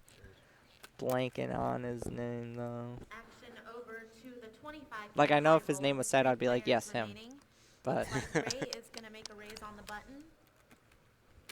To have we arrived at a list of 25,000. I'm trying to think who now. Now I'm curious. he had an incredible run that year too. Pretty sure it's pretty recent. Darren Elias. Yes, Darren Elias. There you go. Didn't he win 2 in a row? He won. Yep, he won one of the WPTs that are like on the island. And then like, he almost won and then he 3 won in a Borgata. row. Yeah, and then he won Borgata. And then I thought he like final tabled a third too or something like that. He had an incredible run. Yeah, Darren Elias. Quite a good player. We have Coleman now flopping middle set of Nueves.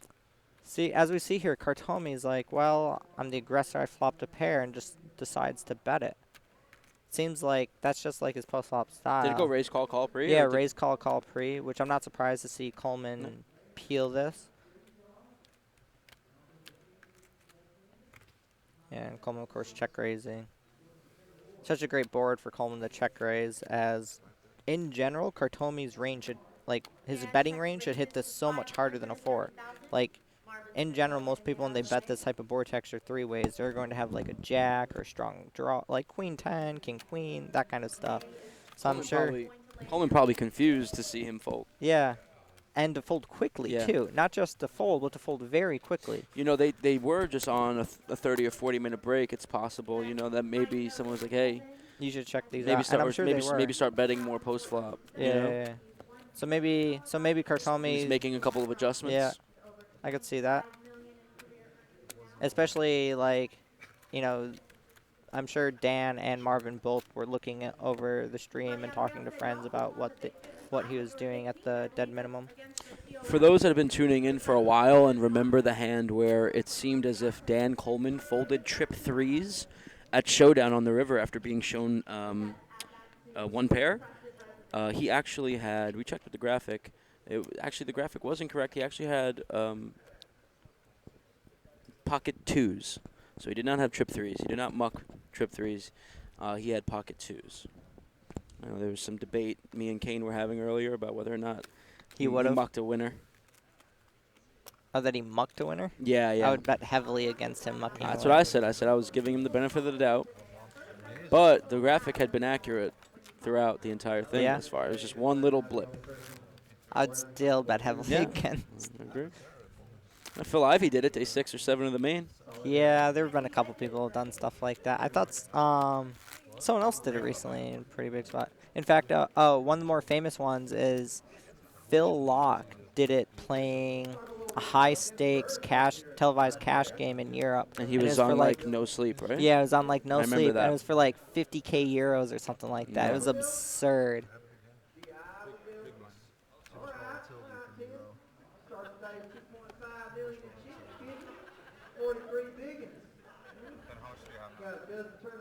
Players asking for precise chip counts. Yeah, it's too bad, like, the rest is so loud and we can't hear them as much. I mean, they're not really saying much. Dan's, like, I've played with Dan before. He's always really quiet. I actually got him to talk a bit, but, you know, we're pretty early stages. It doesn't seem like, you know, in this type of spot that either of the three of them are very talkative.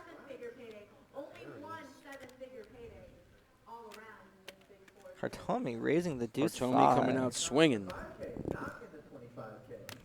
I mean, Not they're a desirable spot, out of position with No. 5 high against one of the best poker Sir players. Daniel Coleman. Yeah. But, you know, now we have this hand. Let's see Uh, if he checks. He's been checking a lot. Nope. Oof. Top prize in the 25K though. yeah, he bet a little too much. If he bet smaller, I think Dan would have peeled. yeah, Dan's In certainly going to position peel. with a 6 in his hand. Right.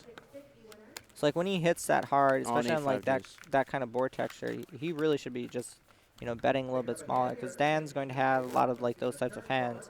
And if Dan does have a pair, you're getting a second street anyway. So why not like give his range a little more leeway. And also like the open Walk pre the is dog. very surprising. Like Sometimes when you know, you know. I guess that's true. But You like, flop 2 pair this even hand. if I Let's know juice it against up. Dan, I am still just like, okay, I'll limp. If I know, I'm gonna limp. Let's not give Dan too much.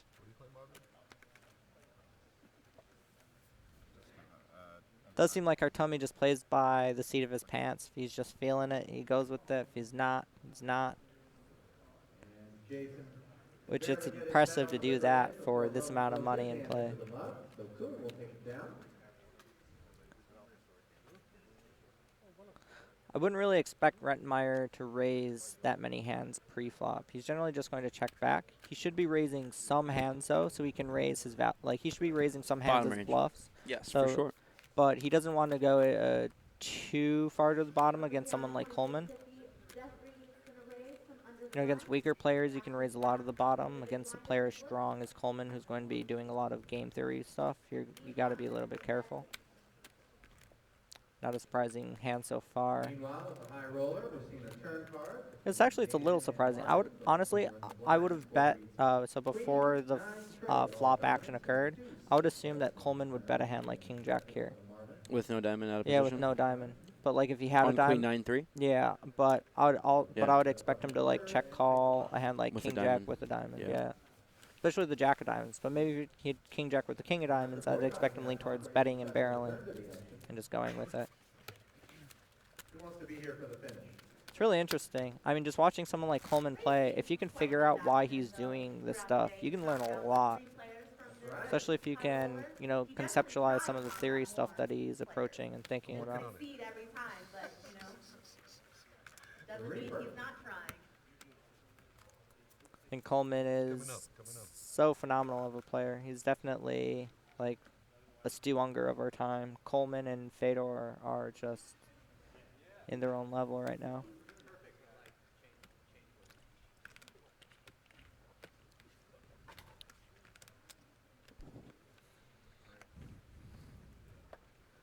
We've got an all-in and a call. Rettenmeyer continuing his small blind limping strategy. Yep. Most players these days do that.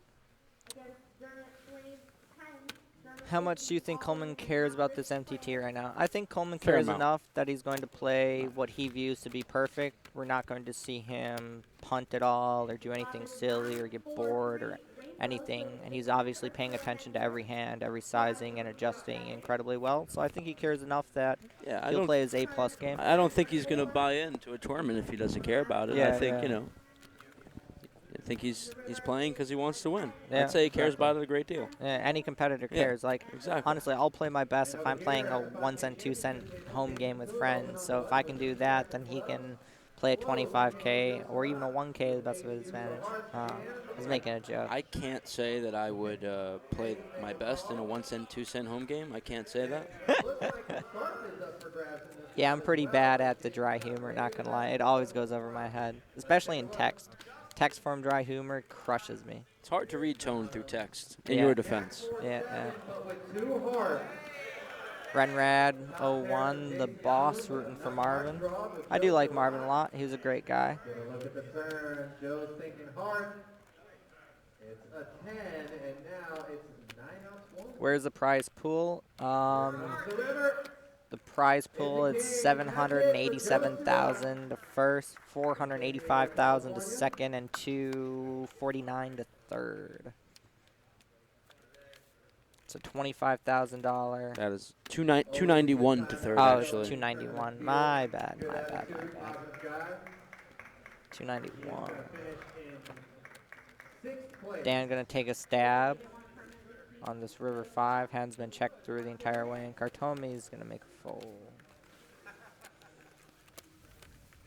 At this stage of the tourney, what percent would you say that a deal is made between the remaining players? Depends a lot. You'd think that in a tournament like this, with the amount they're playing for, that it would occur more often than in any other, but it's actually, like, in those larger fields, it occurs a lot more often. It depends on a lot of factors, honestly. You know, I could see, like, if Marvin and Coleman get heads up, that, you know, maybe they would consider discussing numbers, but Coleman probably wouldn't give an ICM deal just because he's going to be confident he has an edge. So with these 3 guys, I think a deal isn't going to occur unless it's maybe Kartomi and Marvin. Then it could, but even then, I would likely say no. Kartomi seems like he has too much heart to deal, and he's just swinging for the fences. Yeah. Let's just make it a winner-take-all. Yeah. Let's see what we're all made of here. Honestly, if you offered this, I think Kartomi and Coleman would be like, okay, sure. And Marvin actually might do it as well, honestly. Maybe not with his stack size. Third gets 0? I don't think so. Probably not with his stack size, but maybe third gets 249 and rest winner take alls, and Marvin, I'm sure, would be down for that. Oh, yeah. That'd be great for him. Be great for second and third place stacks if you turned 249 to all to second and third and gave the rest to first. Certainly not the run out that Jeffrey had in mind in that hand. Yeah, I don't think deal. Yeah, I don't think in this specific 3-way is a deal ever going to occur. But deals are very common in tournaments, especially in big live tournaments. Larger the field, more likely, I think a deal will occur for the most part. When a deal is allowed. Yeah, pay jumps are pretty big right now. No free coaching while the action's going on. So I heard.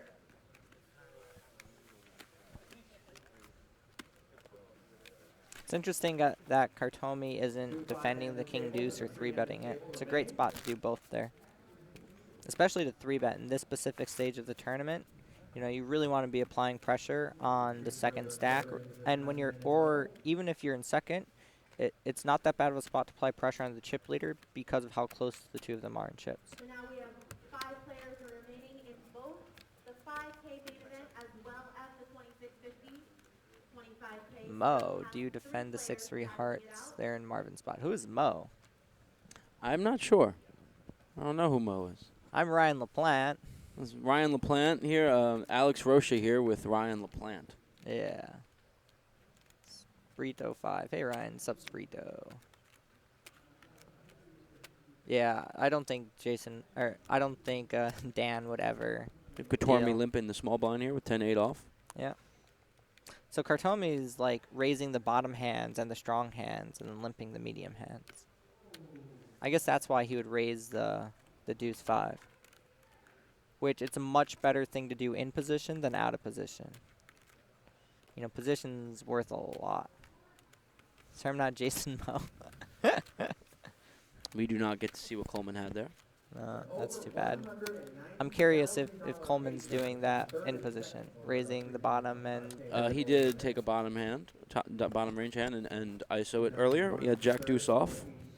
He ended up winning a nice sizable pot, actually. Ray had King 7 of diamonds.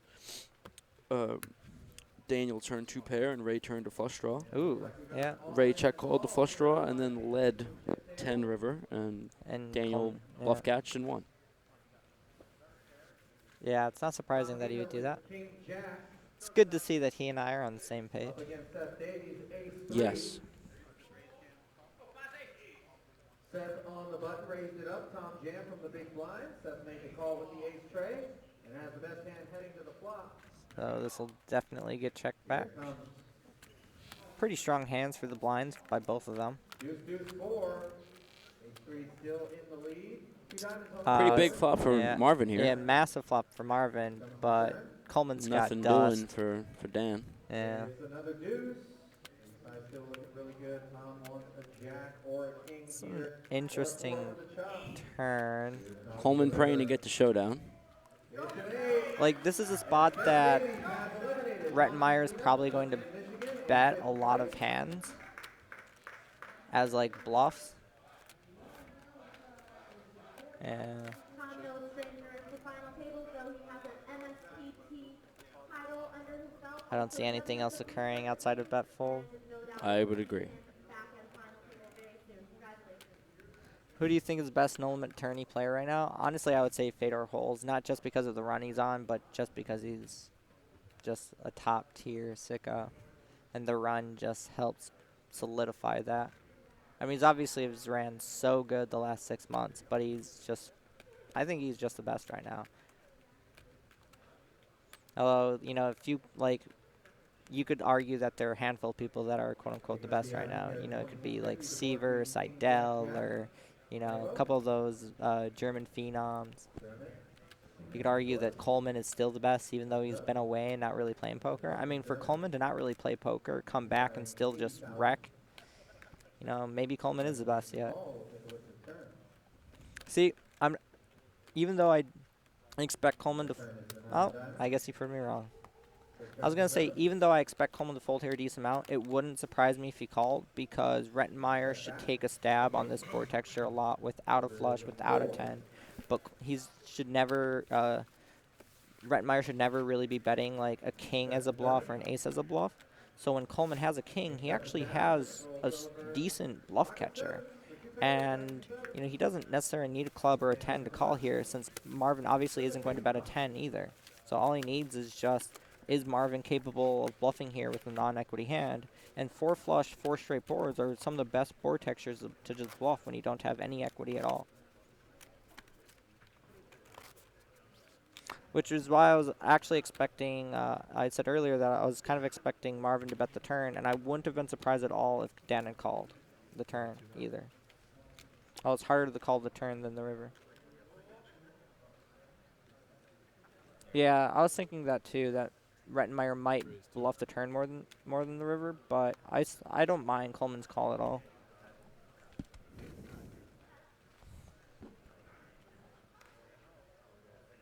What is the next tournament for you, Ryan? The next big tournament for me is WPT Legends down in LA. I'm really looking forward to that. Yeah, it's not this upcoming weekend, but the weekend after. I might see you there. Yeah, hopefully. And we might also hopefully run into the Mr. Tuckman down there, good friend of mine. Amazing. You're gonna get hit on the head soon. Boom. It's gonna go boom. All of a sudden, it's gonna go boom. Dan almost at 5 million now with the chip lead. I like how he's doing a stack like that. It's so. As someone who stacks their chips very funkily, I was happy to see him do that. Normally, I do it when I'm short normally. Yeah. And if at an 8 or 9 handed table, once you start winning pots, you kind of have to readjust your structure. But because they're 3-handed, he's still able to keep it growing. Just spread it out. He can spread it out because there's no one next to him. Someone's asking for payouts. There isn't a payout command, but the payouts are 787,000. I'm gonna get this right this time. 485,000 and 294,000. Did I get it right? I'll fact check you.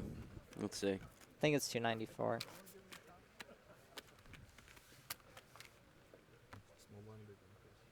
It's $25,000 buy-in. Seminole Hard Rock Poker. 291. Ah, 291. Oh, so. Keep swinging though. You'll get there. Eventually, like the 5th time, maybe 6th time we'll get there. Kartomi going to fold the 10-5. There we go. Thank you, Poker Night TV 2.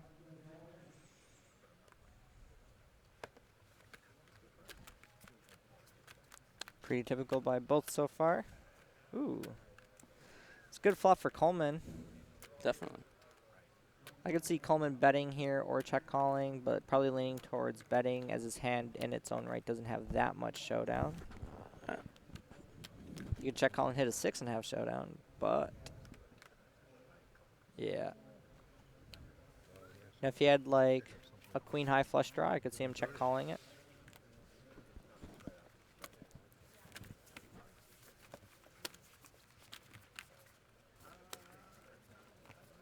Yeah. Marvin's been outflopping Coleman a lot, blind versus blind so far, which is how he's been staying afloat for the most part. And Coleman's just been chipping up through Kartomi, and honestly, I would expect that for the most part to keep happening, just because Coleman's going to try to play really low variance and post flop as much as possible, and try to prevent Kartomi from being able to leverage hard and put him into high variance spots. The more rivers that Coleman sees, the more he's going to be able to leverage on Kartomi, and it's also just going to be able to make a lot of really good decisions. Any other notable players at this final table? Many, yes. Many notable players. Nice high roller buying event. You get all the guys out there. Yeah. We had Barry Hutter, Florida local. Andy Angelico. We had Daniel Strelitz, who Daniel Strelitz. busted in a brutal manner. Yeah, it was definitely brutal. Cecilius, a.k.a. Nick Petrangelo. He is a boss. Very good player. Field size got about 100 entries in total.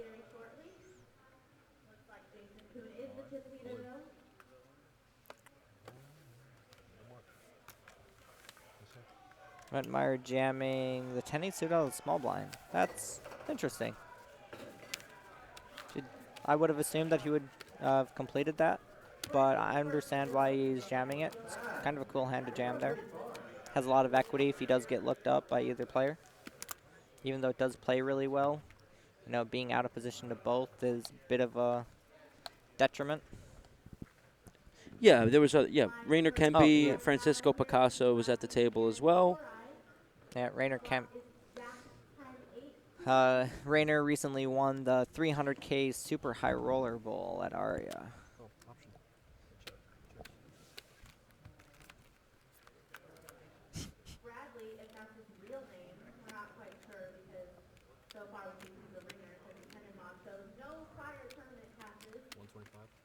Completed a check back and a bet by Kartomi.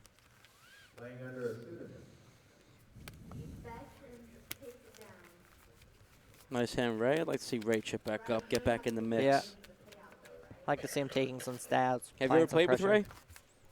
I don't think so. I might have, but if I did, I've forgotten. He's a fun player and a nice guy. Yeah?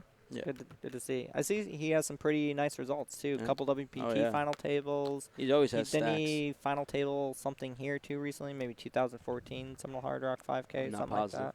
2013. I know Dan Coleman won the 5K at the Hard Rock here a couple years ago. Yeah, that was when he was on the run of all runs. Yep. Although some say Fedor's run is now the run of all runs.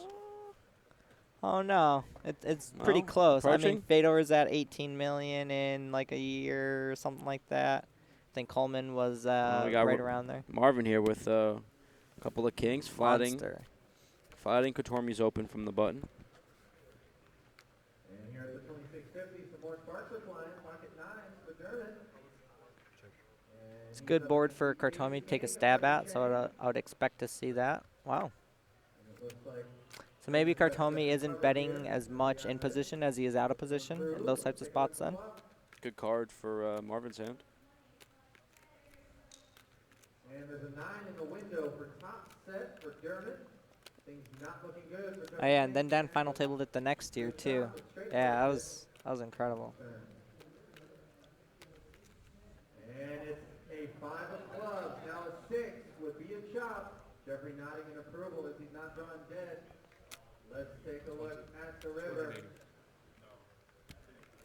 And it's a 3. Marvin betting 280K and Ray folds. Jeffrey Chang is your 5th place finisher in the 2650 event. Marvin now above 20 big blinds. Up to 24. Shakes hands and says goodbye and leaves 4 players behind. Kartomi at 34. As they get a little bit closer, Dan's going to be able to do some pretty interesting things. We might see Dan actually start to get a little more aggressive and less passive in spots and start to really try to leverage both of them.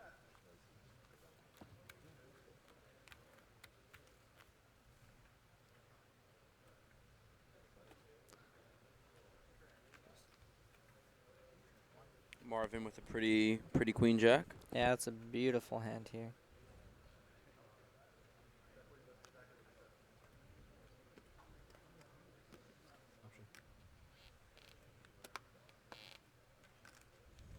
Ray Katormi with the John 6. Yeah, see? And going so for it. he is raising some of his weaker hands in position. This is great to see him do that.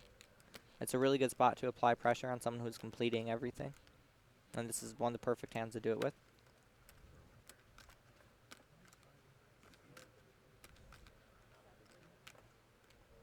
Has Kartomi been doing this in the past a bit in Not position? often, no. No? Ali, you have to Mostly be just honest, out I of think position, you that deuce 5 that we saw earlier. wanted to sit down for a second. Wow. You're a great partner. Nice flop for Marvin. Yeah, hard for Marvin to flop much better than that. We got an all-in call over here on the 2650 final. We got pocket sixes of Nicholas Imicus in seat 1. against Marvin still Cora, rocking the pocket scarf. Ray Okay. still rocking some chest hair. My kind of man. And he's betting 210K into a Both players have a heart in their 600K pot. Cora is still looking for a 3. How much longer do you guys think this will last for? I have no idea. It could go a decent amount of time. It could be over in 6 hands, or it could go handful of hours. The river is the king of clubs. So that is going to do it for Cora. She's going to be our 5th place finisher. Taking home $61,600. But don't feel too bad for him, guys, because he got, 4th place. Don't feel too bad for Cora. That's a prize for Marvin to check raise here. It's a pretty interesting spot to do it. And if you want to have some check raise bluffs, you certainly need to check raise some of your strong value hands here. I don't know if Kartomi's been battling back at him post flop at all, no? So. Not at all. But he sounds interested. He does. He's like, I've got a jack blocker. How can he have a queen? I guess I wouldn't necessarily expect him to, but it sounds like he's kind of capable of doing anything. And if he feels like Marvin's just getting out of line, maybe he'll, we'll see him really, try to take a stab here. Yeah, Kartomi apparently hasn't really been applying much.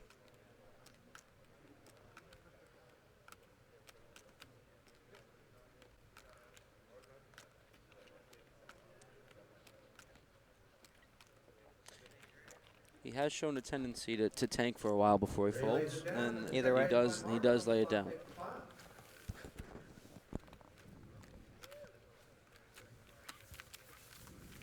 So here are the official, but if they have So now Rettenmeyer and Kartomi are very close in chips. So I would expect to see Daniel start applying a little more pressure pre-flop and post-flop. But if Daniel keeps up his same style, it wouldn't surprise me that much. Just because Daniel, when you're one of the best heads-up players in the world and are as good as he is at tournaments, the more rivers you see, the bigger your edge is going to be. So I could see him doing either, honestly. Ooh. The birds. Marvin Rettenmeyer's having a nice 10 or 15 minutes. Yeah. Play will resume shortly in the championship event. 225. Coleman has not busted out. He is chip leader. Yes, 105 entries. Uh-oh, here we go. Wow. Look at this, Oh, wow. Ray Katarmi here with 2 red kings. We could be about to go heads up. Thinking that he's chilling. He's loving life. He's going to be met with some bad news in the very near future. Brutal. This reminds me of the Venetian main hand, or 3,500 hand. Aces, kings, queens. Yeah. Angelico had queens. And smashed it. River queen. Very unlucky for Ray here. It's yeah, this pretty is brutal. massive cooler.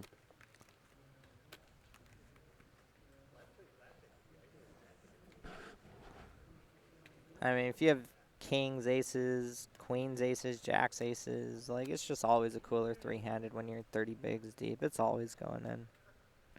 Essentially just have to be on the right side of that cooler. Essentially win the flip, quote unquote. It's all flip, isn't it? Pretty much, either you win or you don't.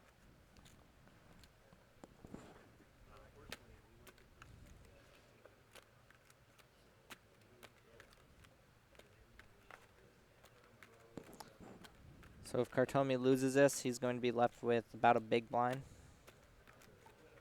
And then we should get to heads up.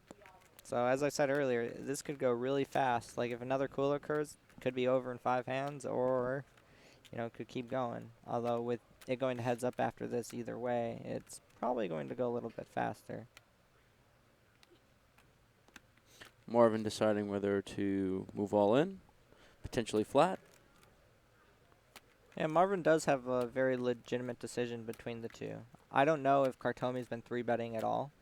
No, he has not really been 3-betting much at all. Then I would he shoved the ace-6-0 pre, Yep. as you saw a few orbits ago. Then I would expect Marvin to jam here. If Kartomi has been like 3-betting a ton, re-raising pre-flop an absolute load, then Marvin could actually justify peeling here.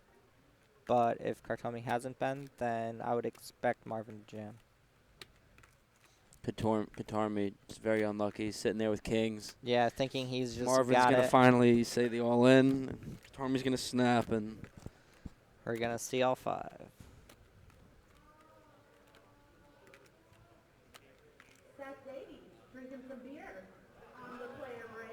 That's a big situation. Not surprising to see Marvin just take his time. Looks like he's about to go all in, and there it is. Snap. Oy. Yeah, this is like so brutal. Wow. Ships it in with 2 aces, and Ray has 2 kings. Yep, the cooler of coolers. Aces, kings, 3-handed. Ray currently. Marvin looks like he's praying. Marvin is praying. He's got him covered. Aces are all in. Ray has Marvin covered, but Marvin has the best hand. Here comes the flop. Hey, oh! Hey, there we go. Get a bit of a sweat at least. Wow. Not a great flop when you see door card ace. Yeah. Yeah, Kartomi still has about the same equity now. Let's take a look at the turn. Running kings or jack? That eliminates a jack for Katarmi, unfortunately. Here comes the river. Ooh. It's a 10. Aces full of 10s for Marvin. So a nice hand for Marvin. Very nice. Very fortunate for Marvin. Very unfortunate for Ray. That's how the game goes sometimes. Yeah, that is. That's why, in part, why there's so much variance in this game is that in tournaments, you can start to get a little short. Yeah. Neither of them did anything wrong there. No, both played perfectly. Sometimes you just gotta lose. It's unfortunate for Ray, as the only guy that was sporting chest hair at this FT. We may not get chest hair to the heads-up match. Bad. I mean, if there was a camera on us, I could show you guys some, but you keep your chest hair where it is, buddy. Yeah, I believe. Yeah, Ray should just have like 50K left, 75K left. So it's 1.5. That's 2. 2.2. 2.6. 2.7. 0.8. 40. How much do you have? So I thought the graphic prior said Marvin had 3 and Ray had 2.9. I thought that's what I had read. I thought it was 2. Oh, maybe it is. See, yeah, that's what I thought I saw pre-flop, but I wasn't sure. I thought it was the other way around. I thought it was 2.9 for Rhett and 3 for Kartomi. Oh, yep. That is game over for Mr. Ray Kartomi. Good game, Ray. Very nice run, Ray. Very unlucky finish. 291,000, as the announcer just said. And nice amount. Very nice amount. So Mad Marvin and Dan Coleman going to battle for a difference of $302,000, being $787,000 for first and $485,000 for second.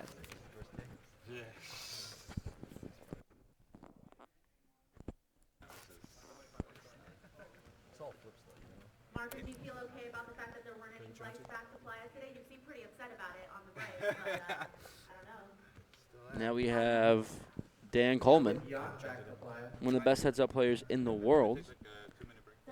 Heads up for the win. You're asking for 2-minute break. 75,000, 150,000 are the blinds, 25,000 ante. And Dan's one of the best heads-up Cinco players of all time. Only if I can get Used to battle in all the highest stakes hyper turbos and was, you know, one of the biggest winners in those games for a very long time. Started his run way back when he was, I believe he was 16 playing online. That's when he first started like running up, you know, and really crushing. Mr. Greeny.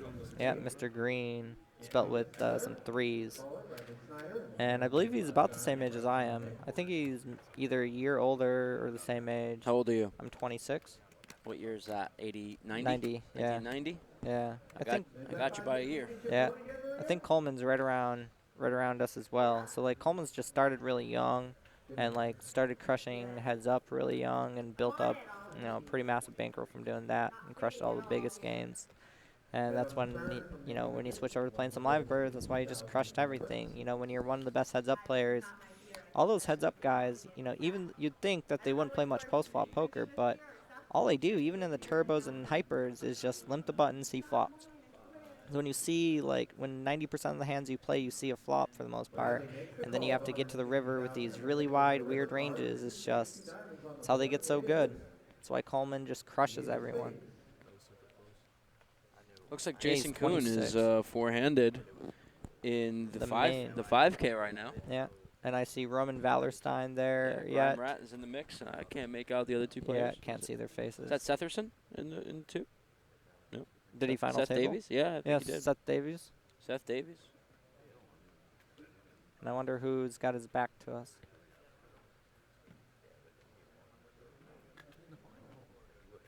Yeah, Marvin is a very skilled tournament player.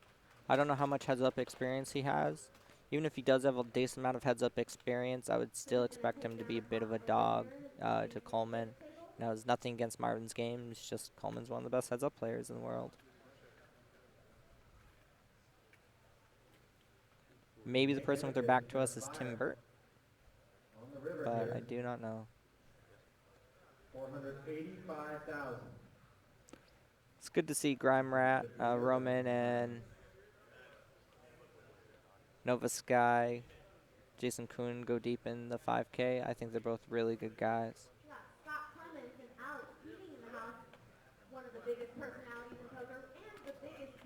Chip count. Well, Marvin is up to about 6.2. I don't know how many chips are in play. So they're going to be very close in chips. Oh, yeah. I believe it's around 12 million chips in play. So it should be like 6.2 to 6-ish. They're going to be within 5 big blinds for sure, and probably even less. It's going to be a very, very close heads-up match. And, you know, when you're talking about still being 60 big blinds deep, this heads-up could, you know, take a while. It could take a pretty long time. Wouldn't surprise me if it takes a few levels, and I guess it wouldn't surprise me that much if, you know, they get into another cooler spot. You know, if one of them has 9s and the other has ace-jack or ace-queen, it's probably going in to some degree. I think they're on, do you know how long the break is? Just a few minutes. Marvin had asked for a couple-minute break. I think, did they specify a bathroom break? Yeah, probably. It's not good to, you don't want to have to use the bathroom while you're playing heads up against the best heads up player in the world. Dan over there either. Maybe they're possibly discussing numbers. It's possible. They could be discussing where Dan got his hoodie. They could be discussing that as well. How much did your hoodie cost, bro? Give me the numbers. Oh, Dan's back. Do you think Dan goes hoodie or no hoodie for this heads up match? What are your thoughts and why? I could see either. You know, he's pretty relaxed, so. What are your reads on his hoodie tendencies? I would say that he would generally hoodie just because it's pretty cold in here. But yeah, it is pretty cold. But when you got like a lot of adrenaline going through you, your body doesn't notice it, so maybe he's pretty warm. I mean, I know if I was playing heads up in this thing, my adrenaline would be pumping. I'd just be sweating no matter what. So, but Dan's, you know, Dan's a lot more cool, calm, collected. He's played enough. He's big heads up. He's played enough big heads up in his life that he probably cares enough that he's going to play perfectly, but not enough that he's nervous to any degree. I mean, when you win $1 million buy-in poker tournament and beat Negreanu heads up. Is that who took second? Yes, it was. Yeah, Negreanu heads up in a $1 million buy-in tournament. You're probably pretty comfortable in a little measly 25K bird. Oh, he picked up his hoodie. Oh, and he put it back down. Man.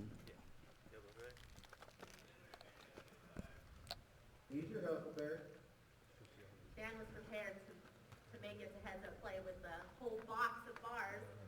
He was ready for all kinds of breaks. Marvin's yet to stack his chips, and it looks like he's still holding. Oh, they have cards already, don't they? Yeah, they have cards already. You had a cocky, self-assured degree of snacks with it, is what you're saying. Dan Coleman, ace-jack. Yeah, like I said, Immediately ace-jack starting versus things nines. off. See if Marvin has 9s and we end this in one hand. I'd prefer it to go well, honestly. You trying to hang out with me, bro? Yeah, I don't mind hanging out with you. I'll allow it. Take you to dinner afterwards. Whoa. Butter you up nice. Whoa. Hope my girlfriend isn't watching. Hope my fiance isn't watching. Yeah, so they're pretty deep effective. So I got 1 9 right. You were half right. I was 3/4 right. 3/4 Ace right. jack Sorry. and a 9. Forgive me. And even 2 9s. I was technically right. Oh wow. You know, I got there. I got there. Okay, so Dan has 4.7 million, so there's less chips in play than what I thought. That being said, they're still pretty deep, so I would expect this for a while to be them each raising pre-flop, but maybe once we see them get down to around 25 big blinds deep, we might start seeing more button limps.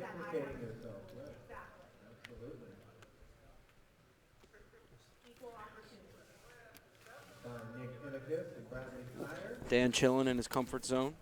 Yeah, this is eating something. Dan's world. And Marvin has a bit of a lead here, but you know, I think Dan's still pretty close at 50% to win. Marvin has enough of a lead where it's probably not that, and Marvin's a good enough player where it's probably not that, but Dan is one of the best heads-up players in the world, so it's going to be an interesting battle. Word on the rail is Seth is also living in Playa, so I feel like between the two of them and what they're guaranteed to make. Dan folded at 8-5. See, that's really surprising to me. That he folded 8-5. Yeah. I don't disagree. I'm already learning. Just that one fold. Just opened your eyes. Yeah, it really has. That's why I want this to go as long as possible. The more I can watch Dan play, the more I can learn. More everyone should be paying attention.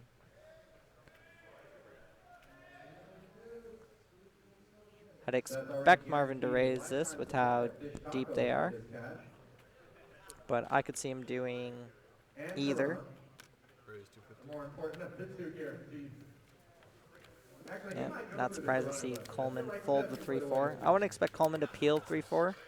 If he did anything with it, maybe he might 3-bet it occasionally. But, you know, offset's a little bit weak, out of position. You know, your opponent's going to be expecting to 3-bet a bit. Probably want something a little bit stronger. At least like maybe 4-5 suited type hands.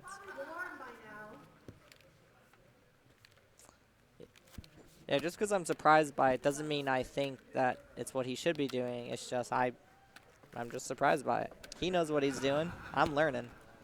I hear you. Dan Coleman, 4 bottles of water on the table next to him. How many are full? How many are completely done? And how many just sitting there that he forgot to? I can see 2 are at least partially empty. So I'm going to say 2 are done, 1's full, and 1's like 3/4. Do you think he has any intention of throwing them out? Is he waiting for someone to throw them out, or is he waiting for a good moment to throw them out himself? I bet he won't throw them out himself unless they're on a break. Then he might. They just took a break, and there's 2 empties there. Then he's probably not going to do it. Wow. Rettenmeyer with king-queen suited, which is always a strong hand, and Coleman raised to 250K. They're deep enough where Marvin could do either calling or 3-betting. This is a really good hand to 3-bet at the stack depth for value, especially heads up. So I expect either to be an option. Yep. Reaching for a 3-bet. It'd be nice to know what Dan had. Yeah, it'd be very nice to know. Like I said, I want to learn. Looks 750. It's an ace. 725. Jeff Davies out in front, Roman hoping for a jack. 475K to And call. instead it's a 6. Still do not know what he has. Is your 4th place finisher in the 5K championship. And we have a call from Ben Coleman. So I guess we were just playing a hand with Marvin. Oh. There we go. King 5 suited. We could have started to range him, but See, this is why 3-betting. Uh-oh. Oh, my. uh-oh. Oh, my. The flop comes king 4-3 with 2 diamonds, each having a pair of kings. If the Dan with a backdoor straight draw. If the turn is not an ace or a diamond, this could be it. This could be it right here. It's hard to have any pair in Hold'em, but you get top pair and heads up too. It doesn't matter if it was a 3-bet pot or not.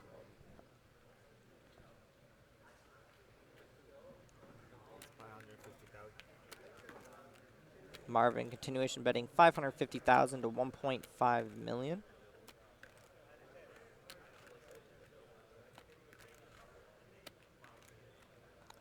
Expect to see a call from Dan, and we are going to see that. 2.6 million in the pot now. Yeah. With and Dan having 3.2 back. It's yeah, this is probably this it. Might be the end of the game. Yeah, unless the river is a 5, I'm sure this is the last hand. I mean, but it is Dan Coleman. It is Daniel. I mean, it is Danny C. He could. If anyone could find a fold here, I would expect it to be Dan. I couldn't find a fold here. I am 100 billion% going broke. What should against Marvin do here as an overall range play? I would definitely barrel here for sure, and I'd probably barrel around 1.2 million to set up a 2 million chip river jam. Sounds about right. The reason why I'm betting king queen here around that is because I would probably barrel a lot of my flush draws and those types of hands here too. If I had 5-6 suited or 5-6 off, or all those types of hands I'd be barreling. And in order to protect those barrels, got to barrel all my strong hands too. And it wouldn't surprise me if he goes fairly big. I would expect him to to just jam it, but I would generally expect him to go around anything between 1 million and 1.4 million for the most part. I think he was debating between betting and check shoving. Or do you think just debating size? I think he's just debating size. Marvin's going to put a sizable bet out there. So round 1? 1.15? 1.125? Yep. So I'd said 1.2, but we're between 1 and 1.4. And I like this sizing too, because either almost whether he bets 1 million or 1.4, he's going to be setting up a pretty smooth river jam, giving Coleman pretty good odds, and all of his bluffs are going to be doing it too. So Dan will more than likely just flat here and have a decision on the river for his tournament life. Which is why I said, if anyone can get away, he could get away. Yep. I mean, I wouldn't fold. I mean, the reason why Marvin's Mad Marvin is, he's got a bit of a reputation for blasting and firing hard. It is 2016, though. It's Mad Marvin, though. It is Mad Marvin. Maybe a River Diamond? Oh. That's actually an interesting card, too. Wow. A River Ace might save Coleman. So a lot of Marvin's bluffs are going to have some Ace X's in them. For sure. Like Ace 5, Ace Ace 5s, 4, Ace 4s, Ace 3, Ace Ace Deuce. Maybe even Ace 8 might decide to barrel. What? Aces with a flush draw. Yeah, Ace X with a flush draw. I don't think he's 3-betting Deuce 5 suited or 8-4 suited. He could 3-bet King 8 suited though, or King he's just King shoving. 4 or King 3. Marvin says Yeah, so Dan does not look happy at all right now. So we could see this continue. It's nice to not get snapped off when you're in Marvin's seat. You're like, okay, we are rooting for it. Please call me. Yeah, Dan looks like Dan's just going to toss it. Definitely looks like Dan's folding. Dan made the call on the flop of 3 King 4 with a couple of diamonds. Marvin fired 550,000 and was called. Oh, put his cards back down on the felt. I expect, it looked like he was going to snap fling them into the muck. I'm sure that's what he wants to do. I'm sure his instincts and everything here is telling him to fold, and he probably is. But that being said, it doesn't matter if he probably is to start. he's got time. You know, he could take 6-7 minutes here and, you know, range Marvin as much as he can. You know, he's getting really good odds. He's getting 4-1. So even if he necessarily thinks that Marvin's going to be pretty strong here, he only has to be correct 20% of the time to break even on it. You know, and heads up, there's not much, you know, there's no ICM or anything. So if he thinks he's 22%, he might call. Yeah. I'm not surprised to see him fold, and I'm not surprised to see him tank a bit. You know, if you got time in a big decision, take it. You know, it doesn't matter if you, like, let's say you know something's a snap call, but you're a little bit worried about it. Take the time, slow down, think about it. You don't want to make a mistake in those situations. Definitely. Well, you get to hang out a little longer. And for all the Davies holics out there, Seth is putting in honest work on this glass of Pilsner or whatever they're drinking. Yeah, I'm not surprised to see Coleman fold on that river ace. It's a really bad card for him since a lot of Marvin's bluffs have aces in them. In the 5K championship event with the elimination of Roman Dollar. So now they're at the stack size where I generally expect them to be limping the button. Let's see if Marvin is in agreement with this. Ooh. That's a little loud. Peer pressure and gambling. What a wonderful combination. And alcohol. We having a good time yet? All right, now Jason and Tim. Oh, so Marvin did raise the 8-6 to 225,000. Actually, I don't mind having a raising strategy against Coleman here. You know, when he's such, like, if I'm Marvin, I would think that Coleman's just a much better player than me. You want to up the variance. Yeah, a little bit. you want to up the variance, up the pressure. You don't want to play his game against him. No. That's what he wants. Yeah. Like, I might even be raising the button larger here, like 2.6xing it. And it goes check call on the flop. We do not know what Dan Coleman has. No. We can range him, though. Yeah, we can range him. He probably has, you know, there's some deuces that he's defending. Deuce 6 suited, deuce 5 suited. There's a lot of sevens. He is defending almost every 7 that's 7-4 offsuit and up. And his aces, he's probably going to defend ace, deuce, up through ace, 10, and probably 3-bet ace jack plus. So. Looks like he announced king high. Yeah. And I was going to say he'll defend some king highs. There are even some queen highs he might defend. Like, let's say, you know, queen 10 with the queen of diamonds type hands. Or queen jack with the queen of diamonds. Do you pay taxes from what you win? I mean, if they don't want the government coming after them, yeah, I'd expect it. Always smart to pay your taxes. Why defend a deuce with a short stack? Dan well, Coleman with a heavy eye roll there. The reason why you would defend a deuce there is because you're getting 3-1 on your money, and, you know, it's hard to fold getting 3-1 on your money. Yeah, so Coleman, I would certainly expect to limp a lot of buttons. So now that he's out of position, you need to be very careful with raising the bottom parts of your range. You know, if you're heads up in position against the small blind limp, and, you know, in position, you got so much more power and information that you can raise a hand like ace deuce or 8 deuce suited. So both players checked the river, and Nick showed ace-10 for a pair of 10s, while Bradley rolled over ace-queen for a pair of queens. Taking the pot and adding to his big stack. That's a really interesting turn card. here. How many blinds do they have? Coleman has 1.6 million back. Marvin has 8.75 million. The big blind is 100,000. So they're playing 16 big blinds effective. Coleman's certainly going to be calling this. I'm interested in what Coleman will do on a brick river. Like, let's say the river's like a deuce would be really interesting. I doubt Marvin's going to bluff it, but. Ooh, this is a fun card. I would expect Marvin to bluff this a decent amount, and I would expect Coleman to fold, but, you know, the jack is good for both of them. The jack hits a lot of hands in Coleman's turn calling range. However, a lot of jacks that Coleman could have probably bet the flop. Oh, Rettmeyer shuts down. Yeah. And Dan shows I'm not surprised to necessarily see Marvin check, as there are enough jacks in Coleman's range. But if he had bet it, I think it would have went bet fold. yeah, I think it would have went bet fold, and I don't think it's that bad of a card to bet. Nope. I can see arguments for both.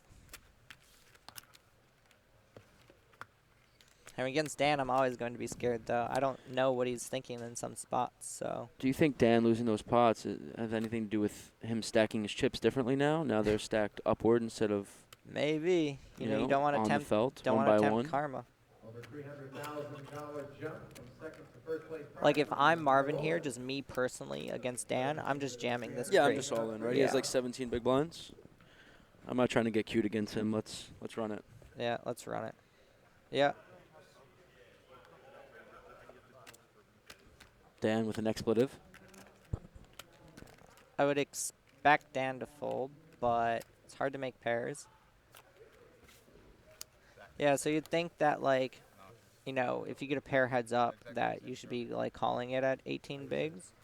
But the thing is that deuces just does so poorly against a lot of hands that jam. And also, like, Coleman has to think that he has, like, an edge big enough that he just doesn't Especially want at to the take stack it. size. Yeah, especially at the stack size. They're still at 18 bigs. You know, if The I'm best- Marvin, I'd probably best jam 10 up to to 20 like, big blind player in the world, yeah, or one of the definitely. best. If I'm Marvin, I'd probably jam up to like 25 big blinds there against Dan, just because you know, it's Dan Coleman. Yeah, Dan Heads up Coleman. against Enough Dan. is enough. Yeah. Let's just end this, you know?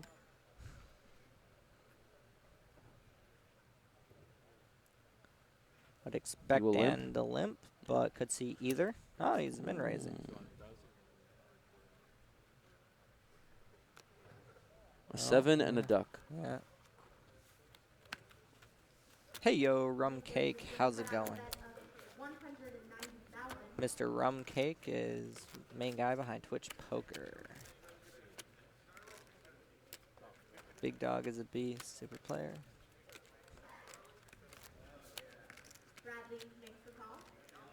How many bigs would you need to call off the deuces there? Honestly, it would depend on like how good I thought my opponent was. Like if okay, so let's say Dan jams on me. You know, I might call off like 14 bigs there. But if, you know, if there's someone who's really weak jams on me, I might even fold like 12 bigs. So I think it's like dependent on how good I think my opponent is.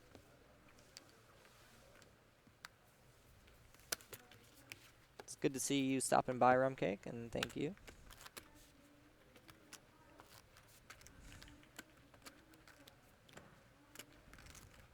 And I'm a pretty strong believer in, you know, figuring out like how my opponent plays, figuring out where my edge comes from. And if I don't have an edge, I'm just going to try to minimize my leaks against that player. So against a player like Dan, who's just so good post-flop, I don't want to play post-flop with him. I want to like run up the variance. But against players that I think play very weak, I want to play post-flop as much as possible. Word to Big Bird, says Proper.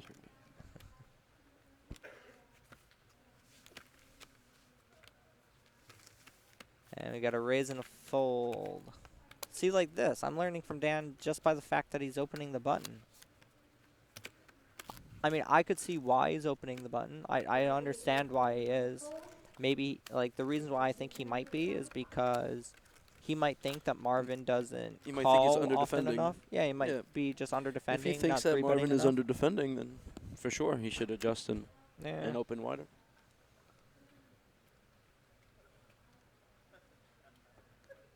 Does Marvin normally play 25Ks? Yeah, this event was a really good event. I'm somewhat upset that I wasn't able to play it, to be honest. I was told that was supposed to be a pretty difficult field beforehand, so I didn't put any effort into selling it, and selling it last second is always very difficult, even when it's a very good event. How did the King-Queen versus King-5 hand end? There was bet, all in, fold. Yep, on the river. The river was an ace. If the river was like a deuce, that's probably game over.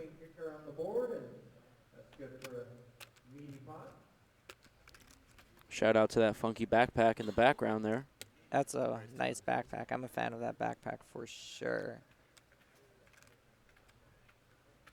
Someone's wondering who's playing this. Dan Coleman and Marvin Rettenmeyer. They're heads up. It's a $302,000 difference. And Dan is raised to 200K on the button, and Marvin has a monster in the big blind. What are our names? I am Ryan LaPlante. And I am Alex Rocha. Yeah, Marvin's jamming. Dan's going to fold. Now 787K and 485K. Not 425. I have a Twitter. It's @PotentialMN, spelled with a 0. And my Twitter name is @the_Alex_Rocha. All in capital letters, very obnoxiously so. Yeah. Full tilt, I'd my name in all in caps, because there's some like really big name player at the time who had his name all in caps. I was like, yeah, I'll do that. Another top hand, strong hand for Marvin on the button here. King Yeah, Jack O. King Jack. The 2650, we have another pot between Nicholas See, and part of the Jack. reason why I'm not a fan of like raising in this spot, like if you get jammed on, it's like, I mean, against Dan, I'm just gonna call just because I want to run it. But against like someone who isn't the best, like you get jammed on, you're like, oh, why did I open King Jack? That's why like people limp so much, so they don't get blasted off these hands. It's easier to jam over an open than a limp at 20 bigs.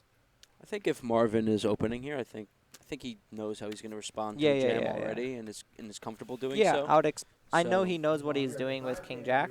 It's just like, the reason why you wouldn't necessarily do is because against a weaker opponent is that, you don't want to get jammed on there. It sucks. Well, against a player like Dan, he's like, yeah, I'll run it against Dan.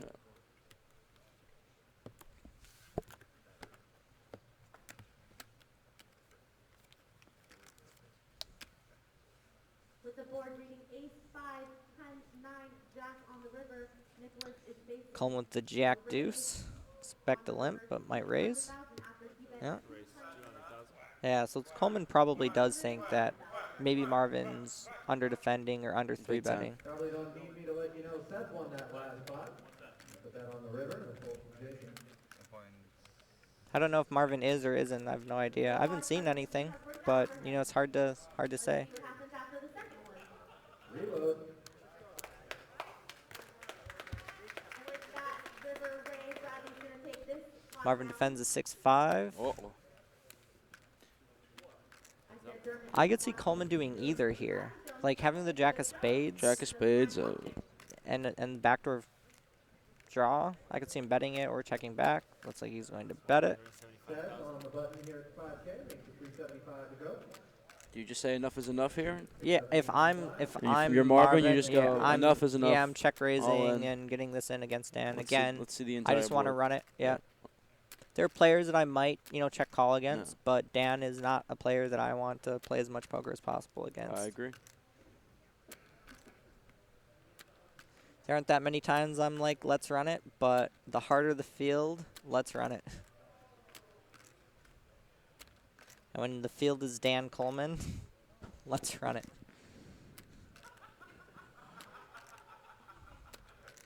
After the early elimination of Rainer Kempe, we were left with one European and one person wearing a scarf. That man's name is Marvin Rettenmeyer, and he's now heads up with the chip lead.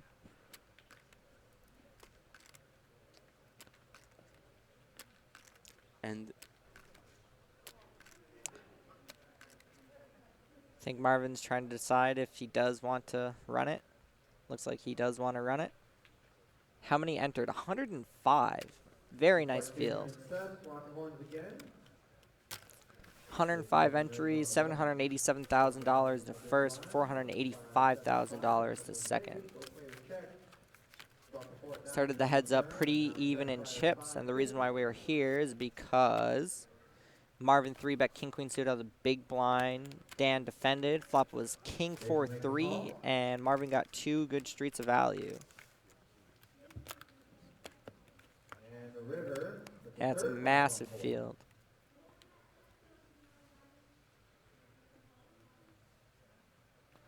Meyer with the 9-5. Payouts, just mentioned them.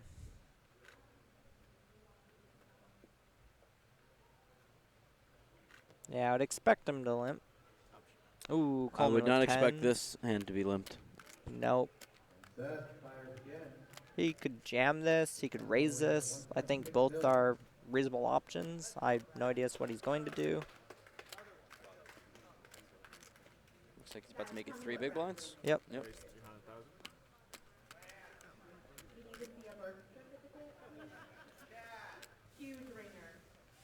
And Coleman wins a pot. Yeah. You know, maybe if Marvin was Rettenmeyer, he'd maybe consider it. But, you know, I'd probably put the line at 9-6 suited for the defend. You know, 9-6 suited doesn't sound that much better than 9-5 offsuit, but suited and making more straights, yeah, and position. And you could, like, just flop a pair and get there and end the match, and you're no longer playing heads up versus Dan Coleman. That's right. Sounds great to me. Yeah, I like that. Yeah. Dan walks it out.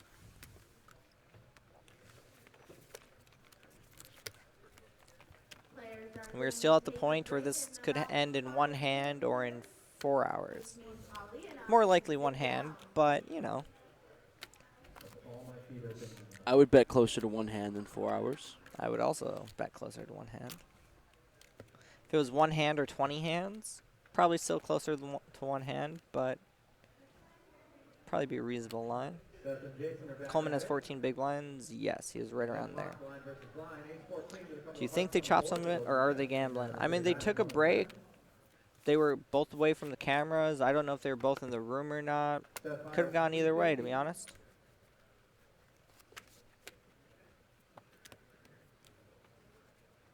Yeah.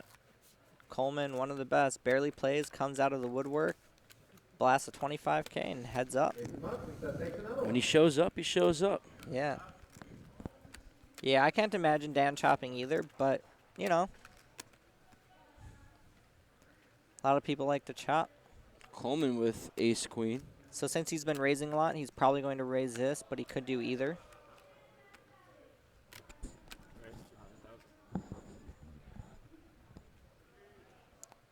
Pretty great defend hand.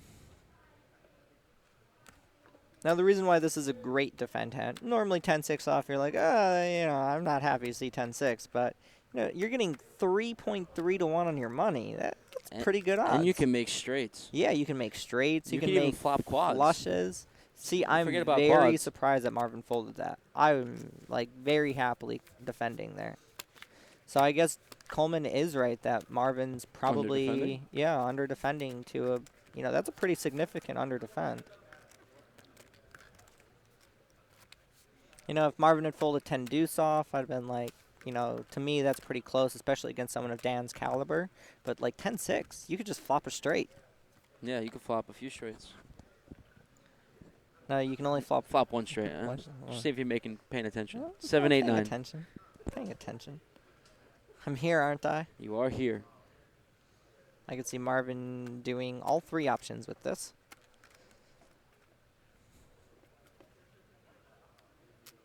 Looks like he's going to raise. Ooh, Dan happily defend. Yeah, the queen 8. See, like queen 8, generally not a happy defend. Heads up against a min raise, you bet. There's that 10-6. Look at that 10-6. Look at it. God, man, the 10-6 is hot. It's way hot.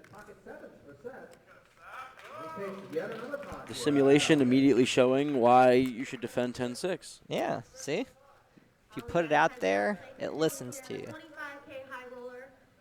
In fact, a few days before I won my bracelet this summer. Subtle.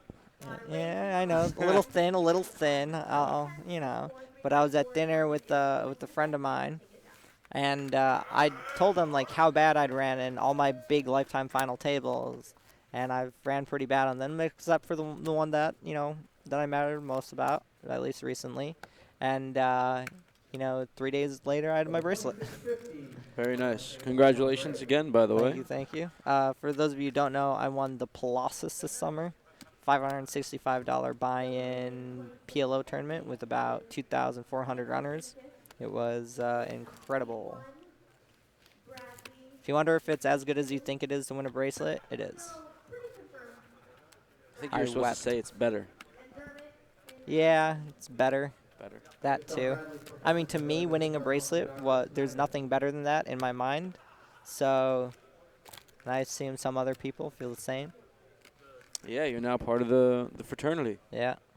Although really the 2 bracelet fraternity, that's the exclusive one. Oh, yeah? Yeah, 2 or higher. You know, a lot of crumb bums have 1. If I got 1, I mean, a lot of crumb bums have to have 1. So you're currently a crumb bum? Yeah. But if you win your second, then you're no longer a crumb bum? Then I'm a crumb legend.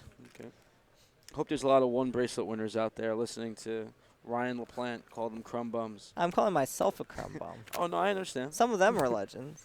I mean, look at the list of names who won bracelets this summer. So many old school legends. Lots of just people. so many. Gag's so many 30. Yeah, Gag's 30. You got Lucky Chewy. Lucky Chewy, the boss. I mean, there was a ton of people that like won their first bracelets. Everyone's like, why doesn't this person have a bracelet? They must have ran really bad in a lot of big bracelet spots, and they had. A lot of people who got their first or got their second this summer. There are a lot of like old school names who have been around for 5, 6, 7, 8 years, and who are the young guys back then. It's great to see, and look at the final table this year. You have 2 people who are ranked #1 online, you know, and or who used to be at one point, and both of them were 3 or more years ago. In fact, the current chip leader, Cliff Josephi, Johnny Bats, you know, he was the #1 ranked. Josephi or Josephi? I don't know. What the hell is Josephi? I thought it was Josephi. Is it Josephi? It's Cliff Josephi. Is it Josephi? What the hell says Josephi? Apparently only I do. What kind of fancy-ass thing is that? Oh, we can Cliff Josephi. But yeah, he was one of the first ever to be ranked #1 online in the world on Pocket 5. Yes. So all the legends these days are just doing work this summer. Marvin, big online player too. Dan, big online player. Marvin still is. Battled with him a bit in May. For the scoop. For some online poker series. Oh, that's right. You're anti-plug poker stars, Yeah. right? You don't want to say scoop. Well, I'll say In fact, it was you. on Party Poker. Oh, Marvin got me really badly on Party Poker, being Mad Marvin. Yeah. A pretty big buying event there. Ooh, we have an all-in and a call here. Looks like Marvin opened the button with ace-deuce. Oh, no, maybe he limped the opened button. No, it looks like he opened jam, but I think either he limped the button and went jam call or went jam call. I could see either of these hands. I think Coleman shoved. Yeah? Yeah. Oh, so then it was limp and a jam. Ooh. Wow. Let's see a 4 for a sweat. You know, we had a running straight earlier. Ace would be brutal. Ace would be gross for Dan. You know, the running straight would have been, you know, karmic justice as Coleman against Strelitz earlier. You know, they got in. Dan had the ace-5. Strelitz had the ace-8 off. Made a pretty sick call. Made a pretty nice sick call tank and got the king-8 deuce. Yeah, king-8 deuce, and Coleman just 3-4. 3-4, yeah. Yeah, just smashed it. Actually, saw Strelitz in the elevator when I was coming down here, and you know he was fine. He was already like, you could tell he cared a lot. It was his first high roller, so the final table, like, that's really impressive. And like obviously it was a huge situation. You know, I've gotten pretty good at handling beats like that, but I think even I would still be pretty like visibly annoyed. So huge props to Strelitz for taking that like a top tier professional that he is. Coleman spinning. What would you put Coleman's line at shipping this? I'd have to see the stack sizes quick. And then I would say a couple percentage above of whatever that is.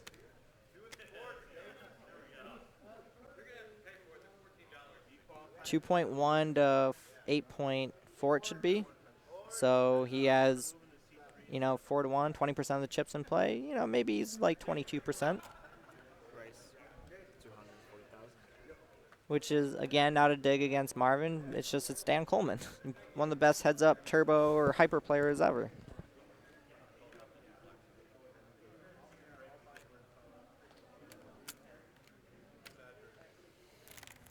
Raising a call. Ooh, that's a pretty strong flop. Marvin Redemeyer with most of the 8s. Yep. You could see Coleman doing either here. Raised it up. Marvin defended the big blind, and now queen 8-8 on the board. Marvin checks it on the Dan. The bet's 160.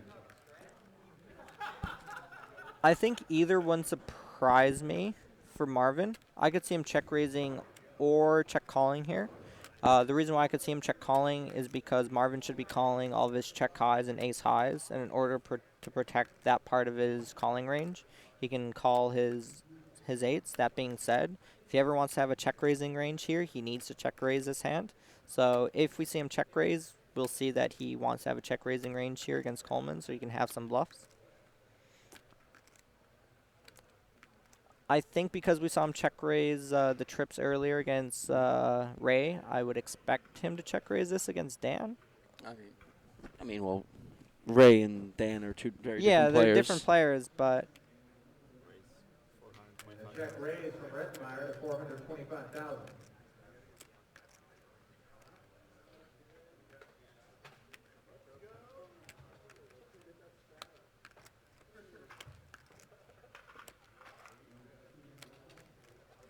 We could see Dan do either here. It's Dan. You know, he's sick enough to fold this, but I would expect him to call with the backdoor and the ace high and back, you know, he's a pretty strong The hand. 8 of diamonds, yeah. And the turn is 6 of clubs. Board now reads queen 8-8-6. It's a great card for Dan as he can get away from this now.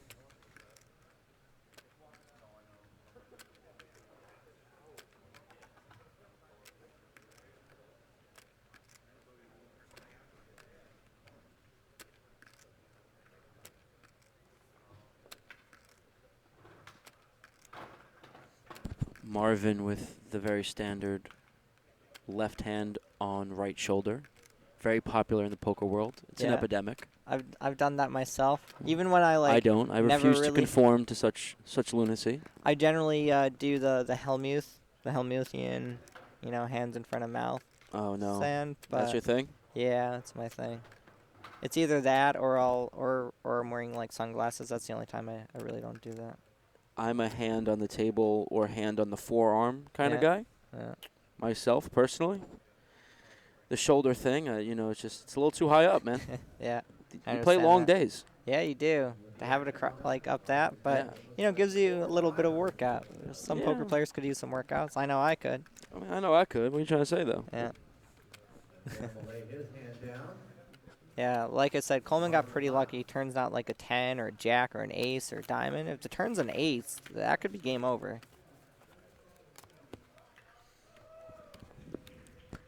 Coleman with a deep sigh.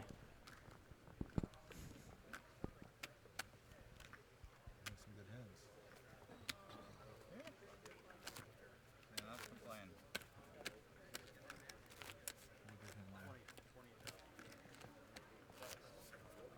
What are we? 20, 60, 120? What am I?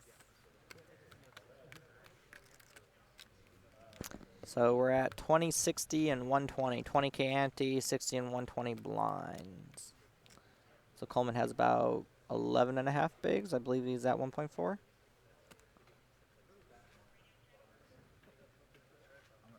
What's that?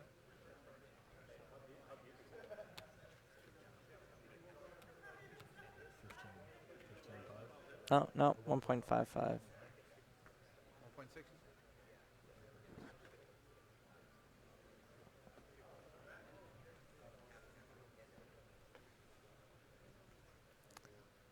See how Marvin's going to approach the 14 big blind stack. I mean, Coleman's already one of the best in the world. It's always been one of the best in the world. So whether he wins this or not, he'll still be one of the best in the world. Marvin from the button raises it up to 260,000. Nice looking KQ Yeah. from Coleman. And we got a jam and a snap fold. And Coleman chips up to around 1.9. Yeah, it looks like 3 of those 4 bottles of water are empty. In fact. Yeah. From here, it does definitely look like that. There's one full one for sure.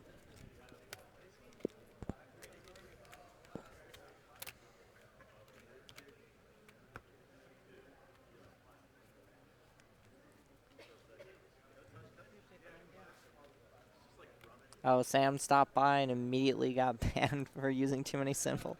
What is symbols? I don't know. I'm not familiar with like Twitch the chat. emotes. Ah. Oh, if you like Yeah, emojis or whatever? Yeah. So Sam probably threw in a lot of emojis and immediately got the ban. The Moobot is warning her. Yeah. Moobot's pretty harsh at times. Oh, yeah? Yeah. I think Sam can take Moobot, though. Yeah. Probably could. Probably could. Certainly bet her side. Coleman electing to limp the 6-4 of spades. Don't see a hand from Marvin at all.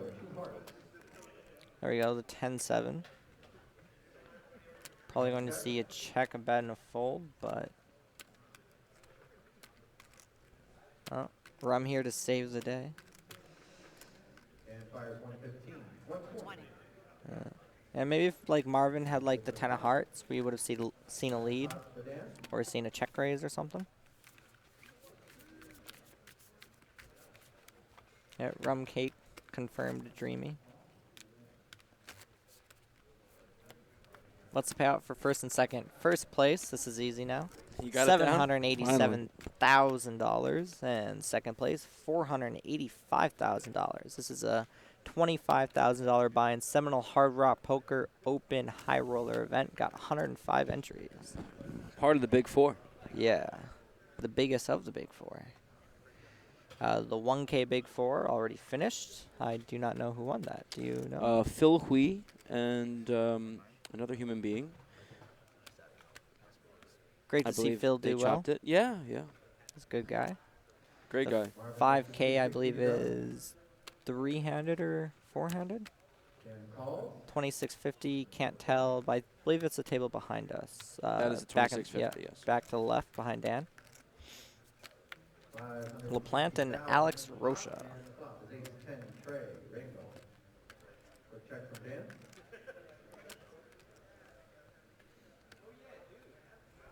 I would expect Marvin to bet and Dan to defend here. I mean, king high on this board texture is a really good hand.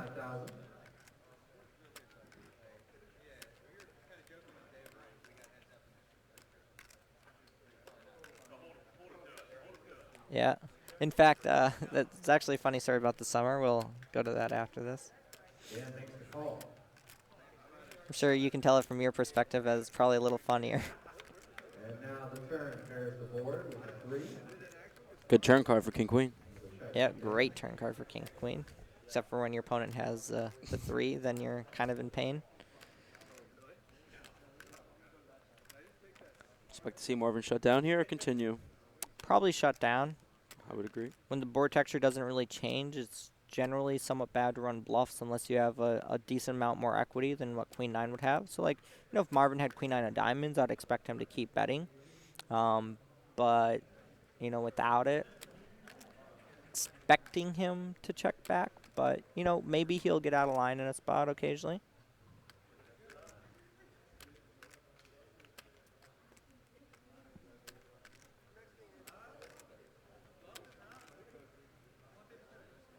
Looks like he's going into the stack. Like I said, he's Mad Marvin. He's had enough. Nothing surprises me with Mr. Mad Marvin. Marvin bets 450,000.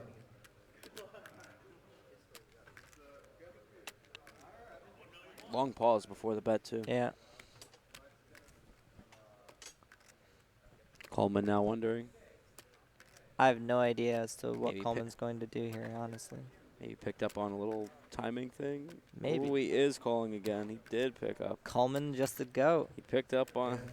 He did tank a long time. Yeah, before it was a pretty long time. Ah! Another check from Dan. I don't think Marvin's going to battle at this because, you know, Coleman can have some 3s. Coleman has, you know, can have a lot of aces. I mean, and obviously Marvin will think Coleman will call with the 10. Like, it's hard to get, you know, it's hard to get Coleman to fold an ace here ever. So, like, just going after a 10, you know, it's difficult.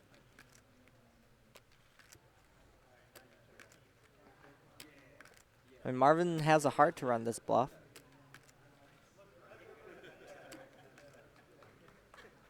And we have a queen in our hand.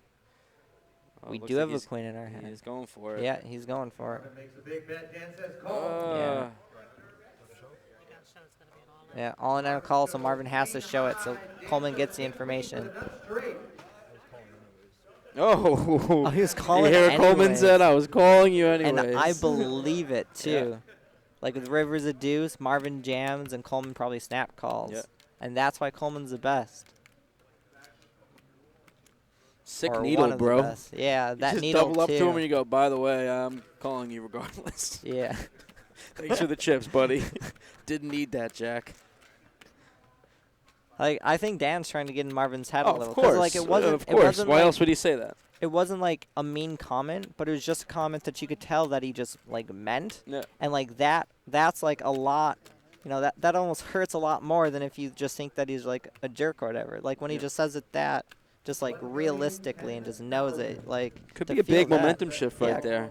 I mean, obviously it's a big momentum shift with the chips, but like the But no, mental, that's what the I'm- mental, well, that's what I'm mental, referring to. yeah, the the shift of that is just massive. Yep. Bluffing it off, getting snapped, And then wanting to muck your cards, having the dealer tell you to turn your cards over. Yeah. And then being- having Dan be like, listen, bro, didn't need a jack. I'm in there. Yeah. I was in there regardless. I know if I was Marvin right now, that would have rattled me a bit. But, you know, Marvin's been in a lot of these big situations, and I'm sure he's been rattled before in these big spots. I think he'll I'd like to see calm Marvin down do 25 to 35 jumping jacks right now. and just get it clear out his of his head a little system. bit. Yeah. Clear his head and just get back in there.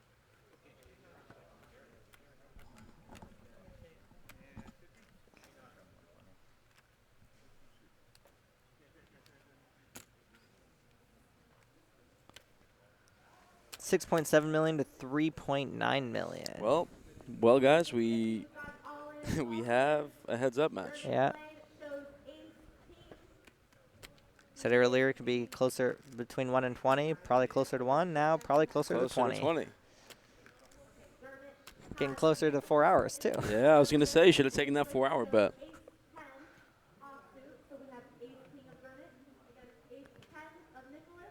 Coleman preferring the raises.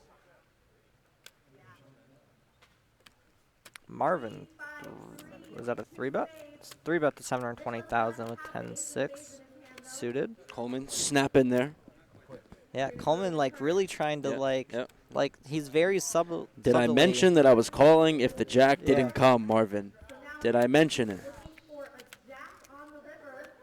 Ooh, that's a pretty good flop for the 10-6, but that ace is pretty scary. It's also a club though. Yeah. That ace is also a club. Don't know what Coleman has right now. I mean, if I'm Marvin here, I'm pretty, I'm pretty rattled. I'm pretty worried. Like, I've got like a really tough spot too. Like, we've got mid-pair, we've backdoor flush draw. Are we betting this as a bluff and barreling? We just got caught bluffing. Are we check calling? Like, decides to go with the bet, get down to fold immediately. I would, like, if I'm Marvin, for That's me, nice. I'm that excited. pot, would Yes. be huge for me I mentally. can still beat him in a pot. Let's go. We can win in a 3-bet pot Yes, too. yes. Like Out that of would position be huge for with us. a 10 and a 6, by the way. Like the pot's pretty big. You but think just you heard what we mentally. said about defending 10-6 earlier? You think you heard what we said? Now he shot him I up mean, with the 10-6. 10-6 off versus 10-6 suited. Yeah. Clubs it's a lot also. better. Clubs It's a too. desired suit. Wait, clubs the Yeah. desired suit, not Yeah. diamonds. Clubs. I don't know. Listen, man, everyone has their own suit. Okay? With what I'm wearing, definitely diamonds. You're wearing nothing. Well, that too. That too. Why is the dealer dealing the flop backwards? Because she likes to deal interesting. That's her swag, man. That's her dealer swag. Earlier, I actually had her at a. I'm pretty sure it was her. I had her, either her or someone who looked very similar to her. There was like a screwed up card that like flipped up being dealt, and they like flipped it all at the same time. It's just a really cool way to get rid of a mistake.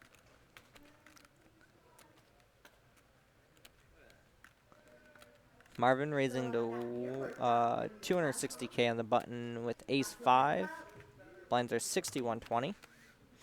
And Coleman, not surprisingly, defending the 10-3 suited.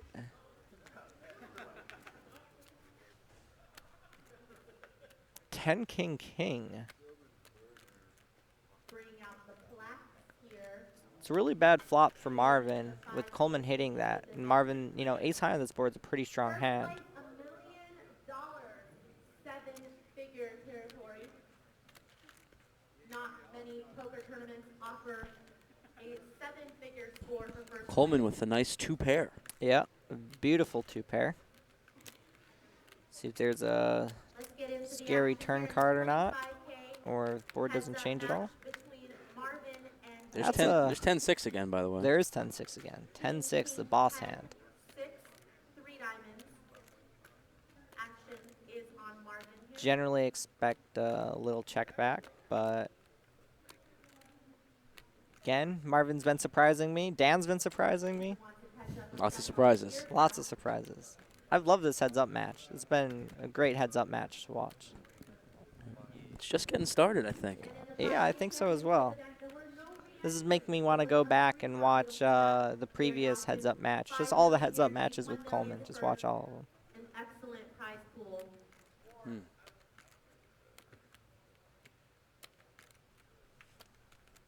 Marvin with a decent tank, but he takes his time in a lot of post-flop spots. He balked a little bit, actually. I don't know if you saw that. He actually balked. He grabbed chips and then went back into his shuffle and then checked back. I don't know if you picked up on that. I didn't see that.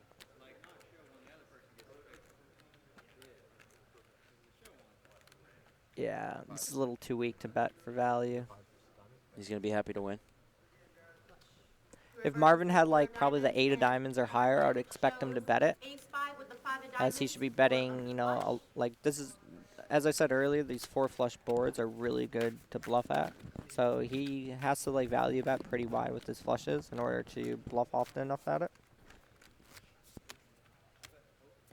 And as we saw earlier, Coleman went for a pretty heroic call on the 4 flush 4 straight board with that king 6. So Coleman's obviously capable of bluff catching in spots like that with some pretty weak hands, which, you know, kind of makes an argument for betting that ace 5 there on the river. You know, you could go a little bit lower down than 8 of diamonds.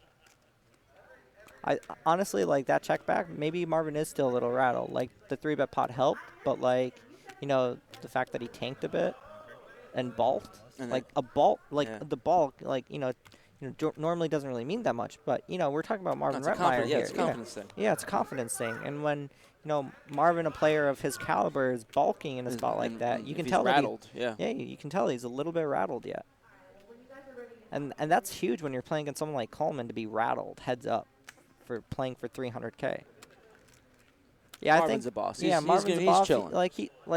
You know, for the bulk, for it to rattle, you know, mean that he's rattled. You know, obviously he's a very top tier player. It's just like, you know, generally those types of guys, they don't bulk at all. They don't like be that hesitant. They're generally very confident in all of their decisions and follow through in all of them.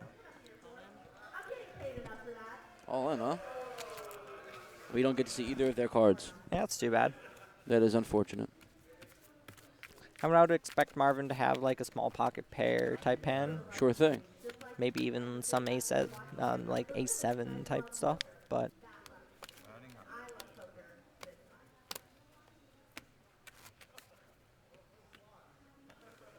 Yeah, like just because I think he's a little rattled doesn't mean I think he's going to play poorly. It's just, you know, when you're talking about like each player playing so well, just that light hesitancy, you know, especially against Coleman, like he's going to read a lot into that. Oh, for sure. Pick up on all of that.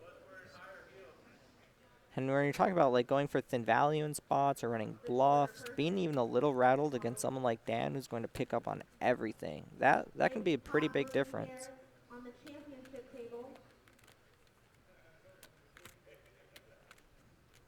Bet of $3 million here on the river. Again, looks like we lost graphics. That or just not getting whole cards. Jason is going to show Seth 1, show 1, show all, show 1, show both. The one that Seth shows is the 9 of diamonds.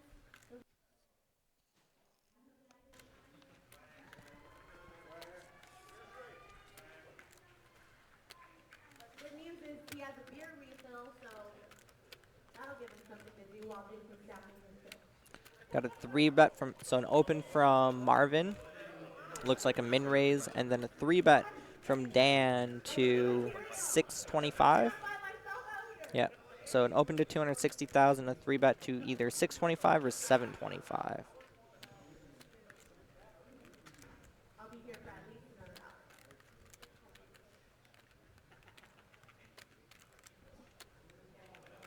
Do not know either of their hands.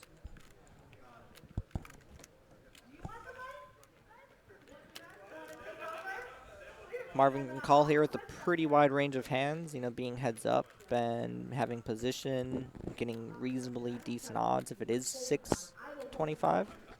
725 can't call quite as wide. Yeah, it looks like 625. So All right, we get to play this one without whole cards. Let's range our opponents.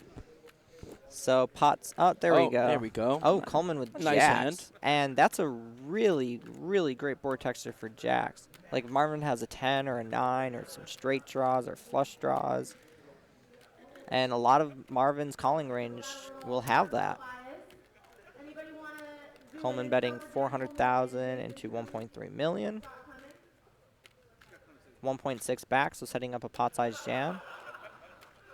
Less than pot-sized jam, actually, as if Marvin calls, pot's 2.1 million, so it'd be 1.6 to 2.1. I doubt there are that many hands that Marvin would call this flop with, so he's probably jamming or folding. And we see him fold. And Dan Coleman wins a nice 3-bet pot. Yeah. He's up to 3.3 million for 7.3. Back over 30 big blinds. No, he's below 30 at 600. Oh, we at, yeah, at 60, are we at 120. Are we at 120 now? Yeah, 60, 120. We've been living in the past. Been there for like, 30 minutes or so. 30 minutes, that's all? 20 minutes, yeah, that's all. I've been asleep. Yeah. Pretty good at commentating while you're asleep. Yeah, I'm okay. Okay.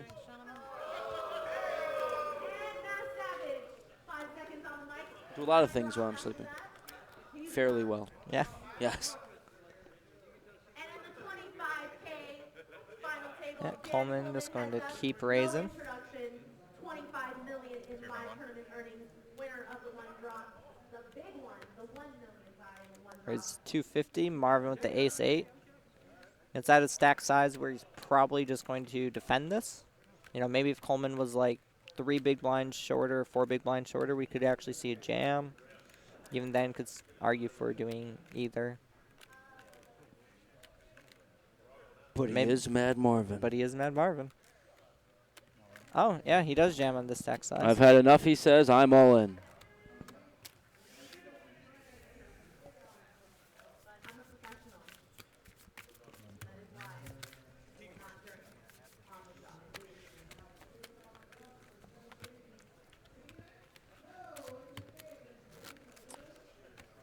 It's been a great heads-up match. Yeah, it's been all right, A lot of drama. A lot of drama. Had some pretty big swings. Dan making that great fold, sucking out the king-7. Excellent call on the turn with Yeah. king-queen high.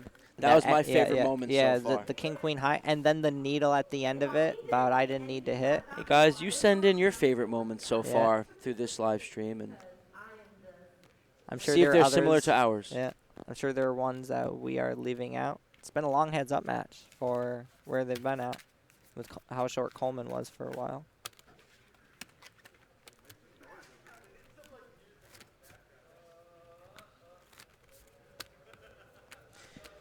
Dan looked at the man and said, I didn't need the jack. Yeah, honestly, it would have rattled me really hard. I'd still be a little rattled. Why won't they make a deal?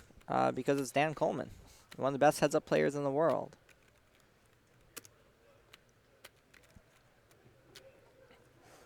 It's very possible that they did a saver, low-key on the side, that we don't know about. Yeah, they could have. I mean, they were both away from the table for 5 minutes. Watching the dealer spreading the flop backwards, yeah, it's been pretty cool. She does have a cool placement. Marvin just going to wager all of them again? He's had enough, or? I could see either. Again, he's been doing a lot of stuff that's been really surprising me. I would generally expect to see him call or even consider 3-betting it.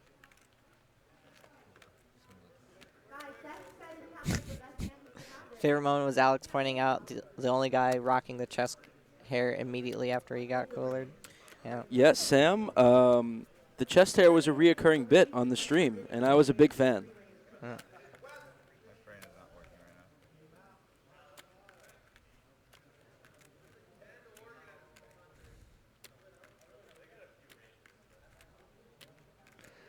now. Yeah, Marvin certainly should want to increase variance. I know I would. Reason being that it's Dan Coleman as your opponent. The longer you play with Dan, the more he's going to get into your head and figure you out. So main guy who backs me, he used to battle hard against Dan online in those heads-up turbo sit and goes and heads-up hyper turbos, and they would like rip into each other like none other apparently. So Dan's always been kind of like a battler, someone who like really wants to get in your head when he's playing. Surprised Marvin didn't peel one off there. Oh, he didn't. That's very like Yeah. I expected that it was about to occur. Yeah. I'm very surprised. Huh.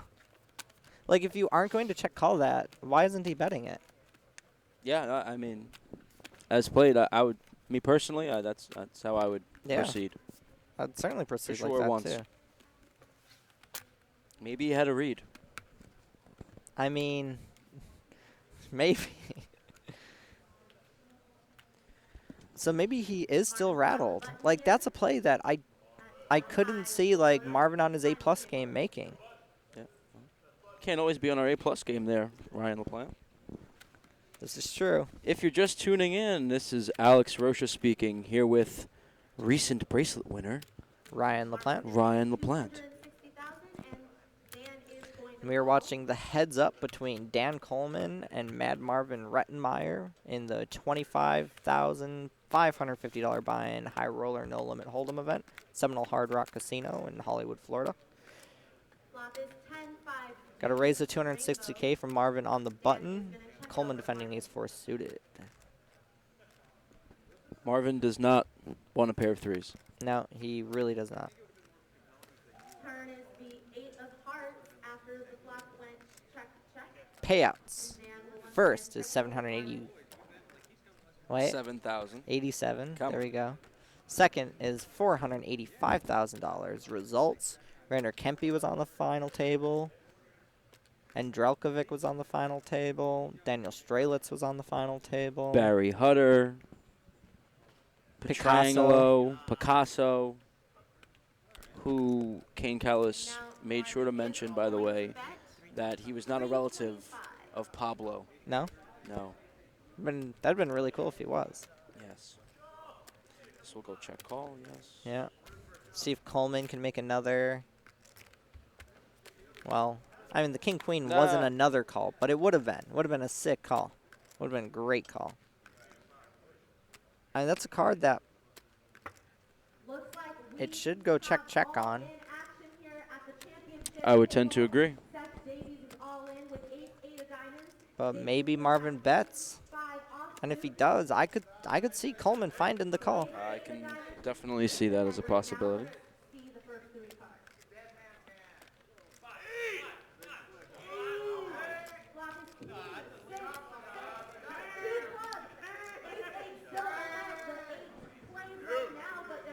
No, Marvin checks back. And Coleman's going to take it down. Coleman chips up to $3.9 million to $6.6 million of Rettenmeyer.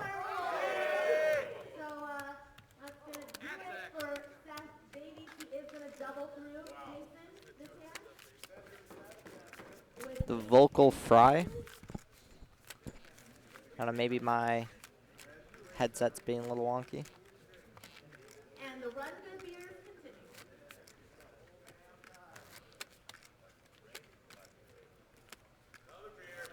Back to the 25K table. On that hand, Dan Coleman will take down the pot. Play is going to resume soon in the 26th. It's been a pretty long heads-up match. Someone's asking what's Maria talking about in the background. Maria is emceeing the final 4 tables. She's doing a lot of commentary on what's occurring on each of them. I don't know if you guys can hear that.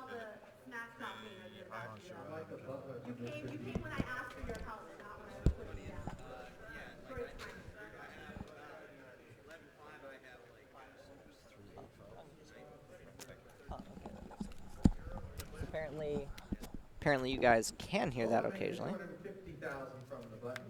Call from Marvin Rettenmeyer. Flop is King, King 10. So again, we were playing a hand with Marvin against Dan.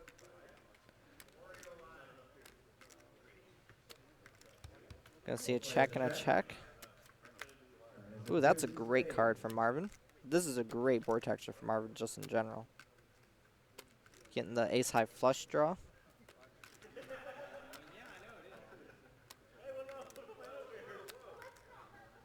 We do not know what Coleman has, correct? Nope, we have no idea. Looks like it's Check, going check. check, That's check. nice. Good for Marvin's hand. That's a It's even better for Marvin's hand. wonderful for Marvin's hand. Could see a check raise, could see a bet. I like both options a lot. Marvin checking the third time. I know Dan checks back. Marvin's probably going to be a little rattled again. Yeah. Oh, He does get Dan to bet. Ooh. Dan bets 300,000. You think Dan has potentially ace-9? I could see him having ace-9. Ace The way, nine's like nice. check back, bet. I could even see him having hand like ace-jack, ace-queen. Marvin will value. tank a long time here before he finally Yep. puts in a raise. I would definitely expect that as well.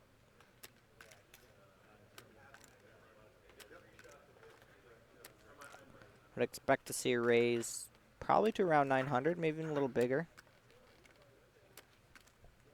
Maybe it's anything between like 850 and 1.2 million really wouldn't surprise me.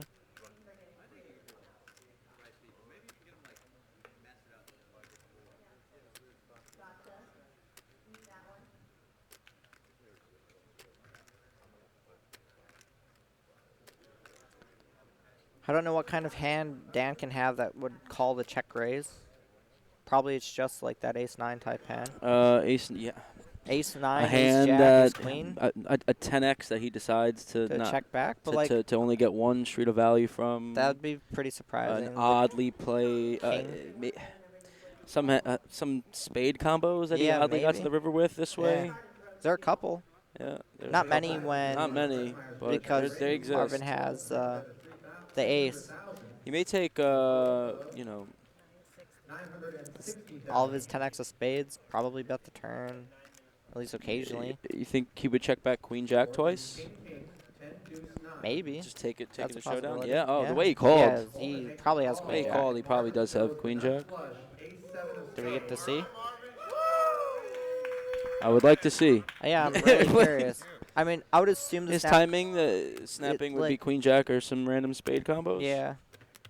Or maybe he just occasionally just had a king somehow. Yeah. Possible as well. Could check back to try to get a bet from Marvin on rivers.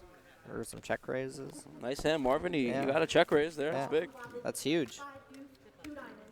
Unlucky run out for Yeah. whatever Dan had, obviously, Very as he unlucky run out called for the Dan. check raise pretty fast there. You know, if Dan had tanked well, you know, maybe it could have been an ace-high call or a 9x call, but like that snap Yeah, call yeah. is definitely a straight, a flush, Value. or a king. Yeah. Probably a low flush. Yeah, I'm really curious. There's a beautiful trophy. That's a nice 25K trophy. high roller. That'd be a nice one to have, huh? I'd love any poker In the trophy. shape of a guitar pick, by the way, for those paying attention.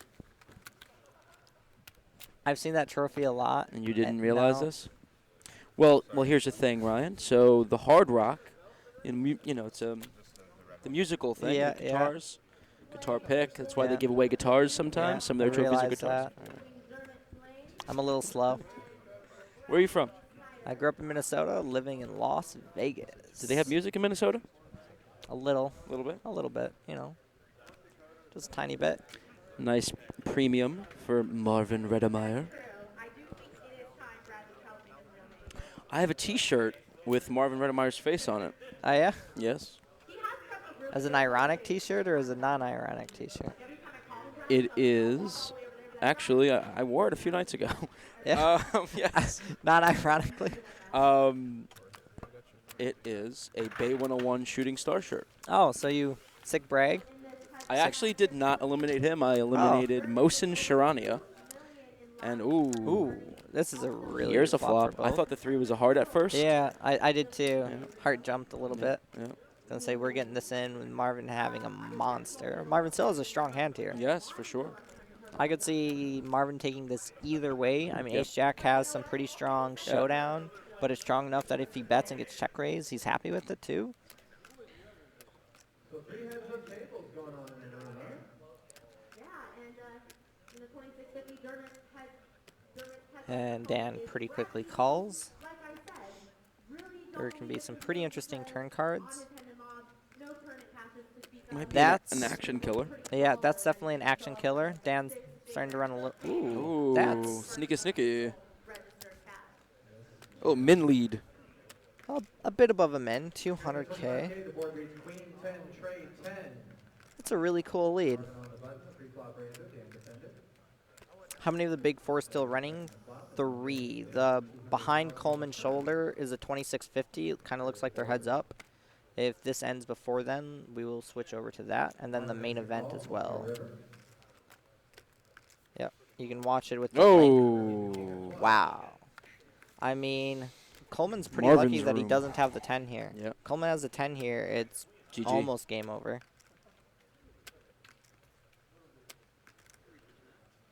Coleman's probably too strong to bluff this now. Especially as Marvin can have some king highs. So I'd expect this to go check, bet, tank.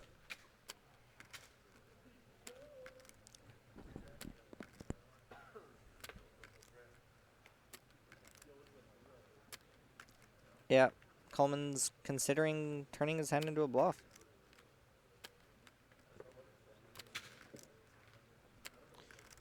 Can we get the exact payouts from the main? I heard the ICM chopped 4 ways. Yeah. He checked after a little minor kind of pause, second guessing. Coleman considered mid-tanks. because like this is a really weird Yeah. spot. Like it's kind of a strong hand to turn into a bluff, but it's kind of a cool spot to consider. But it's just like the reason why he probably didn't do it is the king smashes Marvin's turn calling range.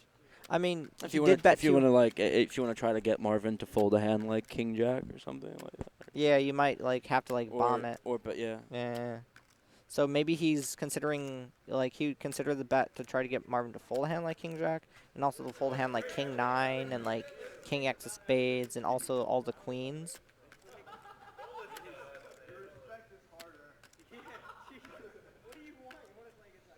It's fine-tuned player though. He doesn't. Yeah.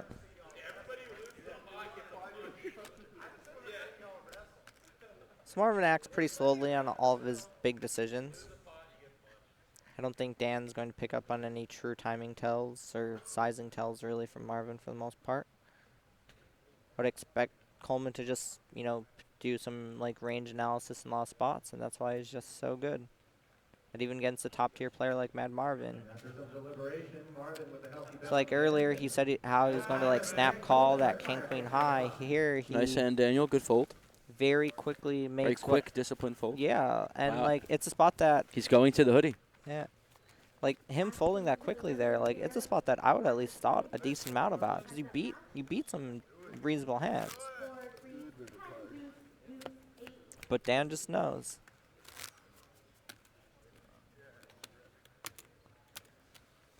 Speaking of Picasso, watching Dan play heads-up poker, it's like watching Picasso. I think more of like a Da Vinci.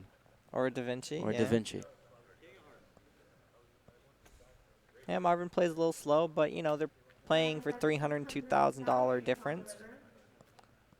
It's a pretty big difference. I take my time in $50 differences, so expect him to take his time in $300,000 differences. Dan's full man. You like that one? Yeah, I'm a fan of it. We've got plenty of alcohol flowing. It appears we're playing show 1, and the trophy hangs in the balance. Lines are at 150 and 300,000.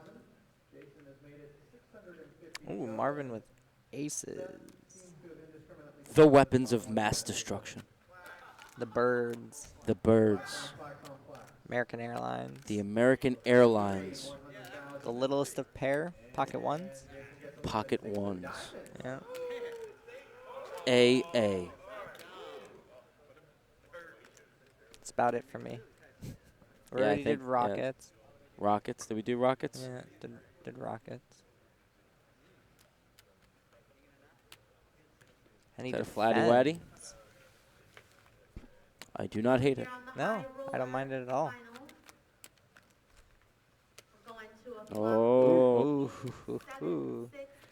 If we get blank turn, we could see this ending it. Like a, Think I Dan mean, a checks mid back this combo? a mid I think pair he like does isn't. with a Yeah, three. yeah. He's definitely going to check back. So, Oh. yeah, this is going to go pretty poorly for Coleman, I believe. Like you'd think like Marvin might be a little bit scared about the king, but like what kings is Dan checking back? I can't think of a single king that Dan would check back here. Yeah. Like I personally, if I had aces here, I would probably bet like 450K, Seems like you should, yeah, and seems then like like you should be jam the betting river. twice. Yeah, I'd bet 450K and jam the river pretty comfortably. But now Dan thinks he's like, oh, I've got the best hand here. We can bet this. I mean, if he just check calls here, the river's more than likely just gonna go check. Unless it's a low card. If it's a low card, if it's a 7 or 5 or 7, he sucks out. But like if it's a 5 or lower, or if it's a king, maybe even on a queen, he might like try to go for some heroic value. Marvin makes the call. Oh, Marvin's calling. Wow. Yeah, that's really unlucky for Dan.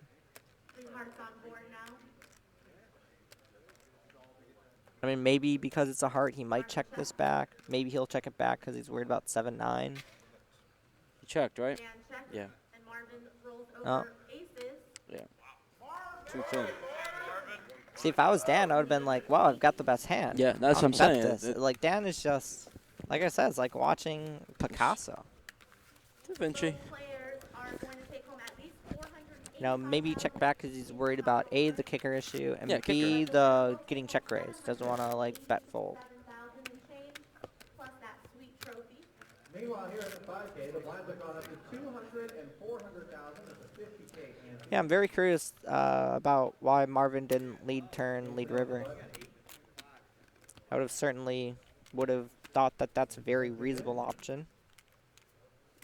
And if Dan checks back a king, well, okay. That's fine. Yeah, you get to double up through me. That's fine. And when Dan has pocket 10s, that's game over.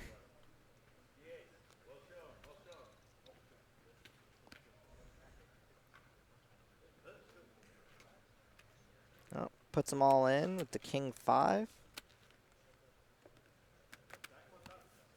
Dan cannot call. So we're back to a huge chip lead for Mr. Mad Marvin. 9.3 to 1.3. But it is the best 10 big blind player in the world. Yeah, it is. Dan was boss at Heads Up Pipers. Heads Up Pipers was more his game than Heads Up Turbos. So, you know, people were saying, oh, this could be over. It could be one hand. It could be another 20.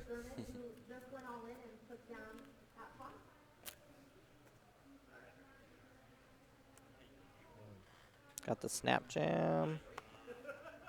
And this is going to be a call here from Redemeyer if the graphic is correct. Yeah, if the graphic is correct, that's a snap call. All in and call. And over here on the high Dan doesn't look. Oh no, he is ahead. He is ahead. He doesn't look thrilled, by the way. Diamonds. Yeah, no, he doesn't look thrilled. Pretty. I mean, he's not a big favorite. I mean, 53%. No. He's not happy to see 53%. For sure. He wants to see that, like, 56%. Ooh, that's a fun board. How about a deuce of spades? I think a 10 is coming. You think a 10? Yeah. How about the 6-7? I'm going to root for the 6-7. 6 ball. Maybe a king? It feels like it's the last hand. Wow. Such a bad read by me. A 9. Wow. 9's pretty close to a 10. 9 is close to it. I see. I knew it was going to be a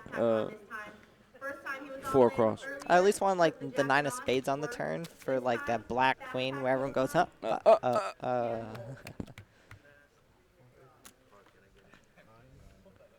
Dan certainly has some pretty epic eye rolls. Yeah. Intense. He did the walk away, put the hoodie on, backpack. See, when seemed like he was walking to payouts usually too, though, and like then the walk away won't really necessarily mean that much, but like when you walk away and feel in your soul you're losing, that's generally when you run good. When it's like when you walk away just to walk away, you're probably gonna lose. Powerful, powerful tool as a live pro.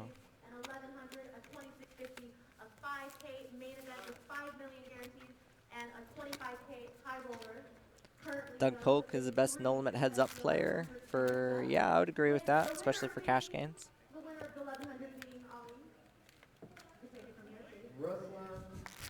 I like Doug Polk. Marvin's like, all right, here we go again. Yeah. Gotta chop him down. I'm sure Marvin is getting a little frustrated. You know, Dan Coleman, I'm sure like he's not rattled as much anymore, you know, that comment on the king-queen hand. But, you know, I'm sure he's a little just annoyed having to, like, go through these motions, getting them all in, losing, getting them all in, losing. Well, he wasn't a favorite there. You know, he was a flip. He knows he's a flip. Takes its toll. Yeah. There's a lot to be said about mental game in poker, even for these guys. You know, when you're talking about... Especially for these guys. Yeah, I mean, we're talking about the playing stakes in... are the highest. Right, exactly. These stakes are so high. And when your opponents are so good, it's just, it's so hard for, you know, that little bit to not matter. You know, it doesn't matter as much when your opponent's much weaker than you.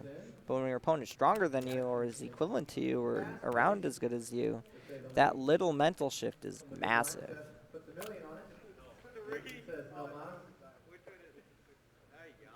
King 6 suit on the button for Dan. I could see either option occurring. Looks like he is limping. So Mr. Marvin has.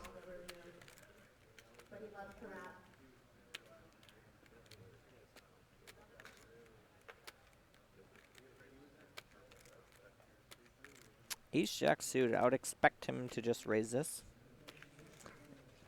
And Coleman certainly has a hand strong enough to call this raise, so we are certainly going to be seeing a flop. Yeah. Coleman snap. Snappy snap. There's a king in the door. That's a very actiony board. Like, this is a pretty awkward spot for Rettenmeyer. Oh, OP. Like, he's out of position, but he's got spades, but he's pretty strong, but he's going to go with the bet. Tiny bet at 225. 350. 350. Coleman certainly calling very happily. Like, 10 of diamonds would be probably game ending almost for Coleman. Got the deuce though.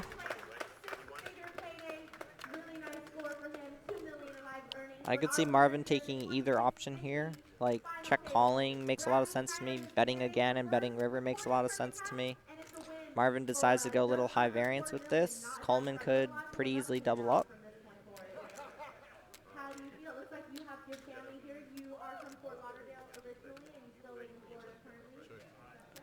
Looks like he's going to check call, very likely. Dan has a pot-sized bet behind. Yeah, I don't expect Dan to jam. Like, a lot of, like, poker players, when they see pot-sized bet, they're like, oh, I can shove pretty easily. But heads up, you know, it's a little bit different in these types of spots. Yeah, multiple bets. Yeah, got a couple bets. Let's have a river bet. Bet 500K. You think Rettenmeyer's going to call your set? I think so. I mean, you're getting 4-1. You know, even if you're behind, you can river the nuts. You know, you got 4 outs to the nuts. You got 3 aces that are probably live. And when you bet as small as he did, Coleman can have 10-9 and Jack-9 and Jack-10 and ace highs. Dan could even have like 5-6 of spades, clubs, or diamonds. Like there's some like backdoor draws that he can have. Especially like 10-8 of spades, clubs, or diamonds, or 10-9 of spades, clubs, or diamonds. 5-6 of diamonds seems a little ambitious. I mean, it's ambitious, but you know, Dan, he's just like he's crushing people. He's got the confidence to know like when he can then, you know, do really thin spots. Kitchen table super turbo. Yeah, I'm very surprised that Marvin folded that. I'm not that surprised that he folded there. No? I was definitely surprised when he folded king queen on ace Yeah. 4 deuce. I guess the way he's been playing in those spots out of position is probably not that surprising, but like I personally would, I'd be fairly comfortable with calling that turn card when I'm getting 4-1 on my money and I've got ace high. Like ace high, it's your heads up and you got ace high. Best ace high. The best ace high too. Has 6-5 for an open ender with his sixes. Davies in the lead right now with the better kicker. Moon has some outs. Marvin Rettenmeyer sitting on 7.4 million at 60K, 120K with a 20K ante. Still heads up in this $25,000 buy and high roller tournament, Seminole Hard Rock in Hollywood, Florida. $787,000 to first, $485,000 to second. Got a raise and a fold. There's about 10.5 million chips in play. So 7.9 to 2.6 now. So sitting on 21.5 big blinds effective for Dan. His comfort zone. Yeah, I mean, hashtag comfort zone. When like your head's a Piper player, anything above anything below 20, you're like, this is it. Yeah. This is you. Marvin's in Dan's world right now, and we can tell by just like the way that Dan's rattled him, some of the great calls that Dan's been making, some of the pots that he's been taking down. So I'm saying who can out-knit who? No, it's not about who can out-knit. There's no knittingness involved here. None whatsoever. Very calculated. Yeah, definitely. You don't make lots of money at $5,000 heads up sit and goes by knitting it up, that's for sure. And then you don't go on a $20 million heater over a year by knitting it up either. 20 million, that's all, huh? Well, that's it. Looks like an all-in and a call over here at the 5K. A raise from Jason and all-in from Seth. 5K looks like they're heads up and all in. Jason and Setherson. Yeah. Jason Kuhn and Seth Davies. I hear something about a queen high. Jason has Seth covered, I believe. No? Jason has Seth covered and has the lead. Jason still has Seth covered. Let's get a look at the flop. Ace 8 against King Jack. Ace 8 versus King Jack, apparently. It's Ace 7 play. Ace is way out in front. Looks like Jason might be winning. Ace 7 3 flop. Look at the turn. It's a 3, and now it's 6 outs once for Seth Davies. Can he connect? No, it's an 8, and Jason Kuhn appears to be a champion. We're going to count Looks it like down. Jason Kuhn might have just won the 5K event. Happy birthday to him. He came Yeah. in. It was his birthday, and he was pretty short coming in, I think, Yeah, he was very to short day coming 3. And it was his birthday on day 2, if I remember Yeah, correctly. really? Sick. Yeah, I remember and seeing he something came in about short that on too. day 3 and just Won it. and just ran it all the way up. Yeah. I think he bagged the chip lead. I could be wrong about that, but $1 million birthday present. yeah, Not here's bad $1 at million all. for your birthday, Jason.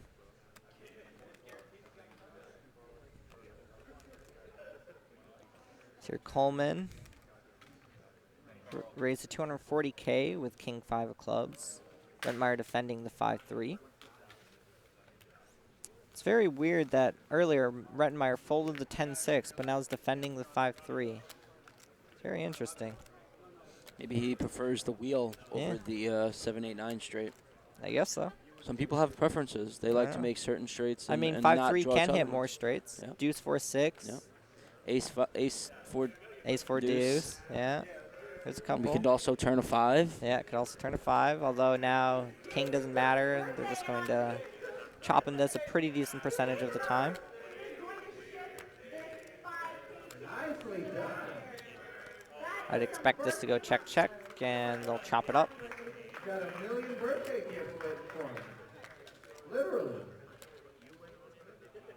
And now we are down to one last table here, the 25K high roller, which is funny, Ollie, because they had really Chop, fast chop. bust outs right at the start. As they say, everybody does not love a chop pot. We lost 3 or 4 players in fairly short order out of this field of 9 that started the day, and now we are down to just 2. The last 2 in the room. So apparently this is the last battle going. Wow, look at us go. It's been a long heads-up match. Like if you told me between the 3, which I thought was going to end first, I would have said that this event would have ended first. Oh, for sure. You know, the other events were 3, 4, 5-handed while this was heads up, and now we are still here. Dan Coleman and Marvin Rettenmeyer heads up in the $25,000 buy-in high roller event at Seminole Hard Rock in Hollywood, Florida. Playing for $787,000. Sure everyone knows Dan Coleman's name, and I'm sure pretty much everyone knows Marvin Rettenmeyer. They both have had some impressive runs over the course of their long, strong careers. Marvin Rettenmeyer, a.k.a. Mad Marvin, a.k.a. first player to ever win back-to-back WPTs, a.k.a. I don't know if you were listening to the stream earlier, but a.k.a. he's a big Hootie and the Blowfish karaoke fan. Oh, I didn't know that. Yeah. I'd have to see that. Sounds a lot of fun. And Dan Coleman, well, I mean, it's Dan Coleman. It's Dan Coleman. You know, not quite as iconic as Phil Ivey yet, or any of the, you know, those guys, but he's getting up there. He's up there. He's in the same sentence as them.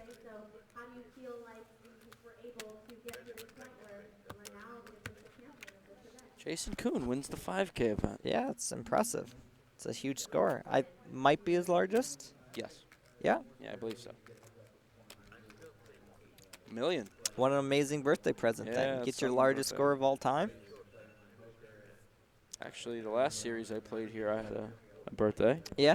Yep. You had a birthday this series? No, During series, April? In April. Yeah? How'd that go? They had the 10K here. I bagged heaps. Yeah. And the next day, I was out in like 2 levels. Happy birthday. See, that's how like my birthday goes. My birthday is during the online series in May, and at least this time around, my birthday was my only winning day out of the first 17 sessions. Is my only winning day, so it wasn't a bad birthday. Shout out to Buckshot457. It's the person I'm thinking of. What's up, buddy? Hope all is well. What's up, fellas? Yeah, Buckshot. It's certainly a name I recognize. Boris, what's up, guys? Not much, just relaxing, watching this 25K heads-up match between 2 very top-tier players. Nice flop for the 6-4 here. Yeah, Jack not 5, bad at all. Jack 5 duck.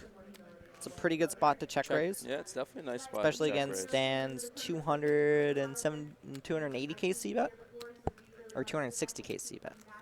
Probably tell. 260. They haven't set it. Graphics not showing. It's probably 260 based on pot size. Could be 280. Don't know what Coleman has, but yeah, Marvin going for the check raise.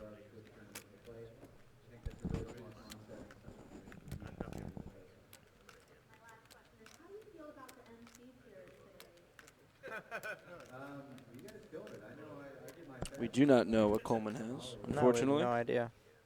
I guess we'll find out pretty soon by what he calls, if he does call. Both players have been generally showing their cards. So types of hands they might call with, you know, he could have like 3-4 himself. He could have flush draws, 5s, deuces, Coleman is jacks. not going away. No, he could even have some ace highs. This is a card I could certainly see Rettenmeyer continue with. Picked up some equity. Even if Coleman isn't generally going to fold the turn, you know, we can get there with 6s, 4s, 3s, and also we can just jam the river. You know, like a river heart's great for us to run a bluff on. If river's like a 4 or a 6, we can jam and get called. Marvin decides to go with check. Maybe he's going, hey, I've got some showdown value. We can check call pretty comfortably. Or maybe he just thinks that Coleman's really strong here. Doesn't want to take too thin of a spot. Really wish we knew what Coleman had. It'd be nice to know. We can range him. Yeah, It'd be nice he to know. probably has a pair. He could have some ace highs. I'd say when he bets a turn, he's more likely to have a jack type hand or mid pocket pair, maybe a hand like 5-4, maybe ace 3.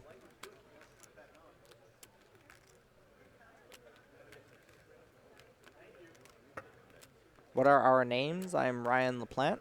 And I am Alex Rocha.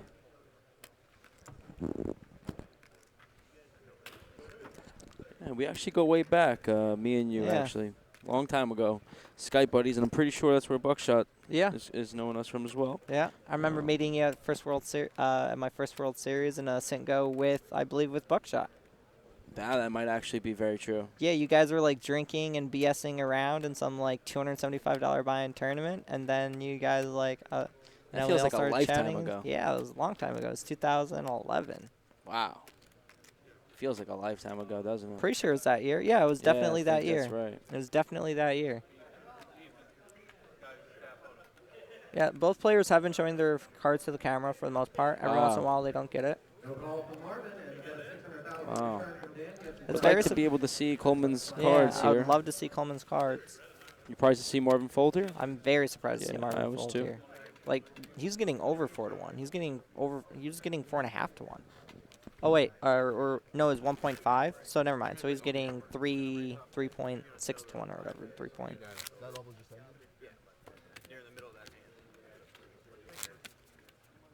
Yeah, I thought it was a 600K bet into 2.2, but that sounds wrong. So it's 600 into 1.6. But he's still getting such great odds, and he has a pair and a straight draw. A straight draw. Hi. He has a 6 in his hand as well. I mean, I'm sure Coleman's betting range there is really strong, but even if like Coleman could show me ace jack, and I would still probably call that. Yeah, we have some options here. We have some like great options. I probably wouldn't check raise, but like that'd be more of an option to me than folding. Maybe Marvin knows something that I don't about what Dan's going to be betting that turn with. Unfortunately, we don't get to know. Because we don't know what he bet that turn with. That's right. I mean, he certainly can have some very strong hands in it. You know, in general, he might. You know, I mean, Marvin obviously hasn't been running any like turn check raises as far as we've seen, but you know, Dan should be a little bit worried about that.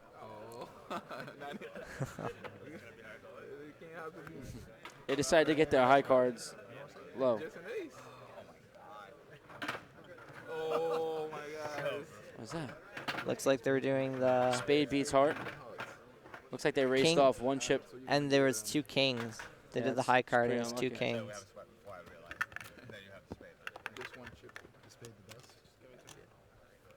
Dan Coleman, new to poker, doesn't know the rank of the suits in race-offs.